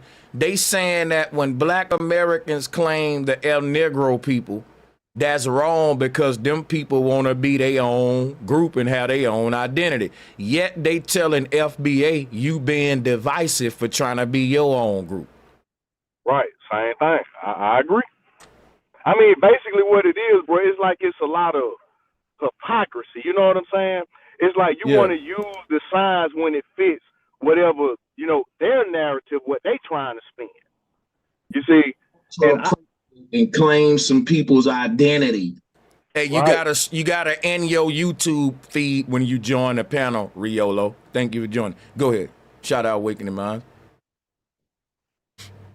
Yeah, shout out to my brother and everybody on the panel. It's a lot of hypocrisy. Yeah. Hell yeah. I watched the whole thing, bro. You did your thing, and they kept trying to run from your point. Like, okay, so we can be from Africa, but the point is when these so-called founders came and landed on this land, there was an established group of people here with Right. Negroid features, and you kept backing it up. You know what I'm Yep. saying? Even And in the they didn't islands. want to deal with Mhm. that. And Hell guess no, what? bro. And the reason I went with that approach, because I wanted to play a game of chess to see if these people are genuine. Because if you're genuine about the agenda of black people and not just by trying to silence a black group that is serious about challenging the boogeyman, because Pan-African never challenged the powers that be. That's probably why it's the face of hip-hop, because they know anything else ain't safe. So we can have that in music, talking this FBA shit. So my thing about it is this, right? They're talking about cultural appropriation when they use Africa Bombada as a reference, and he said we Africans, but he didn't say we was West Africans. He's dressed up like Egyptians. That's cultural appropriation, ain't it? Exactly, Exactly. Sanchez. Even when Exactly. you brought up the feathers and all of that, you know, like, bro, you make great fucking points all day, but they're not gonna agree with that because they go with the science. So, you know, the so-called white man science. You know, everybody up there talking about DNAs and Homo sapiens and C3 and C4 through and Right. They've been you giving me know. a headache, man, but that's bull crap, man. So it's hard for them to go against that because they got the so-called evolution theory and the outer Africa theory, and they're not even. And you killed them when you explained the scientific theory, you know. But he wants you to go into your breakdown of it fully. You know what I'm saying? Talking They, about they pull up they the like to try to use definition. sources, but they don't know you can have your own your source. What you talking about? I don't need to But read from see, there. I know the what it means. the thing with what Unc try to do, right? They read the definition of scientific theory, right? And they say, well, see, the definition of scientific theory said all of this has been proven and it's a fact. And they think, and what they do, they try to use reading the definition to get away with actually proving it themselves. So they'll regurgitate some and they don't gotta prove it. They'll just read the definition of the scientific theory, and then they'll say, see, in the definition it said this is a fact. Well, that don't mean you proved it to be a fact right now in this debate. Prove it. Right, bro. And they keep trying to replace the scientific method with the scientific theory. You know, that's why they all be jumping on, "Oh, well, we made a prediction. We made a prediction." Yeah, but you skipping step one, observation. You know, Yeah. not only that, you're talking about we've done experiments. Yeah, your experiments hasn't proven true, even in evolution. You know what I'm saying? That's mutation, which eventually dies out. It's not the same. You know what I'm saying? But that's the point I was trying to make. He kept talking about it's a prediction. That's the greatest thing in Hey, science. A awakening. prediction. You heard a little bit of that first one It's I a sent you, right? fact. How dumb they were sounding. And they were talking about Because all cranial structures and how the cranial look like. I was like, boy, these dudes right here is and ridiculous, see, bro. here go the game right here. When they say, well, a prediction is the greatest thing in science, they right, but it shoots them in the foot. Let me break it down to you, right? Science don't got facts. Science is like me saying, hey, man, a dragon is spitting out the sun every day, and I can prove it because the sun gonna set tomorrow. The sun gonna rise tomorrow. So look, I'm making a prediction, right? Based upon a natural phenomena that's true. The sun is going to rise in the morning, right? And when people see that, they'll say, well, dragons must be true because he made a prediction that the sun gonna rise tomorrow, and he told me it's because a dragon spit out the sun. You get what I'm saying? It ain't no proof. It's I made a prediction and it came true, but that ain't the scientific methodology. That's the scam being ran on y'all. That's like saying, look, if I make a prediction that this volcano gonna erupt tomorrow, I can prove to you that the devil is real because my theory is that there's a dragon under the ground that is vomiting out fire. And people will say, wow, he must be right because it erupted, so dragons are real. But that ain't proving dragons real. It proved a volcano erupted. Exactly, bro. And when you said, and when you question that, like, okay, well, Where's the dragon? You know, oh no, you can't go against the prediction of the Right. theory. Yeah, don't question that. You can't do Yeah. that. Good Yeah. point, bro. Nobody can do that. No one. You ain't nobody. You ain't big. You don't got the scholarship to do that. Man, I'm boy, Yeah. y'all need to stop, Yeah. man. That's crazy. You don't have I the got the scholarship to authority. think for myself. Right. Man, Right. he's crazy. Or to ask, that's like saying if I'm in high school and my science teacher makes a claim and I say, hey, Mr. Knight, I raise my hand. I say, teacher, can I challenge that claim because I don't understand it. It don't make sense to you. Guess what my science teacher would have said? Go right ahead, Broderick. Tell me your problem with it. Give me your argument for it. Go right ahead, little buddy. Give me a shot at it. They act scared. You can't, nope, you can't challenge it. Dude, even if I was in college, they would encourage me to challenge it. Why y'all running? That part, though. Well, them boy had track shoes on tonight from you, Sanchez. Well, you did your thing by yourself. You ain't had nobody with you up there, bro. And that's the only thing they can do is say, who are you to challenge all these scientists? You ain't no expert in all that. Versus just prove me wrong. Shout out to Doyle Brunson. That's it. Prove me wrong. Don't tell me what I can't do. Just prove me wrong. Don't tell me that's a monkey, but you can't prove it. Even when Saneter say, well, hold up, show us that's a monkey. I'm in the car right now. Now you in the car right now. Now you in the car. Yeah, I forgot about that. You don't know where to go at? You don't know what to do? Tell me where to go at. Then Sanchez said, I'll check for you. Where to go at? I'll do it. Yeah, you could be in the car and still, now you having traffic. Yeah. Now you having road rage now. Give me your sources. I'll pull them up. You in the car, you still can use your mouth. Yeah. Damn, bro. That was a dagger right there. Facts. Damn. Hell yeah, bro. That was crazy, man. You pulled up the right picture too, so you know he really couldn't have no answer for that. Tell about I'm in the car right now. That was funny. I'm in the car right now. I'm in the car right now. Oh man, shit, bro. You doing all this big boy talk in the car? You been doing all that huffing and puffing the whole time. Every time I said that, he's like, dang, man, you gonna let the man talk? Oh man. He don't. Hey, look. He gonna try to change the title of that debate because he know that ain't no damn monkey. He better not accept that title because that's gonna make it easy for me. And you know that's why he kept saying, "No, I want to deal with the out of Africa." Yeah, even when you clearly broke down out of Africa and Pan-Africanism. You know, it's like they don't even get that yet, bro. You know what I mean? But you went over there and did your thing, though, man. He told me the sister the only one talking with sense. After she, like, what? Like, oh, so that's what you're gonna try to sneak this and sneak this in? Like, come on, man. Now you cheerleading now. But they full of that. Even with all the distractions and the coughing and the, you know, that don't never change, bro. I swear, bro. When you go over there, I mean, I love that you be going over there, you know what I'm saying? But doing your thing, you know what I mean? But every time when Sanchez get the mic, they start coughing and phones ringing, doorbells bro, you going peep off. that? When everybody else talking is quiet. Every time, I'm like, I went to go check my door. I said, what the hell? I'm glad you see that, like, bro. hold Listen, on, that's been a problem I've had on Saneter all the time. And guess what? If I don't call it, it'll go, and they know I know what they doing. They all in on it, and I know they all in on it, nigga. They got it, cause look, I know one thing when I go on Saneter. Saneter already got a group of people who are the quote-unquote scholars and all the safe niggas who in his community who they want to be on a pedestal. Jabari is like they teacher. I beat him down, right?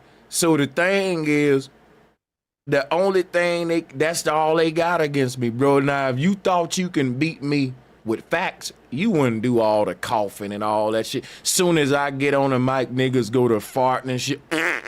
And just go to blowing boogers phones out. Ringing everywhere. I'm like, who's ringing like that? Like, what the hell? You know what's also, bro, when you had brought up the picture and he said, oh, that's a monkey. And then you brought up the Sphinx in Africa and shit. Niggas was quiet on that note, though.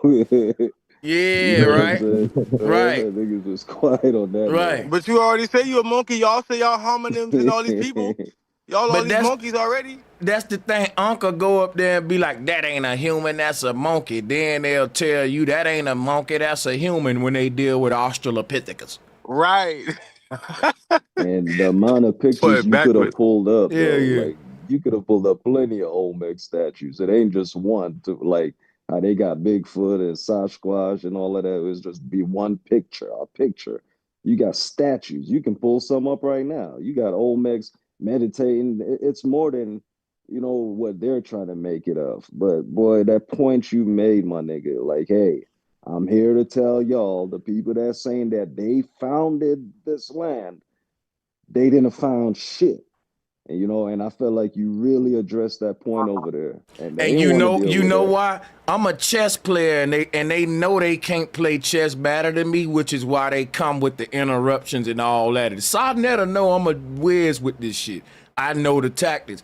The reason I had that in my back pocket, I said, look, if push come to shove, I'm gonna show them that they are the agents of the vision and FBA really on the unity shit. Because guess what? I said to myself, bro. At the end of the day, the Pan-Africans are saying that the Negro African melanated man was in all of these lands first. So I say, if push come to shove, I'm going to use their own theory against them. Because at the end of the day, the importance of us claiming the indigenous heritage of every land, right, is the fact that the people who claiming that they are founders of the land, we know they ain't the damn founders. And if they can't agree with me on that, it's gonna show that they some kind of COINTELPRO or agents. Because guess what? At the end of the day, you shouldn't care where the first black people of America come from when there's another group claiming our damn history in this land, right or wrong. They get quiet. They get quiet every time you have made that point. I'm talking about Right. crickets. Nobody say nothing.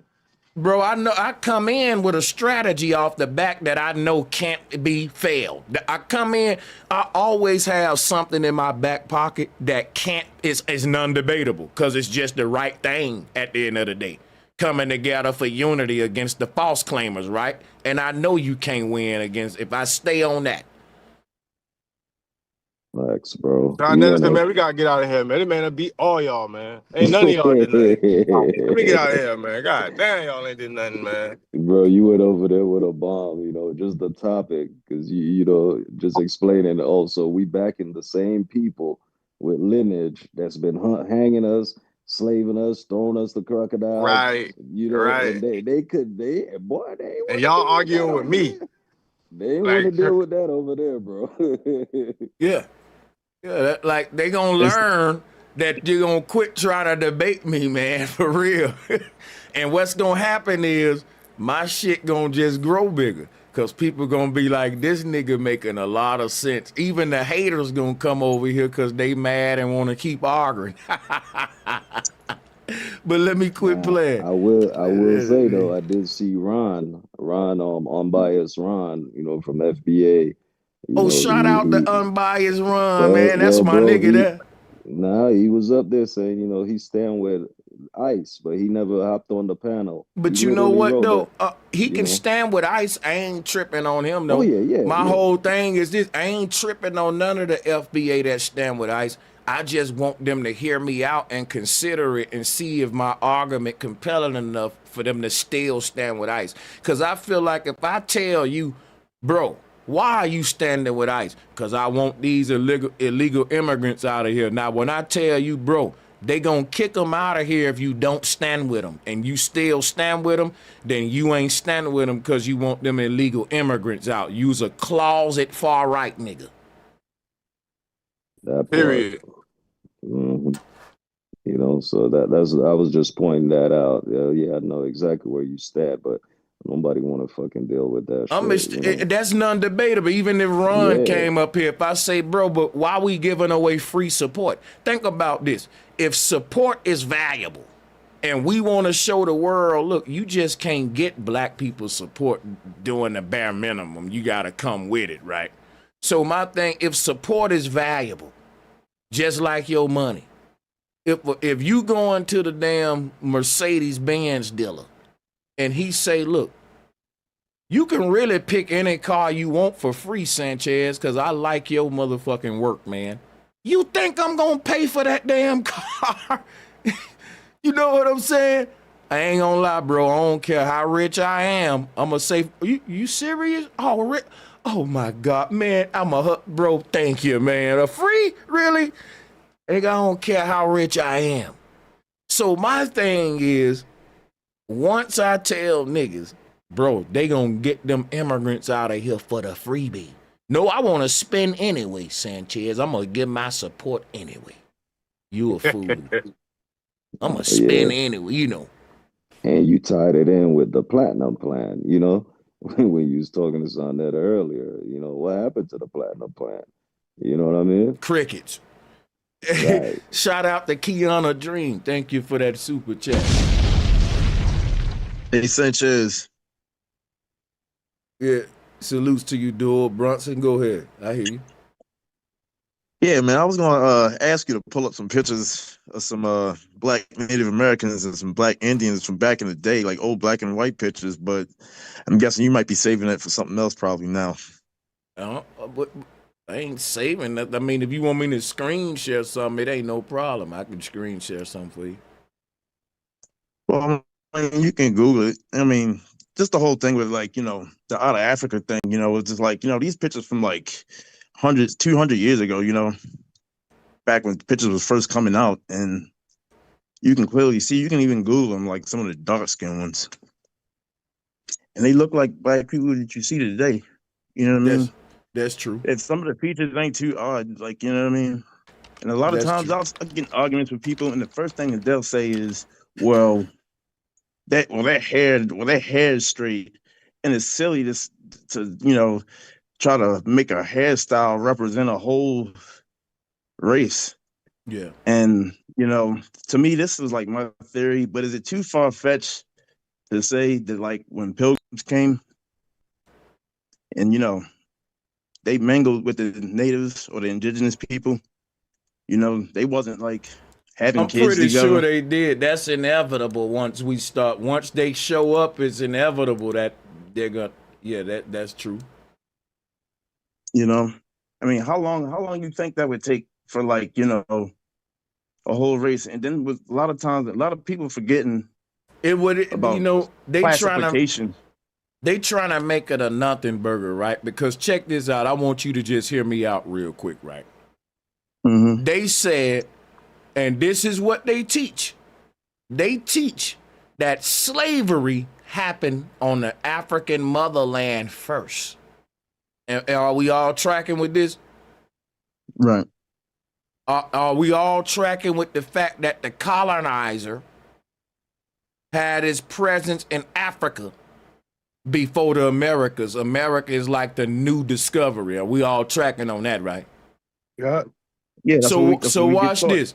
So the colonizer would have sexually mixed with the Africans too, and they don't give them that argument. Like, that's true for everybody. If you want to use, never say that. They never even say that. Exactly. It's crazy, right? Yeah. But think about it. You got it. I think, like, to me, I think like it go along with like the classification, because if you look at a lot of these old pictures, photographs is only 200 years old. You know, and a lot of these pictures are probably 200 years old. So, and every time, like, I used to see like pictures of old Indians, they always look like black people. Pull up a picture of James Brown. Bro, you can't tell me that this nigga on the right here don't give me Pharrell vibes. And that's what I was saying. That's what I was saying about like the Asiatic black man. Like, I'm saying that shit literally.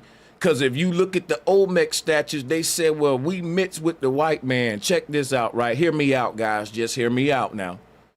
The white man say that the black man ain't the original American, that the Mongoloid is. The Asian people are, right? He trying to give our history to Asians, right? So he got us fighting the Asian people, right? Watch this. The truth is that the white man is claiming to be the founder of America, and the Asian people and the black people was here before he showed up. And these statues show that what we call the Negro had blended with Asia. And you can even go all to Southeast Asia, to Cambodia, Laos. You'll see that there are dark skinned. Bro, I'm telling you that the original image of Buddha was black. I ain't even making that up. I ain't even making that up, because they'll tell you, well, Jesus was black.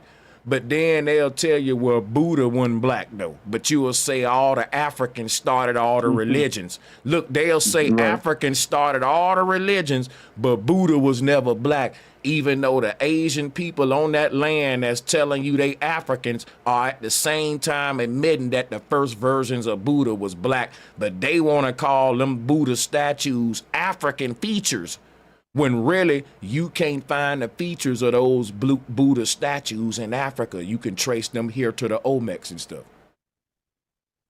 Yeah, listen, and another thing, you try to find your twin, try to find your doppelganger in Africa. Any one of y'all. If you're all American, I mean, you may find one or two, but think about all of like our celebrities and things like that. Like you just said, that guy resembled Pharrell. I'm looking at these pictures. I've seen the dude look like Lord Jamar,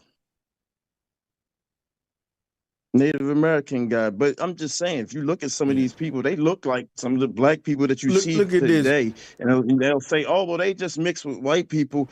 And I'm like, nah. Look at this, bro.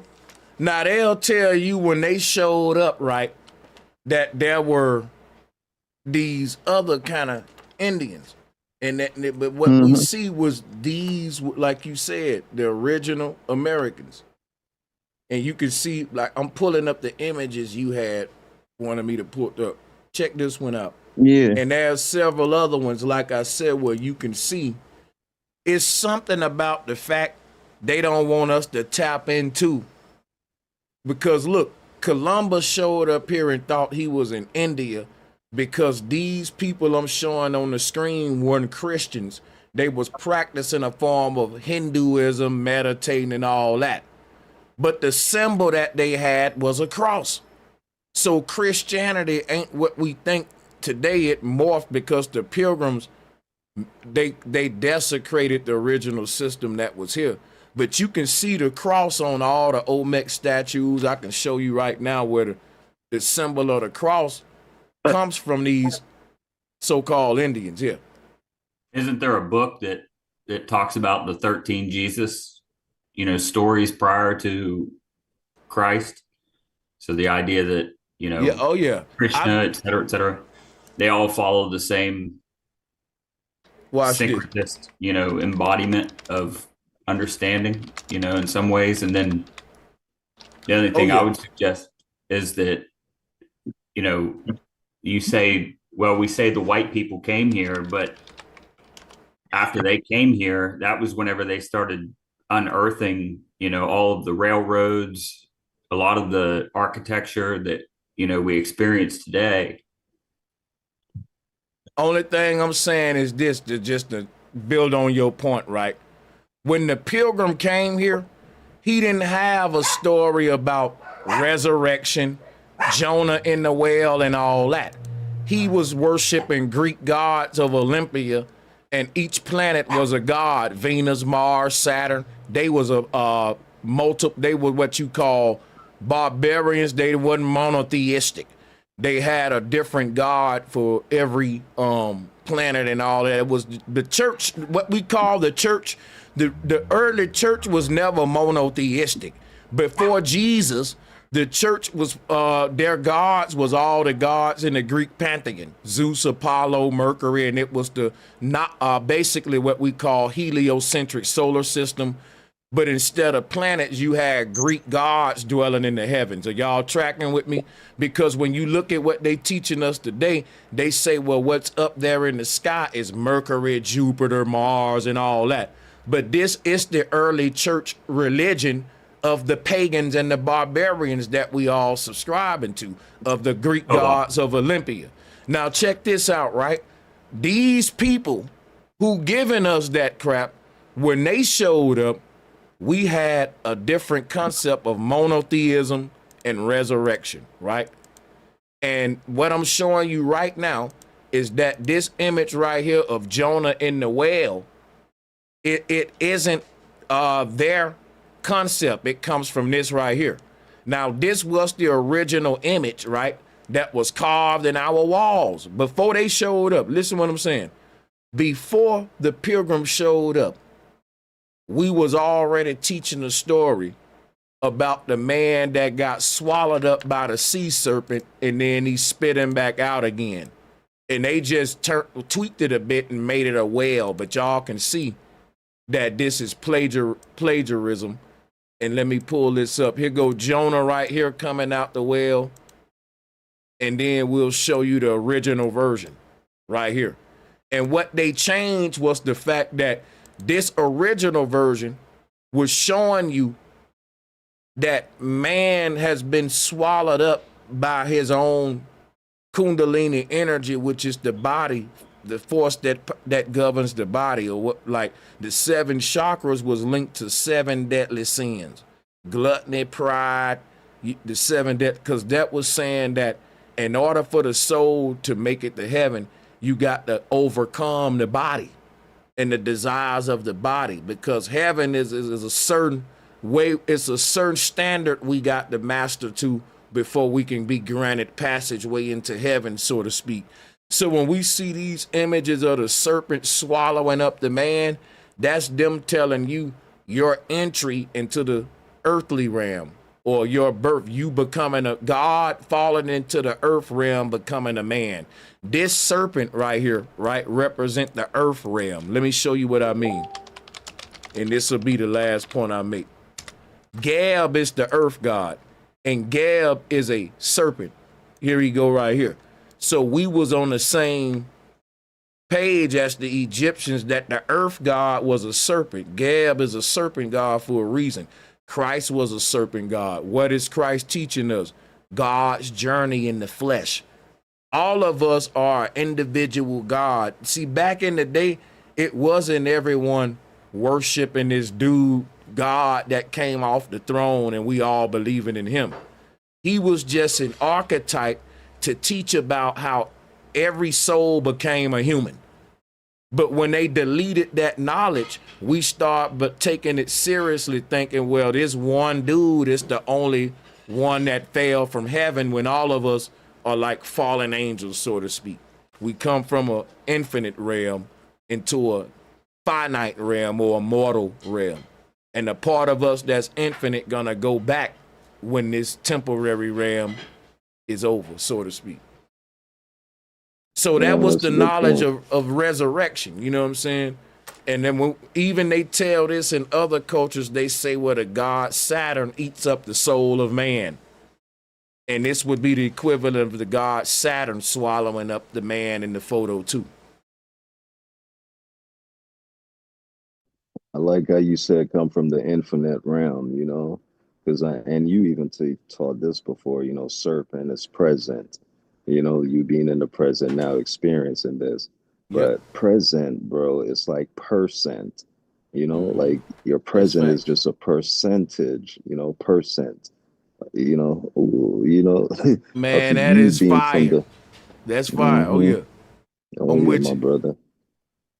And I like the idea that, you know, in terms of, you know, founding, you know, the first founders that we can look back to are obviously very melanated, you know, whether it be, you know, what we're taught with technically what we're taught is that the indigenous Native Americans that are more Asiatic, you know, you could potentially say, obviously that's probably skewed, but the idea that founded is founding, and just because we can only go back to certain founders and we can say that they found it before the other person or the other person that looks like another person, suggesting that, you know, is it anyone's?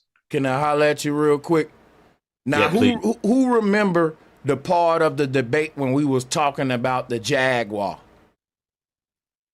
Yeah, I do, because I thought the Jaguar was the king of the real king of the jungle in America and all that.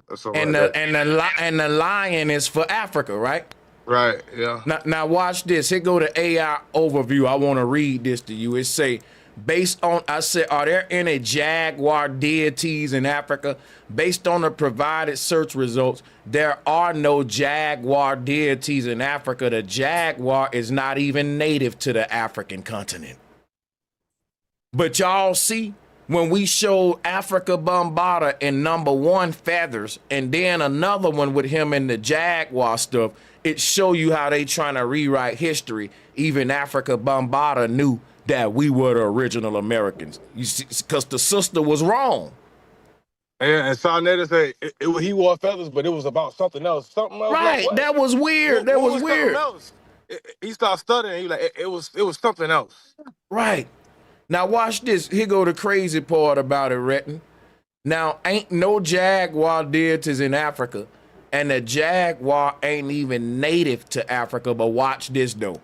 Are there any Jaguar gods in America? Hell yeah, here they go right here.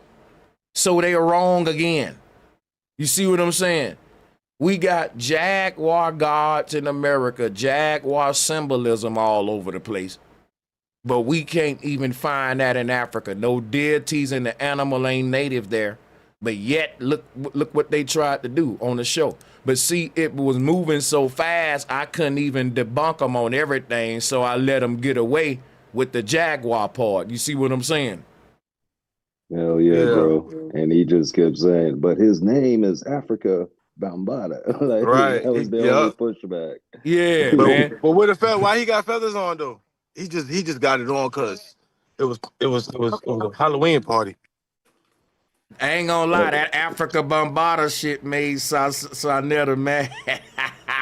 You can't get mad that Bambaataa know that we are the original Americans. And then when they was saying they said Africans started hip hop and DJ Kool Herc is a Jamaican. So what you all talking about? He started. They didn't want to deal with that. And they had the same argument for decades. The drum. Well, the drum comes from Africa. Well, check this out, bro. When you listen to African music, they don't play the drum like we play the drum. And if they did, they wouldn't even be think about it. Africans come to America and they don't play. Just listen to me for real quick, y'all. I'm finna do something real quick. Watch this. Just stand by. I'm finna make a good point, and I want to get some visuals with what I'm saying. Watch this. Watch this. Now check this out. When they love to bring up the drum in Africa, right? But here go the thing. When Africans come to America, hear me out. When Africans come to America, watch this. I'm gonna make a good point. See, because when Africans come to America, they don't come over here beating the drum like they did in their land. They come trying to do hip hop. So my thing is to say that where the drum started in Africa, and that's where black people get it from, but yet the originators of the drum don't even want to play it the original way. They want to do the new shit we doing. That's a smack in the face and show you it can't be the same. Because guess what? A lot of Africans shit on hip hop. And they think that it's corrupted. They think it's ratchet. And I'm just telling the truth. So we'll say, well, it's African because the drums. But the thing is, when the Africans come over here, and even when they don't come over here, hip hop in Africa is a popular music. But ain't no tribal African drum music is popular in America. We set the trends and the influence. So at the end of the day, you can say, well, the drum come from Africa, but guess who control music today? So either way it go, it distinguishes us from what they doing with the drum in Africa, because what we doing with it in America, everybody want to do what we doing with it, not what the Africans doing with it. Everybody want that 808 and that sound that we got. So listen, this may sound crazy, but guess what? A lot of folks that just listen in to this, they don't see this as a response to people that's trying to tell you can't be your own individual group.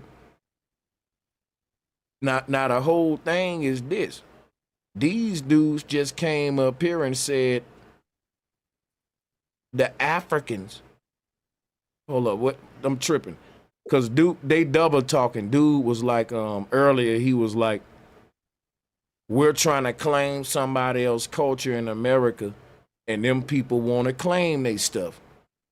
Now, when they say that the drum come from Africa, they're cultural appropriating with these West African tribes, because just saying that the drum come from Africa don't prove that I'm one of these guys. We don't even use it the same. Everybody in the world use the drum.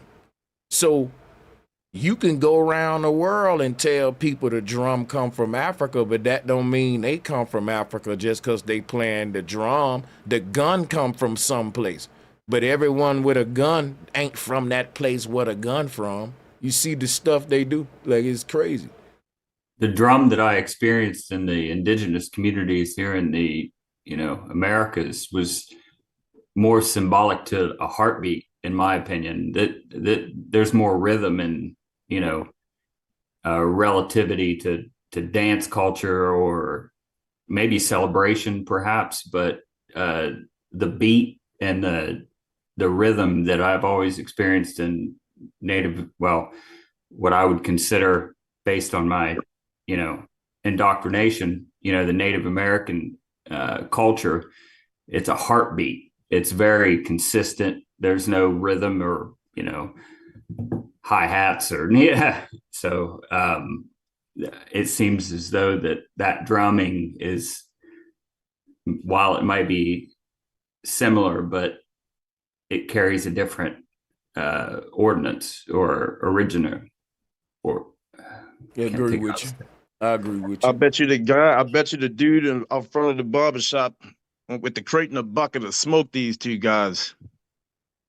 Shout out to guarantee Jermaine that. Fields and Water Walker. Salutes to everybody on the call. Please interject, man. We here for it. Salutes to everybody. Whenever y'all want to build. Salutes, man. Well, you did your thing, Sanchez, man. I gotta commend you again, boy. You held your composure. You ain't never let them tick you off, because they been trying to get you, cut you off and all that. Yo, you really did that, bro. Like, for real. Like, you went through the gauntlet, boy. And I'm about to do it again on the 23rd with FTFE. You can't have no backup, man. I thought you like that. I ain't like that, boy. I been getting mad. Boy. Like, you know what's crazy, bro?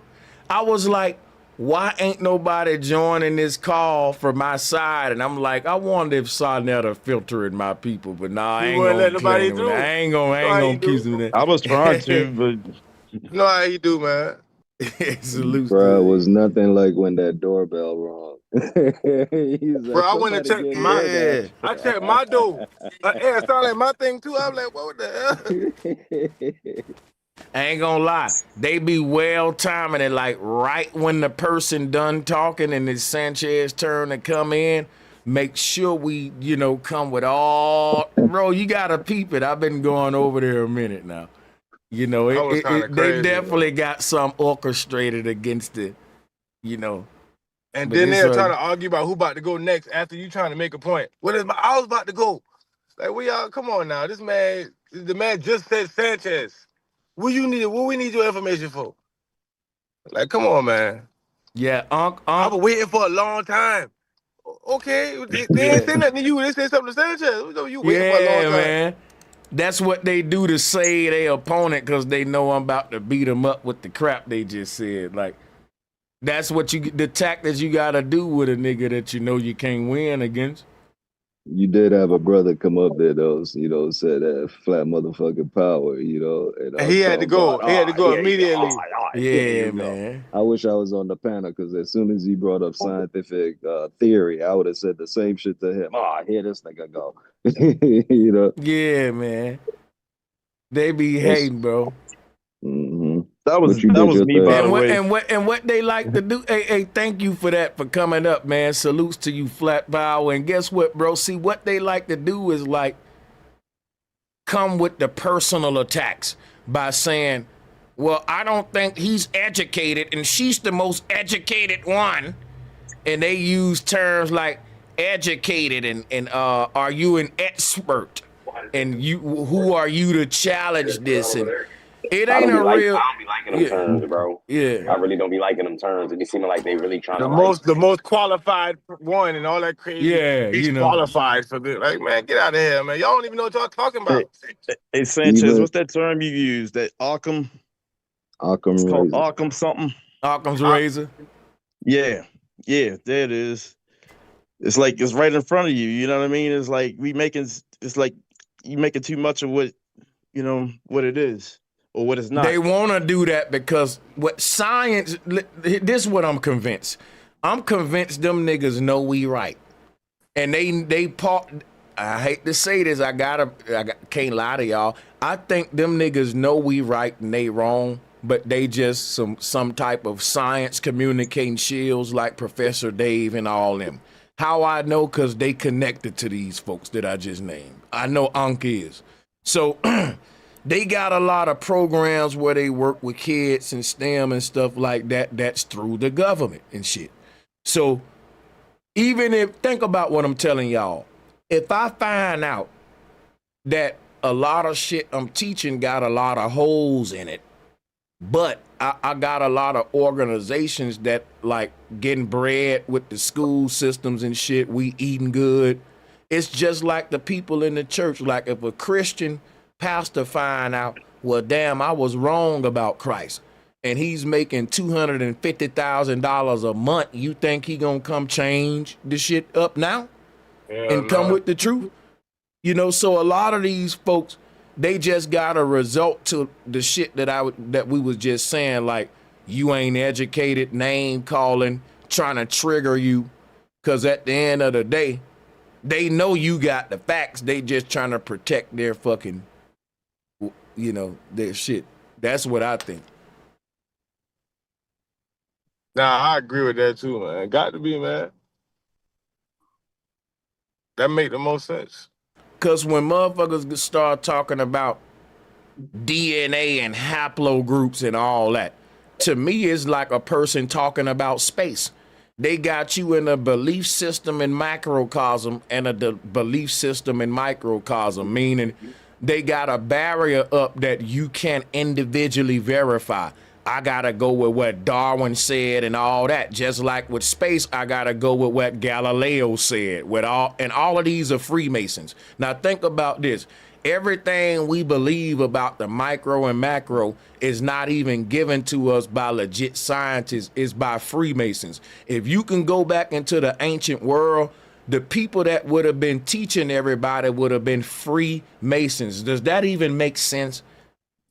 So what I'm telling you, the Freemasons got a monopoly on everything we believe about space because we still regurgitating theories from Freemasons long time ago. And even though the theory's been debunked, right? But the thing is, you got Freemasons that was theorizing about biology. Darwin is one of them. And the Freemasons got a monopoly on what we think about ourselves and the universe. And they're not telling us the truth. They're telling us what's safe for them to keep the world system of control going and to keep everybody divided. Yeah, It's that was just a good facts. point. That was a good point you had used against him when he was saying don't question nothing. He was like, well, Galileo wouldn't have had this theory if he didn't question nothing. The thing you believe in now, you wouldn't be able to believe in what you believe in now. If Galileo ain't question nothing, he couldn't say nothing. They'll tell us don't question stuff when everything they believe in come from people who push back and push the envelope and question stuff. Even a cell phone, even a computer, because Uncle hit you with the, do you use technology? Well, yeah, that's what the people who made a lot of this technology was going against the regular agreed upon what's possible, because people would have laughed at you at a certain point talking about you can talk to someone in another part of the world. But somebody said, you know what? I don't agree with mainstream science. I believe you can talk to somebody in another part of the world in a certain way. And they was right. We wouldn't have a phone if people did what Unc did. Yeah, I don't know. I think he got to be delusional, man. Sometimes with Unc, man, for real. Yeah, he don't. That man He called a don't man like with a face. That you. man called a man like Borog or Street Fighter. He called him Yeah, man monkey. I I'm thought it meant gonna Borov. argue to make sense Boro do too. or to gain logic from what you're saying. He just argued to be right, and because of that, it kind of flawed the whole situation. It's kind of like how they say you can't play chess with a pigeon because all he gonna do is just shit all over the board. If you ask him Damn. and Reggie, Sanchez, if you ask him and Reggie, do y'all look both ways before you cross the street? Well, see, sometimes you gotta just instead of just saying, yeah, of course, I'm gonna look both ways before I cross the street. Why? I mean, you know, like they won't. They just. I don't care if you ask them a regular question. They're gonna try to find a way to push back for some reason because you can't be. You can't just be right there. I don't know what you did to them See, boys, and it's boy. the worst about it though, bro. Like it kills me to see the old way of thinking that's kept us so far behind. That's why niggas still saying shit like they got Ankh in their name and all this Egyptian shit, because you old niggas is stuck in that same school of thought you niggas been in for decades. And the reason is because you don't think you could challenge science and nothing nobody can say. Like you any different human than anybody else that could use your 5 motherfucking senses to figure some shit out. What makes Copernicus, Pythagoras, any of these niggas that much more better than your senses that you can do if it's reduplicatable? The whole point of science being reduplicatable is for somebody to challenge it and do it. That's what All I'm you saying. doing is regurgitating, and you gonna Let me do one said it, thing. though. I'm gonna just give a shout out to Brandon Prather and give a shout out to Kiana. Thank y'all for the super chats. Go ahead. Sanchez said it though. They got like sponsors and something going on to where they know what's going on, but they can't deny it because they too far in getting paid from the people, and they Bro, like in with them. Got to be they in bed with them because they guess know they what? wrong. Guess what? I'm gonna give you a show you how deep it is, Retton. Unc and them, I think it was him, Dr. Ma'at. It was him and some other people. They had a little show, a panel or whatever, but they was interviewing a white Satanist. And man, they was all on that man nuts. He's this white dude. He's into science too, like, but he's a Satanist. And I remember, I think Inky was calling them out on it. They was falling out with each other, and people was pulling that up. I was like, nah, that is crazy though. You know. So, but that's something. You call them out, man. That makes sense. That's what they be doing, man. And even the other dude was like, Sanchez, you got a reasonable sounding voice, but what you saying is unreasonable. What type of shit is that, nigga? What the fuck type shit is that? That was Seven us all. Yeah, that was he also, bad sus. I was listening to that. What and the he also fuck? said that you didn't bring any facts. Reasonable voice. This voice is Yeah. niggas is poetically hilarious, bro. It's like because you was making it so simple, like you couldn't even argue with it. This nigga said the old man was a fucking monkey, bro. That's how. Oh, man. Damn, bro. You got a reasonable voice, Sanchez, but you remind me of Dr. Inky, see, because you have a reasonable voice, but what you're saying is not reasonable. And you can't point out to me the unreasonable stuff that I said. You just got to say, well, your voice. No, he said it was reasonable, but it wasn't reasonable. He double talked. He was like, you make sense, but then you don't make sense. Like, what is you talking about, man? He didn't even know what the hell he was saying. Like, what? I think it's your voice, the way you come off. You might say it a different way. You come off like, man, shut the hell up, nigga. Unc do that too. Sophisticated and smart. Like, y'all niggas is dumb. Unc do that too. He'll be like, you know, just because you using all them big old words and because you know that sound good and they'll love to go into your voice and shit. Like, bro, stay on top. Like, but they be the one doing that though. That's what they doing. Yeah, they do that. You making facts, you proving points and stuff and questioning shit, and they the one doing it, projecting. Yeah. That's why I told him he projecting. That's facts projecting. I'm just here to learn. And can I just ask a personal question? Maybe I should just go do my own research, but maybe it's well documented. But the speaking of the code, you know, is there a certain amount of generations that qualifies as a foundational American?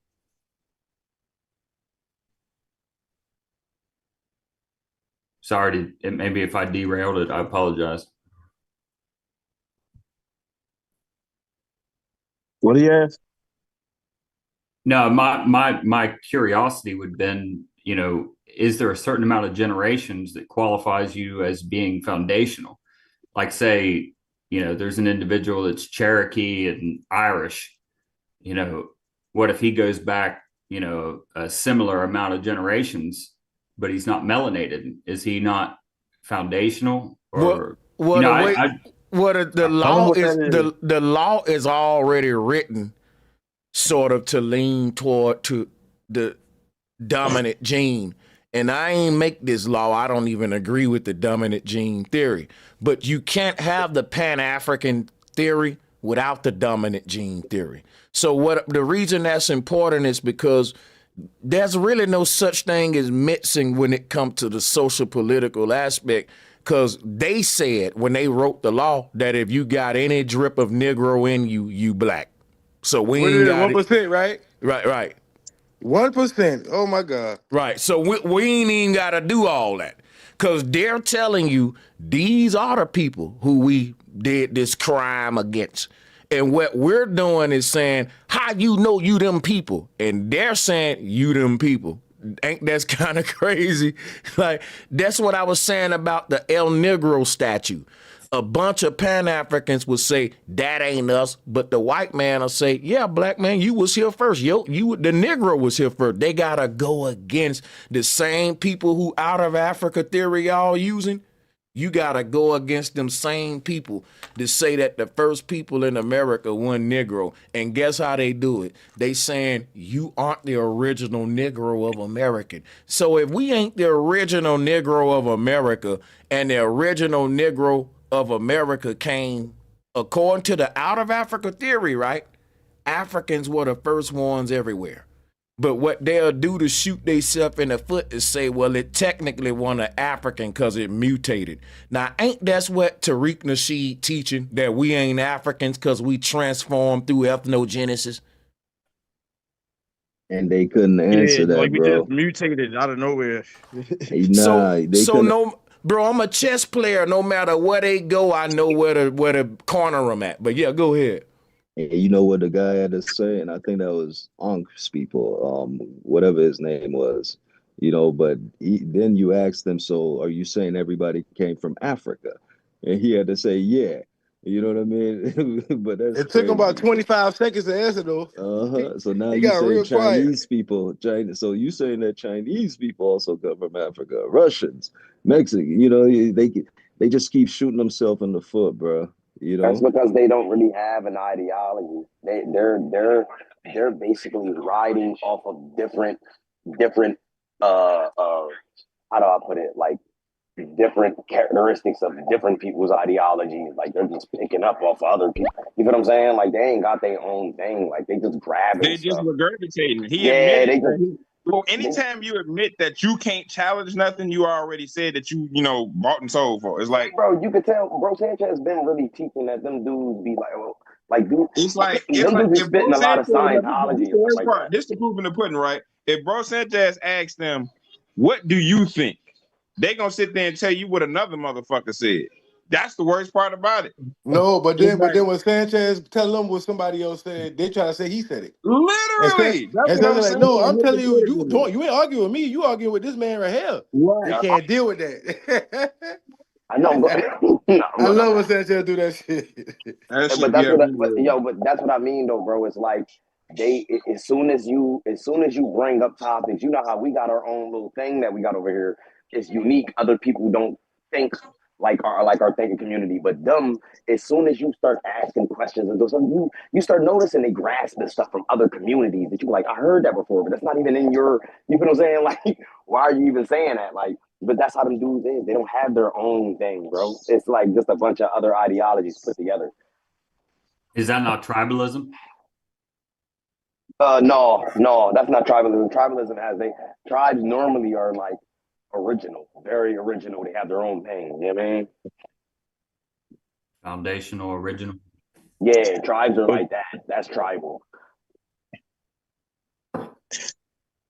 Think about how the whole story goes. The whole story goes, you came off a boat, some pilgrims came on a boat, got some Africans, they went to a land they both foreign to, and then the people that's there already, they all died from a disease. And it's only a few of them left. But everybody else survived that. steals from a foreign land. Everybody else can survive it except them. It was Hey, Sanchez, bro. The bro, before the Mayflower. What year it came out? How many pages it got? How many letters in his name? What day he was born? Like, But damn, dog. you know what? I'm gonna show you where the real deception bullshit. Watch this, right? There's a reason Unc got to make that statue a monkey, and I'm gonna tell y'all why right now. If I ask Unc if this statue is not the black man in America, who is it? He can't show me no other group that can, because if he say, well, this the Australians, bro, they don't look nothing like this dude right here. See, he knows that he can't point me to nothing, no group on earth that will resemble the El Negro statue. He can't. That's why I say, okay, I tell you what, let's say you right. It ain't us then. Who is it? And he said, well, it's a monkey. And then when saying it's a monkey, once you say it's a monkey, that means because I can't show you who it is. I can't show you a human group that resembles. So now it's a cop out. It's a monkey. You don't want to tell you that it's black. Wait. Had them hanging themselves and they didn't even know it. It's like they steady sitting there bringing up all this evolutionary theory shit when most of the scientific community been left that shit behind with Darwin. It's like they telling us that we come from monkeys when it come to that shit. So if you telling us we come from monkeys, that's what we delineate. We need to delineate between the people who think we come from monkeys and know that we don't.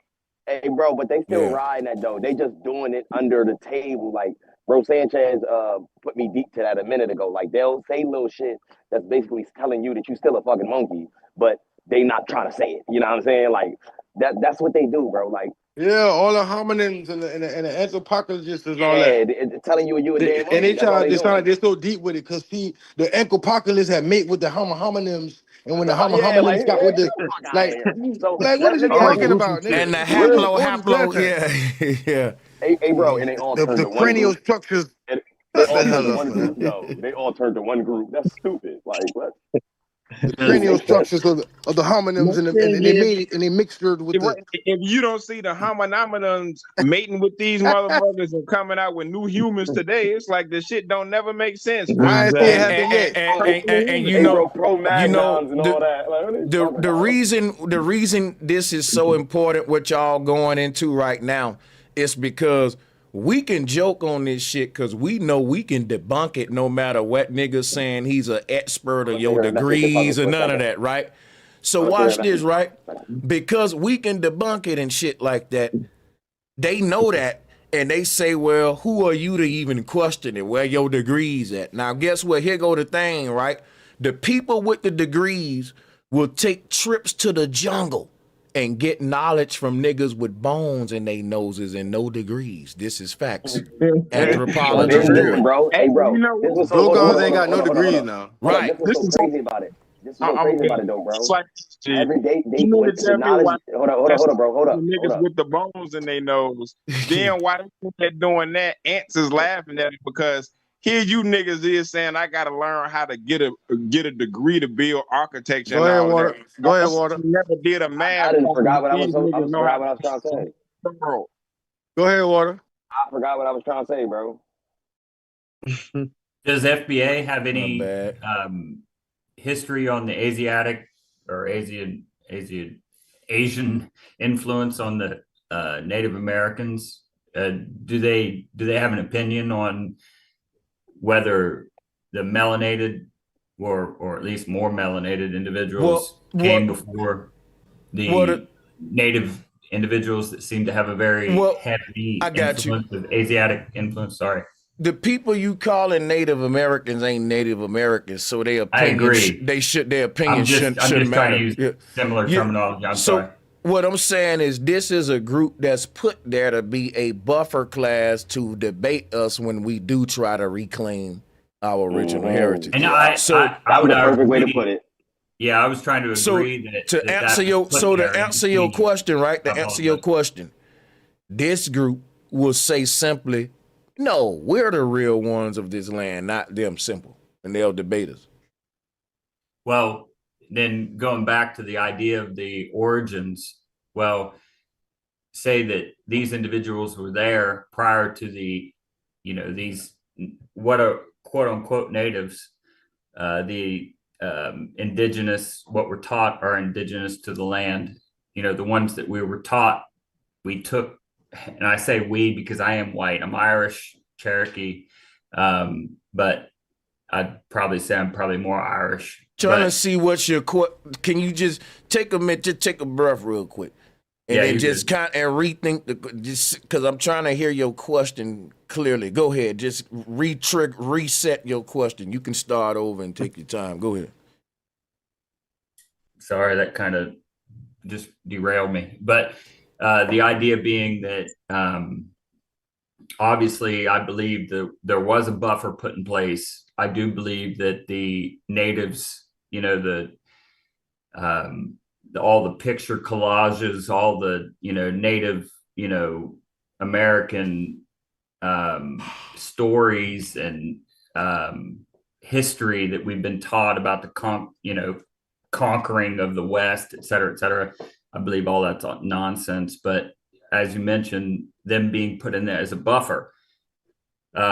So these individuals that, quote unquote, had tribes and, had this Asiatic kind of influence in their genealogy, or at least in their looks, were those people prior to FBA? And then likewise, my question, I guess, would be the fact that all the individuals that I see Z's in the fucking comments. Am I boring you, Sanchez? You take a long time to get to the it's to the point. What it is this. By the time you ask the question, I'm burnt out. I don't know what the question is. It's just he's trying to figure it out. See, it's like it's not a question. It's a mini lecture. And I don't think you really want it to be a question because it's like, what are you asking me? I think what he's trying to figure it out. I think he's like brainstorming. And what you got to do, you got to simplify your idea into what is it I'm trying to get Sanchez to respond to? What is it I'm trying to extract from him? And that's what I don't think he's really doing a good job. Yeah, I don't know if you're talking about the $5 Indians. The Indians. He's definitely talking about the $5 Indians. He's got to be. No, the $5 Indians in the Indian school when they taught the Indians how to be Indians. I'll say. What you asking? It's got to be something in that range. Yep, you got to have a little bit of consideration for the person you asking a question to simplify it and make it kind of a little bit easy for him. That's all I'm saying. So he can figure it out. You've been very kind to me, Sanchez, and I'm sorry. And I am long-winded in full details that don't actually are unnecessary. So my question is that the lands that we're talking about right now have been unearthed. So whenever the quote unquote white people came here, the Chinese, et cetera, they unearthed these, railroad tracks, a lot of the, architecture, et cetera, on this land. Do we have history to actually suggest who was the actual, all we're actually suggesting, in my opinion, what I'm hearing, and I've listened to many of your long format, discussions, that the first founders were melanated. Okay. They didn't build it. We don't have evidence of building it. We have evidence of unearthing it. And the only evidence we have is the whites, supposedly, quote unquote. I hate those fucking terms. Just use them so that you don't really be. Yeah, use them just so you can be clear and legible. It's okay. Yeah, we get you. You on our side. You straight. I love y'all. I'm sorry. You're the only people that I can connect with. You good, bro? So, hey, look, I'll say this though, right? I think he's asking us, because the last thing he said was, I want to repeat this and make sure I heard it right, and I want to screen share. They're unearthing stuff in the ground.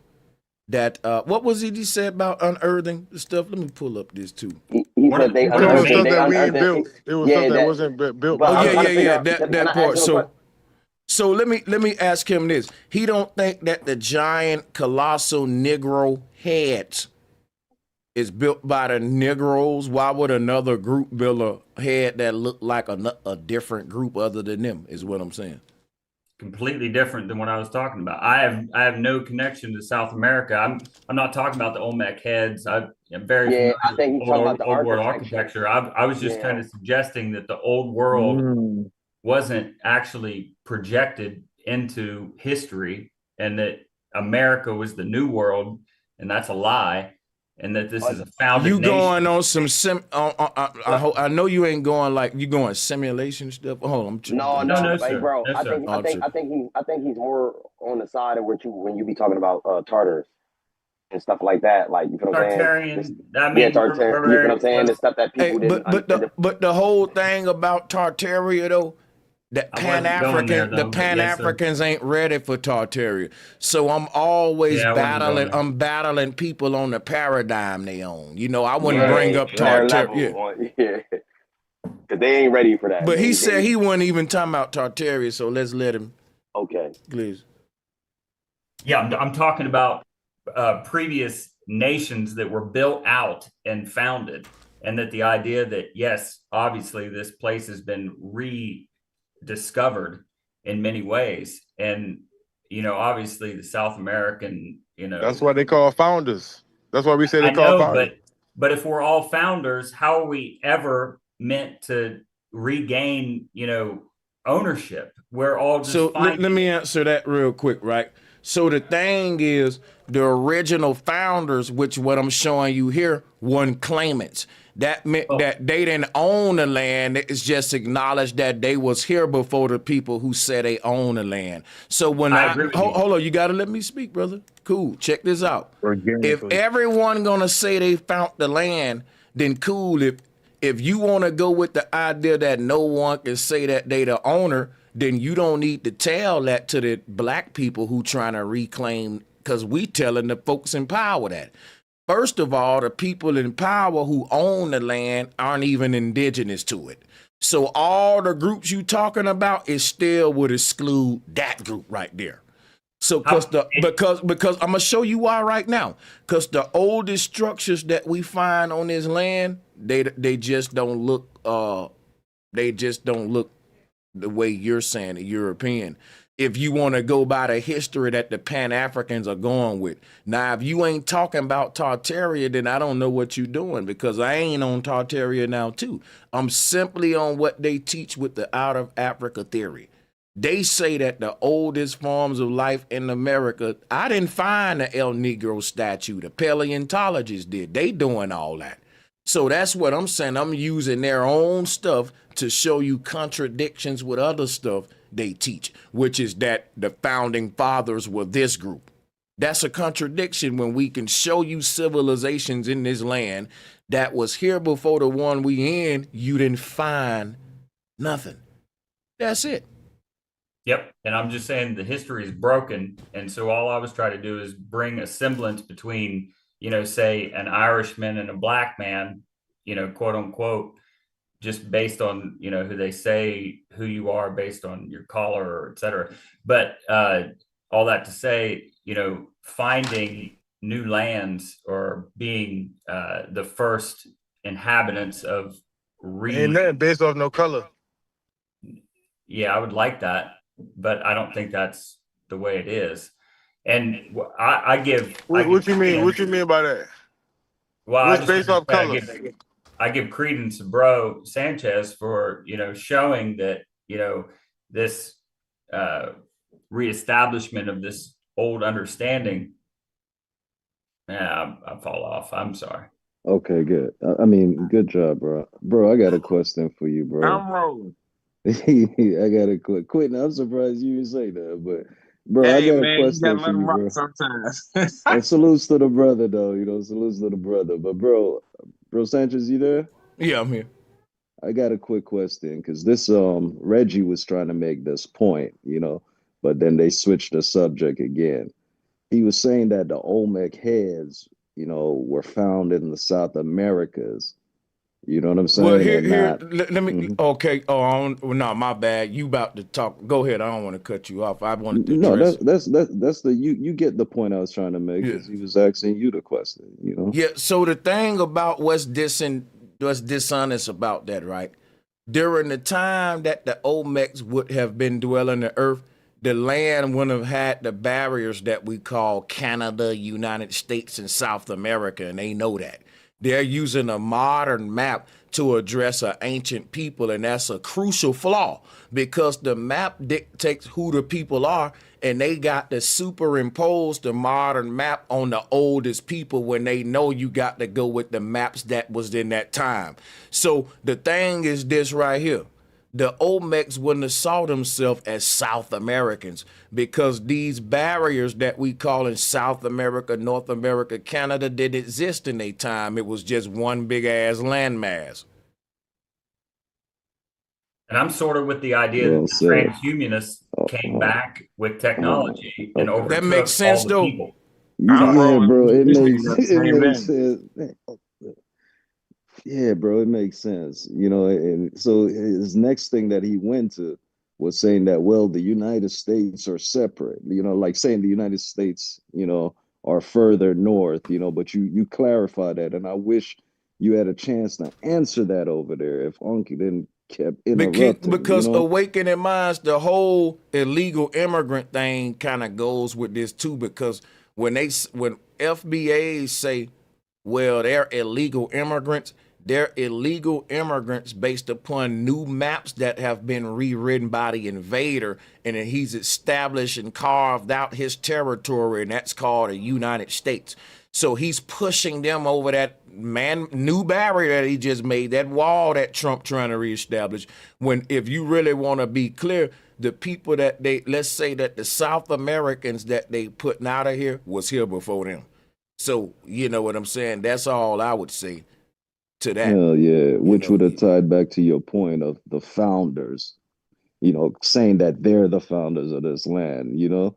But even with this picture, bro, because you made another good point, you know, yeah. even though you say that's your theory when you brought up the cornrows, you know, because But the see, back is up. Go ahead. but this the part that I think they miss too. That if you're talking about illegal immigrants and you care about another people in this country that's benefiting more than Americans, then we will be talking about Jews. Remember, they scared of that J word too, if you ask me. I don't mean to cut you off, but I forgot. They was running for that too. Definitely Yeah, was. you're right, because you kept saying the small hats, but they Right. didn't want to deal with that shit, you know? Because They it's got like they smoke want for to the make real foreigners. everything. They want to make everything about somebody tying back to Africa, and that's the problem. Like they don't understand that complexion is not what's the word I'm looking for. It's not indicative to invite or where you from or a specific location.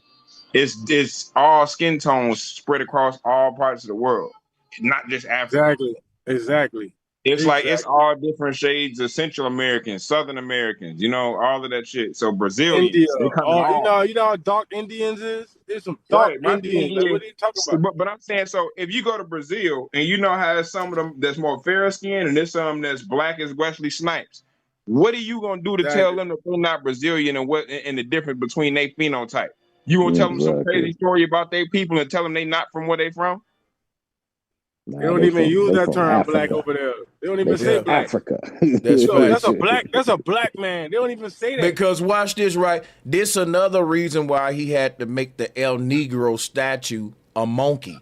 Because guess what? If you tell them, how can we trace the first Africans back to Africa to see who our tribe is so black people can have an identity? Pan-Africans will tell you, we don't know who we are. We don't know what tribes they stole us from, but we know we Africans, right? So what'll happen is when scientists say, here go the original statues in America with Negro features on them, then the Pan-Africans will say, no, that's just a monkey. Because at the end of the day, it's all about you not having an exclusive ethnicity. And without that, you don't have a social political status. So when niggas be saying, you black is dead at law, guess what? It ain't that black is dead at law. is that a group that can't self-identify is dead on a political level, or what you call dead at law. It's as simple as that. But Hey, the bro, sad part to be about it honest, all is the Good fact point. that he literally reduced us doing what exactly what the European does. The fact that he could look at that statue and call his own ancestors monkeys is crazy. hey, Crazy bro, work. I swear on my kids, I was He just Yeah. about said to you say doing that. liquor shit. He Listen, said hello, you doing liquor yo, shit, but he doing it. And I he was just doing some horrible My looking bad, shit if Walker. he see a monkey. Yeah.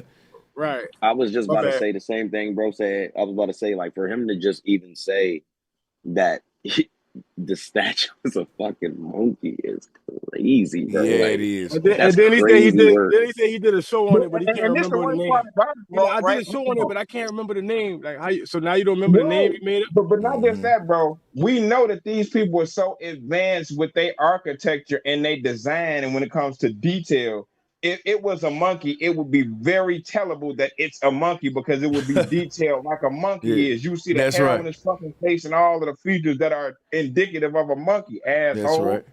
Now monkeys got the bulldog fade. Yeah, hell yeah. This a What $5 bill, man. with some cornrows? What the fuck they think this is? Season of Planet of the Apes or some shit? He telling us Planet of the Apes is real, and we trying to tell him, nigga, that's your great granddaddy. And you know bro, that what's was crazy, right? Because if you think about Unc Reggie and all these dudes today, they're even going against the original Pan-African teachers and what the original Pan-African teachers was teaching while saying that FBA ain't organized. But Hey, Reggie, bro. but Oh, go Reggie ahead. can I'm sorry. go up there and say that Ranoko Rashidi wrong, and he can challenge all these old teachers that was taking trips over there and shit. But we gotta all agree with Tariq though. That's why I said. That's why I said, bro. Hold on, wait. That's why I said, bro. They just grabbing stuff because none of this is the original teachings of what they even came from. Like y'all just grabbing stuff from other people's ideals and just throwing them into y'all's is weird. Like it's super weird, bro. What did he mean, Sanchez, when he said the people were dead? And he was like, my grandmama dead. He was like, all those people are dead, Sanchez. Because what he's saying is he couldn't really win, Retton, when I was like, okay, according to Pan-Africanism, if the first Americans were mixed Africans, according to the rules, they still was Africans because y'all go by the one drop rule. Don't come with the mixed stuff now and try to separate us when you say that FBA is being divisive because of that same thing. So I held him on that, right? So he had to say, he had to go to the next point you made. Repeat it again. I'm finna show you the tactics to what they were saying. He said all the people dead, Sanchez, and you like my grandma was going. I still got her bloodline. What are you talking about? Because like when the bloodline just stopped. Good catch, bro. Because when I had cornered them on that, like, yeah, bro, we still them people, whether they mixed or not, according to even what y'all saying. Then he had to say, well, now they ain't your people because they dead. That was like his last final little stand, like straw, like, well, nigga, they dead then. They still ain't you. And then I was like, well, the Egyptians dead, and Bambaataa said we Egyptians, yeah. You cooked them with the grandma, yo. You cooked them. Like, what are you talking about? Like, we got grandparents, they ain't here. Yeah, my grandmama dead, but I'm still right. That's when she's not here. Like you, that let me know I won when I get you right there. Now, you cornered. That was a dagger. That was straight dagger right there, bro. And it only worked for the people that they trying to keep dumb down, but for the thinkers, they gonna see they fail miserably, and the female ain't really like. I was like, bro, they really trying to prop her up like she's up here clowning. That was terrible, bro. Like for real. And you did her gracefully, respectfully. Yeah, I ain't want to do it She trying wrong. to be disrespectful, like, and you telling me you ain't even say nothing about who are you? I ain't saying nothing about you. You telling me who I am? Oh, they had one. They had a female. They had a female up there not cooking. You know, and then they try to say like the Olmecs were Africans. You know, that shit was crazy, boy. They said the Olmecs was Africans. Man, when bro brought up this brother, they didn't even think bro knew the person that was next to the this picture here.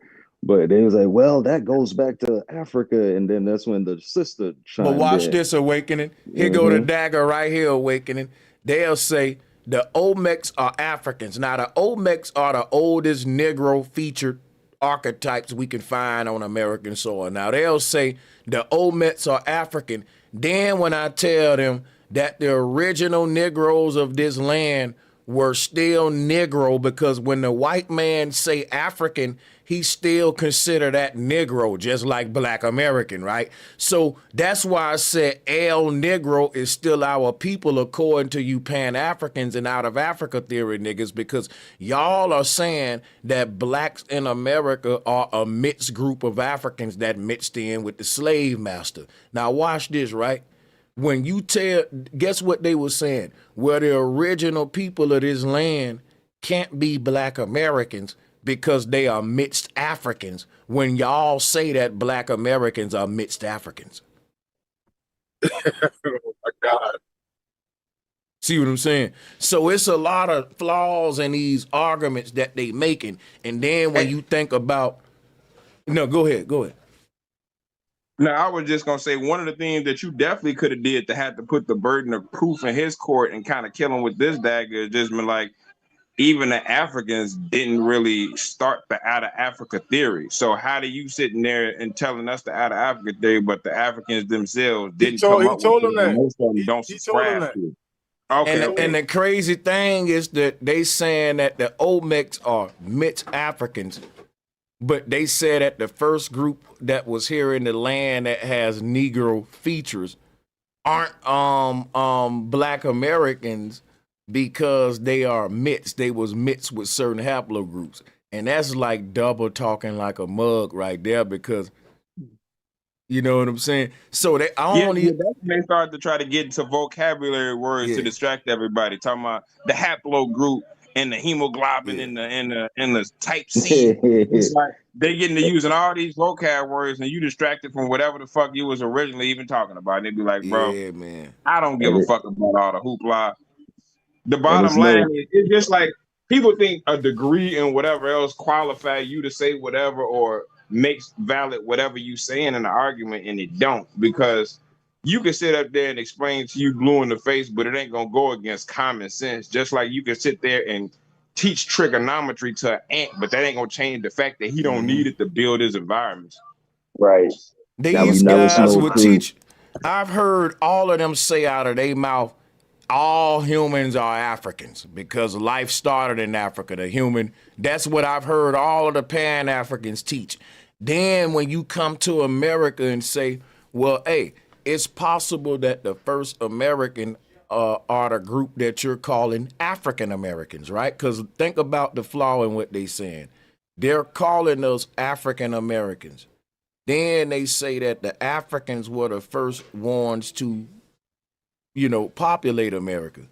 Then when we say, okay, the group you calling African Americans were the first ones here, no, they weren't. It was another mixed group, and that group was mixed with Africans, which makes it not you, but you telling this, we mixed with Africans. That's what I was saying. It's just crazy, man. And it'll just go in circles with the haplo talk, like you said, to change the fact from that. Who just joined? Yeah, that's why it's like it's not even worth doing a debate with one, because you done already did that, been there, done that, and there's nothing to gain from it. Because like I said, like a pigeon, he just gonna shit all over the chessboard. Yeah, it ain't really nothing to gain from it. But yeah, I mean, if I gonna come through on my word with it, I'm gonna move on, because this Tartarian shit is like deeper than all this for real. Yeah, so you can, if you still school his ass, we gonna be there for it. Shit, sure. Mm-hmm. It's like ain't nothing like seeing a nigga make an ass out of himself, because if you let him talk long enough, because these niggas be coming with bullshit, they gonna hang themselves with their own argument. Yep, that's just facts. And that's what basically what they did, because when you got to resort to this is a monkey, he's going against, see, this my thing with Unc.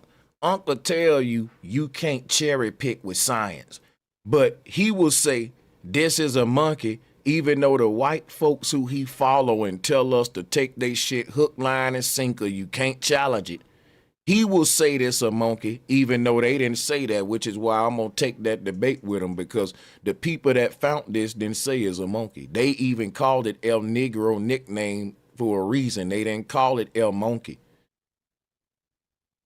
But that's the thing. Boy, He got the edit. You know how the globe earthers will edit their science a little bit and kind of embellish and tweak shit to Yeah, win in the it's like moment. how you Yeah, do they do something. that How too. you Yeah, beat the Europeans to calling your people a monkey on that one? That's yeah. one that they skipped over and said, "Nah, that's a person," and you was like, "Nah, that's And a monkey." yeah, basically, yeah, A, basically a, that's a, pe- a yeah, group of people with their own culture, writing yeah, systems. Like this is a dagger, bro. Like, You should the just put. moment yeah. the moment our people get a little clout and go back to the past and say, "Look at how advanced our ancestors was," and then would they be like, "Well, nope, he was a monkey. It It's a wasn't us." monkey. Yep. You know what he gonna try to do? He gonna say it's a monkey and try to tie it with Australopithecus, whatever the fucking Yeah. shit is. I You bet know you That he what man I do said mean? that's that an in a debate. That's You just exactly call what his he whole gonna try. debate that's tactic Florida out. Evans. With no proof. I bet you he do that in a debate, boy. I bet you he do Facts. that. But Now, you some, must be discounting that boy in high school or something, man. That boy, got something against you, boy. but I'm telling you, boy. what I'm tripping off is you showing me this monkey with a high top fade though. You know what I'm saying? I want to see that monkey and I want to Bro, meet his even With after barber. the you, monkey got a widow peak. Yeah, he bro, got even a after you pull up pictures showing, current hairstyle, he was still saying that's a monkey. That's a monkey. Dude, this Like, bro, nigga this said is the a monkey this got is a ghetto fade. peak. yeah. Cut it the fuck out. That was funny as And hell. then he trying to say that it's a monkey god that they was worshiping. Damn, bro. Bro, he's This is crazy, bro. huge He reach. talking about that dude, that hominid man you talking about with that rip his chest open. That's what you talking about? Hominid? He was just making some. It sounded like he just. I don't know what he was talking about, bro. Like he said, it's a monkey. Then he was like, because they was worshiping a monkey god, like half monkey. I was like, I What never did he think heard it this. was? Sun Wukong? Like, what is he talking about? Like, But see, a lot of these guys, they haven't even seen other statues. There's full body statues of Olmecs, but Yeah. they just tied to this African shit. And they know, bro, I know you're gonna show all that on your debate. Mm-hmm. What throws me off is all Hold on, these people. people that always tie us to coming from monkeys. You ask yourself why we still got monkeys in the wild. Why didn't those monkeys so called evolve if they want to go with that theory? nah, bro. Fuck that. Yep. When are they going to Yep. evolve? When are they Nah, going to they evolve? gonna hit you. They're not because we didn't evolve from No, apes. That already way no. they would That love us no. to That's feel no. that we did, but that puts us on an That's the animalistic level that we're not. that's the question though, bro. It's not. It's not. Why isn't it happening now? It's when. Because since they're here, and you said that's what Okay, happens that's a to them. relevant question. Yeah, When you're is it right. going to That's a happen? Yeah. relevant When is it question going to because happen? So if like based on their theory, we evolved from chimps or monkeys, whatever one you want to call it. We evolved from chimps.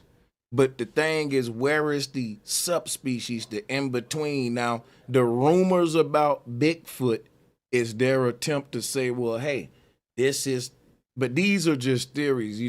But the thing is, you would need to, there would definitely be what we would call a transitional species that's still walking around that we can point to and say, if you found Australopithecus bones, which is our oldest ancestor, which is more chimp features than all of us, then why can't we find a midway intermediary point when we was 50% in the transition with half Australopithecus, half modern Homo sapien, right? That group would have been living on Earth so long that we will be finding equal amount of skeletons that have both than just this Australopithecus. Then we jumping way to us today. That where is this in between group at? That's like saying, I'm just saying it's just weird that you wouldn't have that. You would have Bigfoot, Sasquatch type. This you would find a lot of that too. You know what I'm saying? To fill in the gap, and that would still be living. It will be walking Right. around now. Yeah. And bro, back to the scientific facts and all that crazy shit he was talking about. Usually in that in-between period, it's like a mutation period. That insect or whatever the experiment would be, it never lives. You see what I'm saying? It always falls short of nature. You know what I mean? So it's like the whole shit is bullshit. They will never find no in between because the mutation never survived. And he's gonna try to pull up the moth test, Charles Darwin, other word, but that mutation never survives. That's why we have a missing link of the apes to the humans. It's just bullshit, bro.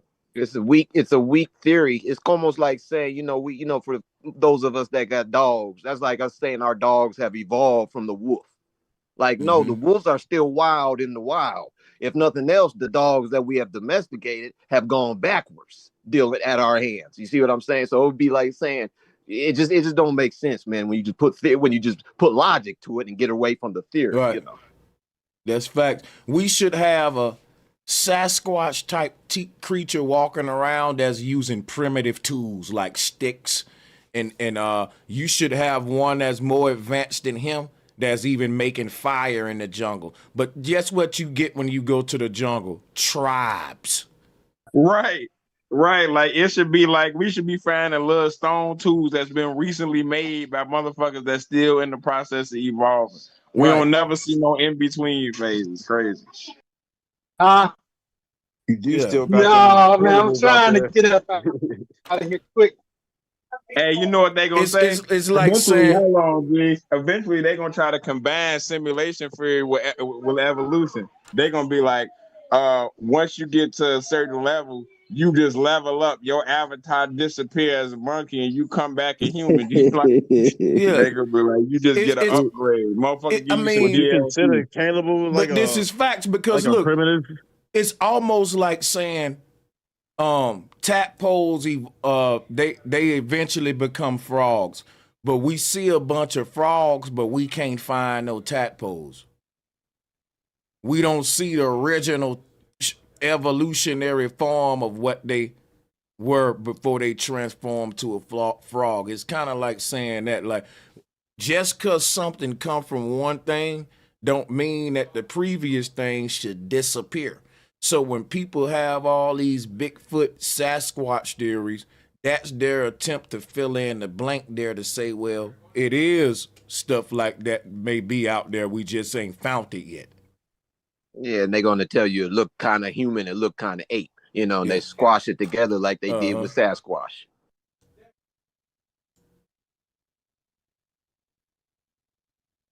Yeah, that's somebody told me to pull this up right here, and they said it shows the paintings of the Aboriginals in their indigenous garbs. Now, guess what? These are paintings, but I'm gonna tell you what I believe. I really believe that we had stone cities and that we were wearing like. I don't really think that this is an accurate depiction of what we were, but I ain't gonna debate you, right? I'm gonna let you have your own growth process. I was here too, but I'm rethinking this whole barefoot with the skirts on thing, because when we digging up in the jungle, stone, like you telling me that people was building stone structures with no shoes on. What if some shit fall on your foot? We gotta rethink what we've been taught, because these Olmec dudes, like, I don't think that they was wearing skirts and doggone barefoot. I think if they did, that was their ritual garb. Like when we go to church, we put suits on. I think that they would probably say, okay, when it's time to meditate or to get into our spirituality, let's get grounded and take our shoes off. I'm just guessing.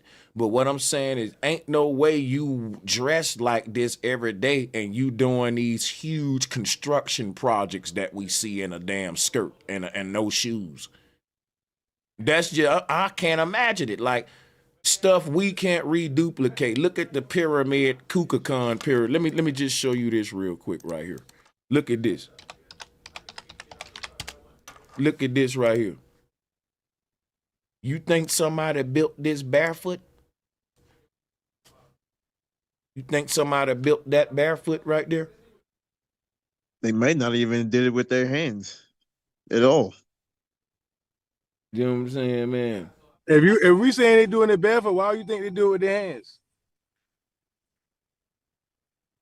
Thinking about whatever technology they could have been using. You don't know if they did it with their hands or not. But the whole point that I'm making is they show us pictures of people barefoot in skirts for a reason, because they want us to think TPs and primitive stuff, and we got to get out of that. That's my point. Y'all feel me? Or if you don't feel me, let's correct me or whatever. Because what I'm saying, yeah.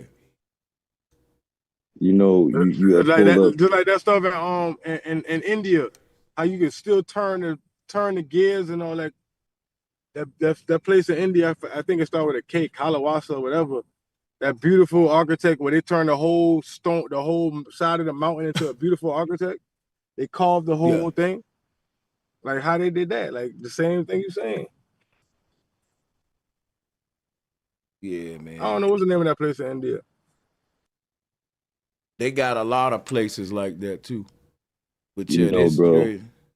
because you got the pyramid pulled up, it reminded me when Reggie was talking about the pyramids in Africa, you know, and he was trying to make it seem like the step pyramids are below, you know, the clean slated pyramids that's in Africa. That was kind of like a little jab, but he don't understand the math and just how amazing this is to even try to build a step pyramid that matches with the seasons. You know, it was a bigger story than that, you know, but he was kind of making it seem like, and I see why now, you know, just trying to tie shit back to Africa. Man, our pyramids here are brilliant, great. Not saying the pyramids there aren't, but this math to do this is amazing. You know what I'm saying? These four-sided pyramids, this how we get the Confederate flag for real. With them four triangles around it. If you There look we at this, go. if you look at this from a top-down view, you will see that ain't no symbol of white pride or nothing like that. It's an indigenous symbol to the land to show you the And you got to remember the Olmecs also have that symbol depicted, you know, on their foreheads, like a they headband. had it on Shit. their guard. On their Yeah. belt too in it. On And the all that belts. stuff. Yeah, they got it on there. So what they were showing you too is how the celestial wheel is split up into 4 quatrains, which we call summer, spring, winter, fall. So over a year when the celestial wheel is turning, this pyramid will be aligned to whatever constellation is on each side. Like this can tell you the seasons. It can tell you all of that is what I'm saying, based upon how the sky is reacting to the positioning of the sky in relation to this at any point in the year. And it'll just keep repeating every year. And you can use it like a big clock for the community if you want to, for real. But it would have been used for more than that, because in my opinion, I think person would ascend up this stairway, right? And that would be a symbolic way of teaching of how consciousness is ascending up this God body spinal cord to seat itself at the Holy of Holies, which is the top box. But I ain't gonna get deep into that right now. What I wanted to really point out was, if you look at the stairway on every side, guys, it's a perfect amount of steps. Each step is the exact same measurement from bottom to top. You don't got irregular steps. So you got to think, bro, that's some real precision that you got 4 stairways on each side. And whoever built this said, we automatically know exactly how many steps we going to need to correlate from bottom to top to where we won't have no irregular steps. None of that. Boom. It's precision. Real talk. And each part mirroring each other on every side with geometry. Like, it's almost like the architectural form of a printing, because if I told you to write a square on a piece of paper, all of your 490-degree angles won't be perfect because you're a human. The only way you can do that is to print it. Yet I'm showing you some architecture where every corner is perfect. We ain't even talking about printing now. That'll give you an idea of how precise this shit is and why we can't duplicate it. So a lot of this stuff, when you measure, like this each corner is 90 degrees.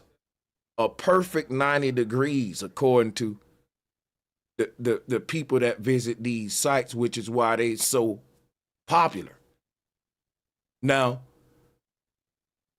For the time that they was created, and you telling me people was using hammer and chisels and hauling stuff with horseback, you ain't getting this kind of precision. You gonna have some steps that's looking weird, some steps that a skinny step and a thick step right there, right? But no, every side of this thing is identical. And you telling me it's hammers and chisels? That's why I think we had cranes, we had some form of engineering technology back then that was destroyed. And we can just kind of speculate, but it allowed us to do something in architecture that we can't even do. And like you can only do it on a computer to get this kind of precision. Right, bro. Even understanding the chemical makeup of the stone structure, you know what I'm saying? It's still around up to this day, you know? So they be acting like people here weren't advanced. Everything came from Egypt, and that's not the case at all. Yeah. And then they try to make it like, well, the step pyramids in Egypt are just an early form where they was trying to figure out, and these are primitive mess up projects, failed experiments. Now here go the truth. The reason the Pan-Africans don't like to give the step pyramids in Africa they props is because the step pyramids all around the world is what they call in the Babel Tower. This is remnants of an old worldwide spiritual system of teaching about central nervous system and consciousness ascending up the spinal cord. And the reason they don't want to let us know that the Pan-Africans have to say, well, the step pyramids in Africa ain't really worthy of respect because they were like failed projects that we would scrap paper, you know, and they lying. They don't want to admit that the step pyramids are all around the world, and it'll show you that pyramid building wasn't exclusive to Africa because look, the step pyramid in Africa is called Saqqara, which is the word chakra. And that's what they was teaching is 7 levels, in some places 9, the consciousness ascending through the chakras or the stargates to Polaris. This was the original spiritual system worldwide before Abrahamism, before it divided everybody. This the pre-Babel system of all of these step pyramids around the world teaching the same system, same everything.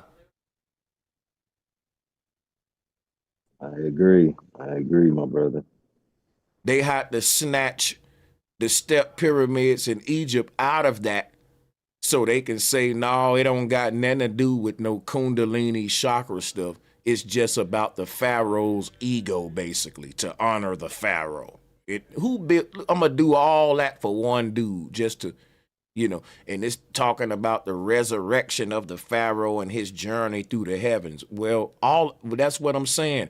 It was teaching that about every human, that every human is a soul that's journeying through the heavens. You know what I'm saying? And that is a God in the flesh and all that. But they try to make it exclusive to the pharaoh, just like they try to make this knowledge exclusive to just Jesus or Buddha, or Allah, and make everyone just glorify Jesus or glorify the pharaoh. When they was an archetype to teach about all of us traveling the heavens. You see? It's a Freemasonic agenda, if you ask me, but I got to shut down and get out of here right now, y'all. Peace and much, because I got to get some. Yeah, I've been on here for a minute, but peace and much love to everybody. And salutes to you, Sister Demi. Sister Demi, salute. And, salute, hey, brother Larry, salutes to you, man. Yeah, bro. I want to say, man, I'm so glad that you joined, bro, and I'm just, it's crazy I got to get out of here. But I want you to close out, man. I'm gonna be back tomorrow though on this same channel to, you know. Okay. Well, like I don't know if I should really close out with what I wanted to talk about because it was definitely on the topic, but it probably would have been something I probably got a little ripped up about, you know what I'm saying, from everybody because my experience is mine, and I experienced this first about somewhere between 1998 and 2002, and it was the whole Dr. York thing. But granted, off of that. it was on subject, as in a Native American guy, quote unquote, had something to say about something we were doing, and he just sounded so ridiculous making his points. You know what I'm saying? So I wanted to share, but if you got a second, I will. But if not, I Yeah, you understand, man. You good. got to go. You Yeah. good. Well, Good. look, check it. As brief as I can. It was the time when Dr. York was, like he was incarcerated, and so we, the Wabians, or whatever, got together, and we was in Macon, like doing this little protest, little thing. We went down to the courthouse, and so I was beating the drum, right, on this whole, Yamasee thing, the Native American, Moors and stuff, all that, right, the Yamasee part, and so we was doing that, and as we was going to the thing or whatever, this guy came. He's supposed to be like a Native American, and he was like just kind of standing with us, right? Like he like the John Wayne looking type of Native American dude, like Pocahontas brother, some shit, right? So anyway, so he just standing by, and then later on that night, the news came on, the making news. I forget what the channel is because we're talking around the early 2000s, and so he got on the news and was like, so they was asking him questions, and they were like, they was pretty much saying we was posing, and he was like, yeah, they were like, um, what actually made you basically he was saying that we're not the Yamasee. The Yamasee have gone extinct. And he was like, um, I'm one of their descendants and all this other type of stuff. So immediately I was like, what? They gone extinct, but you claiming to be one of their descendants. That don't make sense. And then they were like, so what made you go down? He was like, because I heard the drum. I'm like, what the hell? I'm like, hold up, you heard the drum and you was on your lunch break. This dude, he's some kind of corporate dude, Native American, the stringy hair type dude. He was like, I was on my lunch break and I heard the drum. Okay. And you came to see and you stood by. But then you saying the Yamasee have gone extinct, but you saying you're one of their descendants. How are they going extinct if you're claiming to be a descendant? You know what I'm saying? All that kind of stuff. So like this is what they do to us as far, Yeah. like we Good can't point. even claim Yep. anything. We can't claim anything without them trying to determine what like they keep telling us who we are. They won't admit to. I mean, it was just ridiculous, the whole thing. You know what I'm saying? I just want to share that with y'all. But And you but know yeah, that's what? yeah. You just made me think about some. I want to close out with this if I can find it real quick. I'm glad I just thought about this, man. I'm about to mute up. And this is from the Young Brother channel, man, Ant CEO. Man, that brother's on fire. But check this out, right?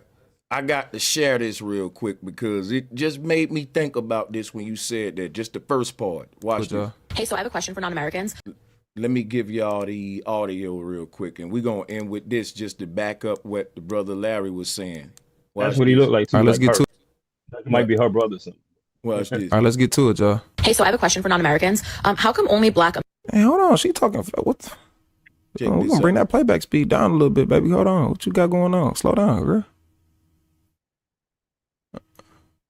Hey, so I have a question for non-Americans. How come only Black Americans owe you an explanation of where they're really from? How come Black Jamaicans don't owe you an explanation of where they're really from? How come Black Brazilians don't owe you an explanation of where they're really from? How come Black Colombians and Black Panamanians and Black anybody else, how come they don't owe you an explanation of where they're really from? How come when people from any other country who are Black tell you, I'm from Panama, I'm from Brazil, I'm from Dominican Republic, wherever it is, how come you take them for what they say when they say it, but when a Black American says, I'm American, you ask them, okay, but where are you really from? Why are you always calling Americans dumb? And I've been saying this for a minute, but my words was we don't have the right to self-identify because they still treat us like slaves. In slavery, a slave didn't have the right to tell a person who they is. They asked the master, who is this Negro, this N-word, and they can make up a history for you. Like I can give a dog a new name and all of that, like regardless of what his old owner named him. But my thing is, a slave wasn't looked at like a human, so its history didn't matter. Like it's just a product. It's a thing that you pick cotton for you. So the slave really didn't have the right to self-identify, because do a dog identify itself? A dog don't even call itself a dog. We call it a dog.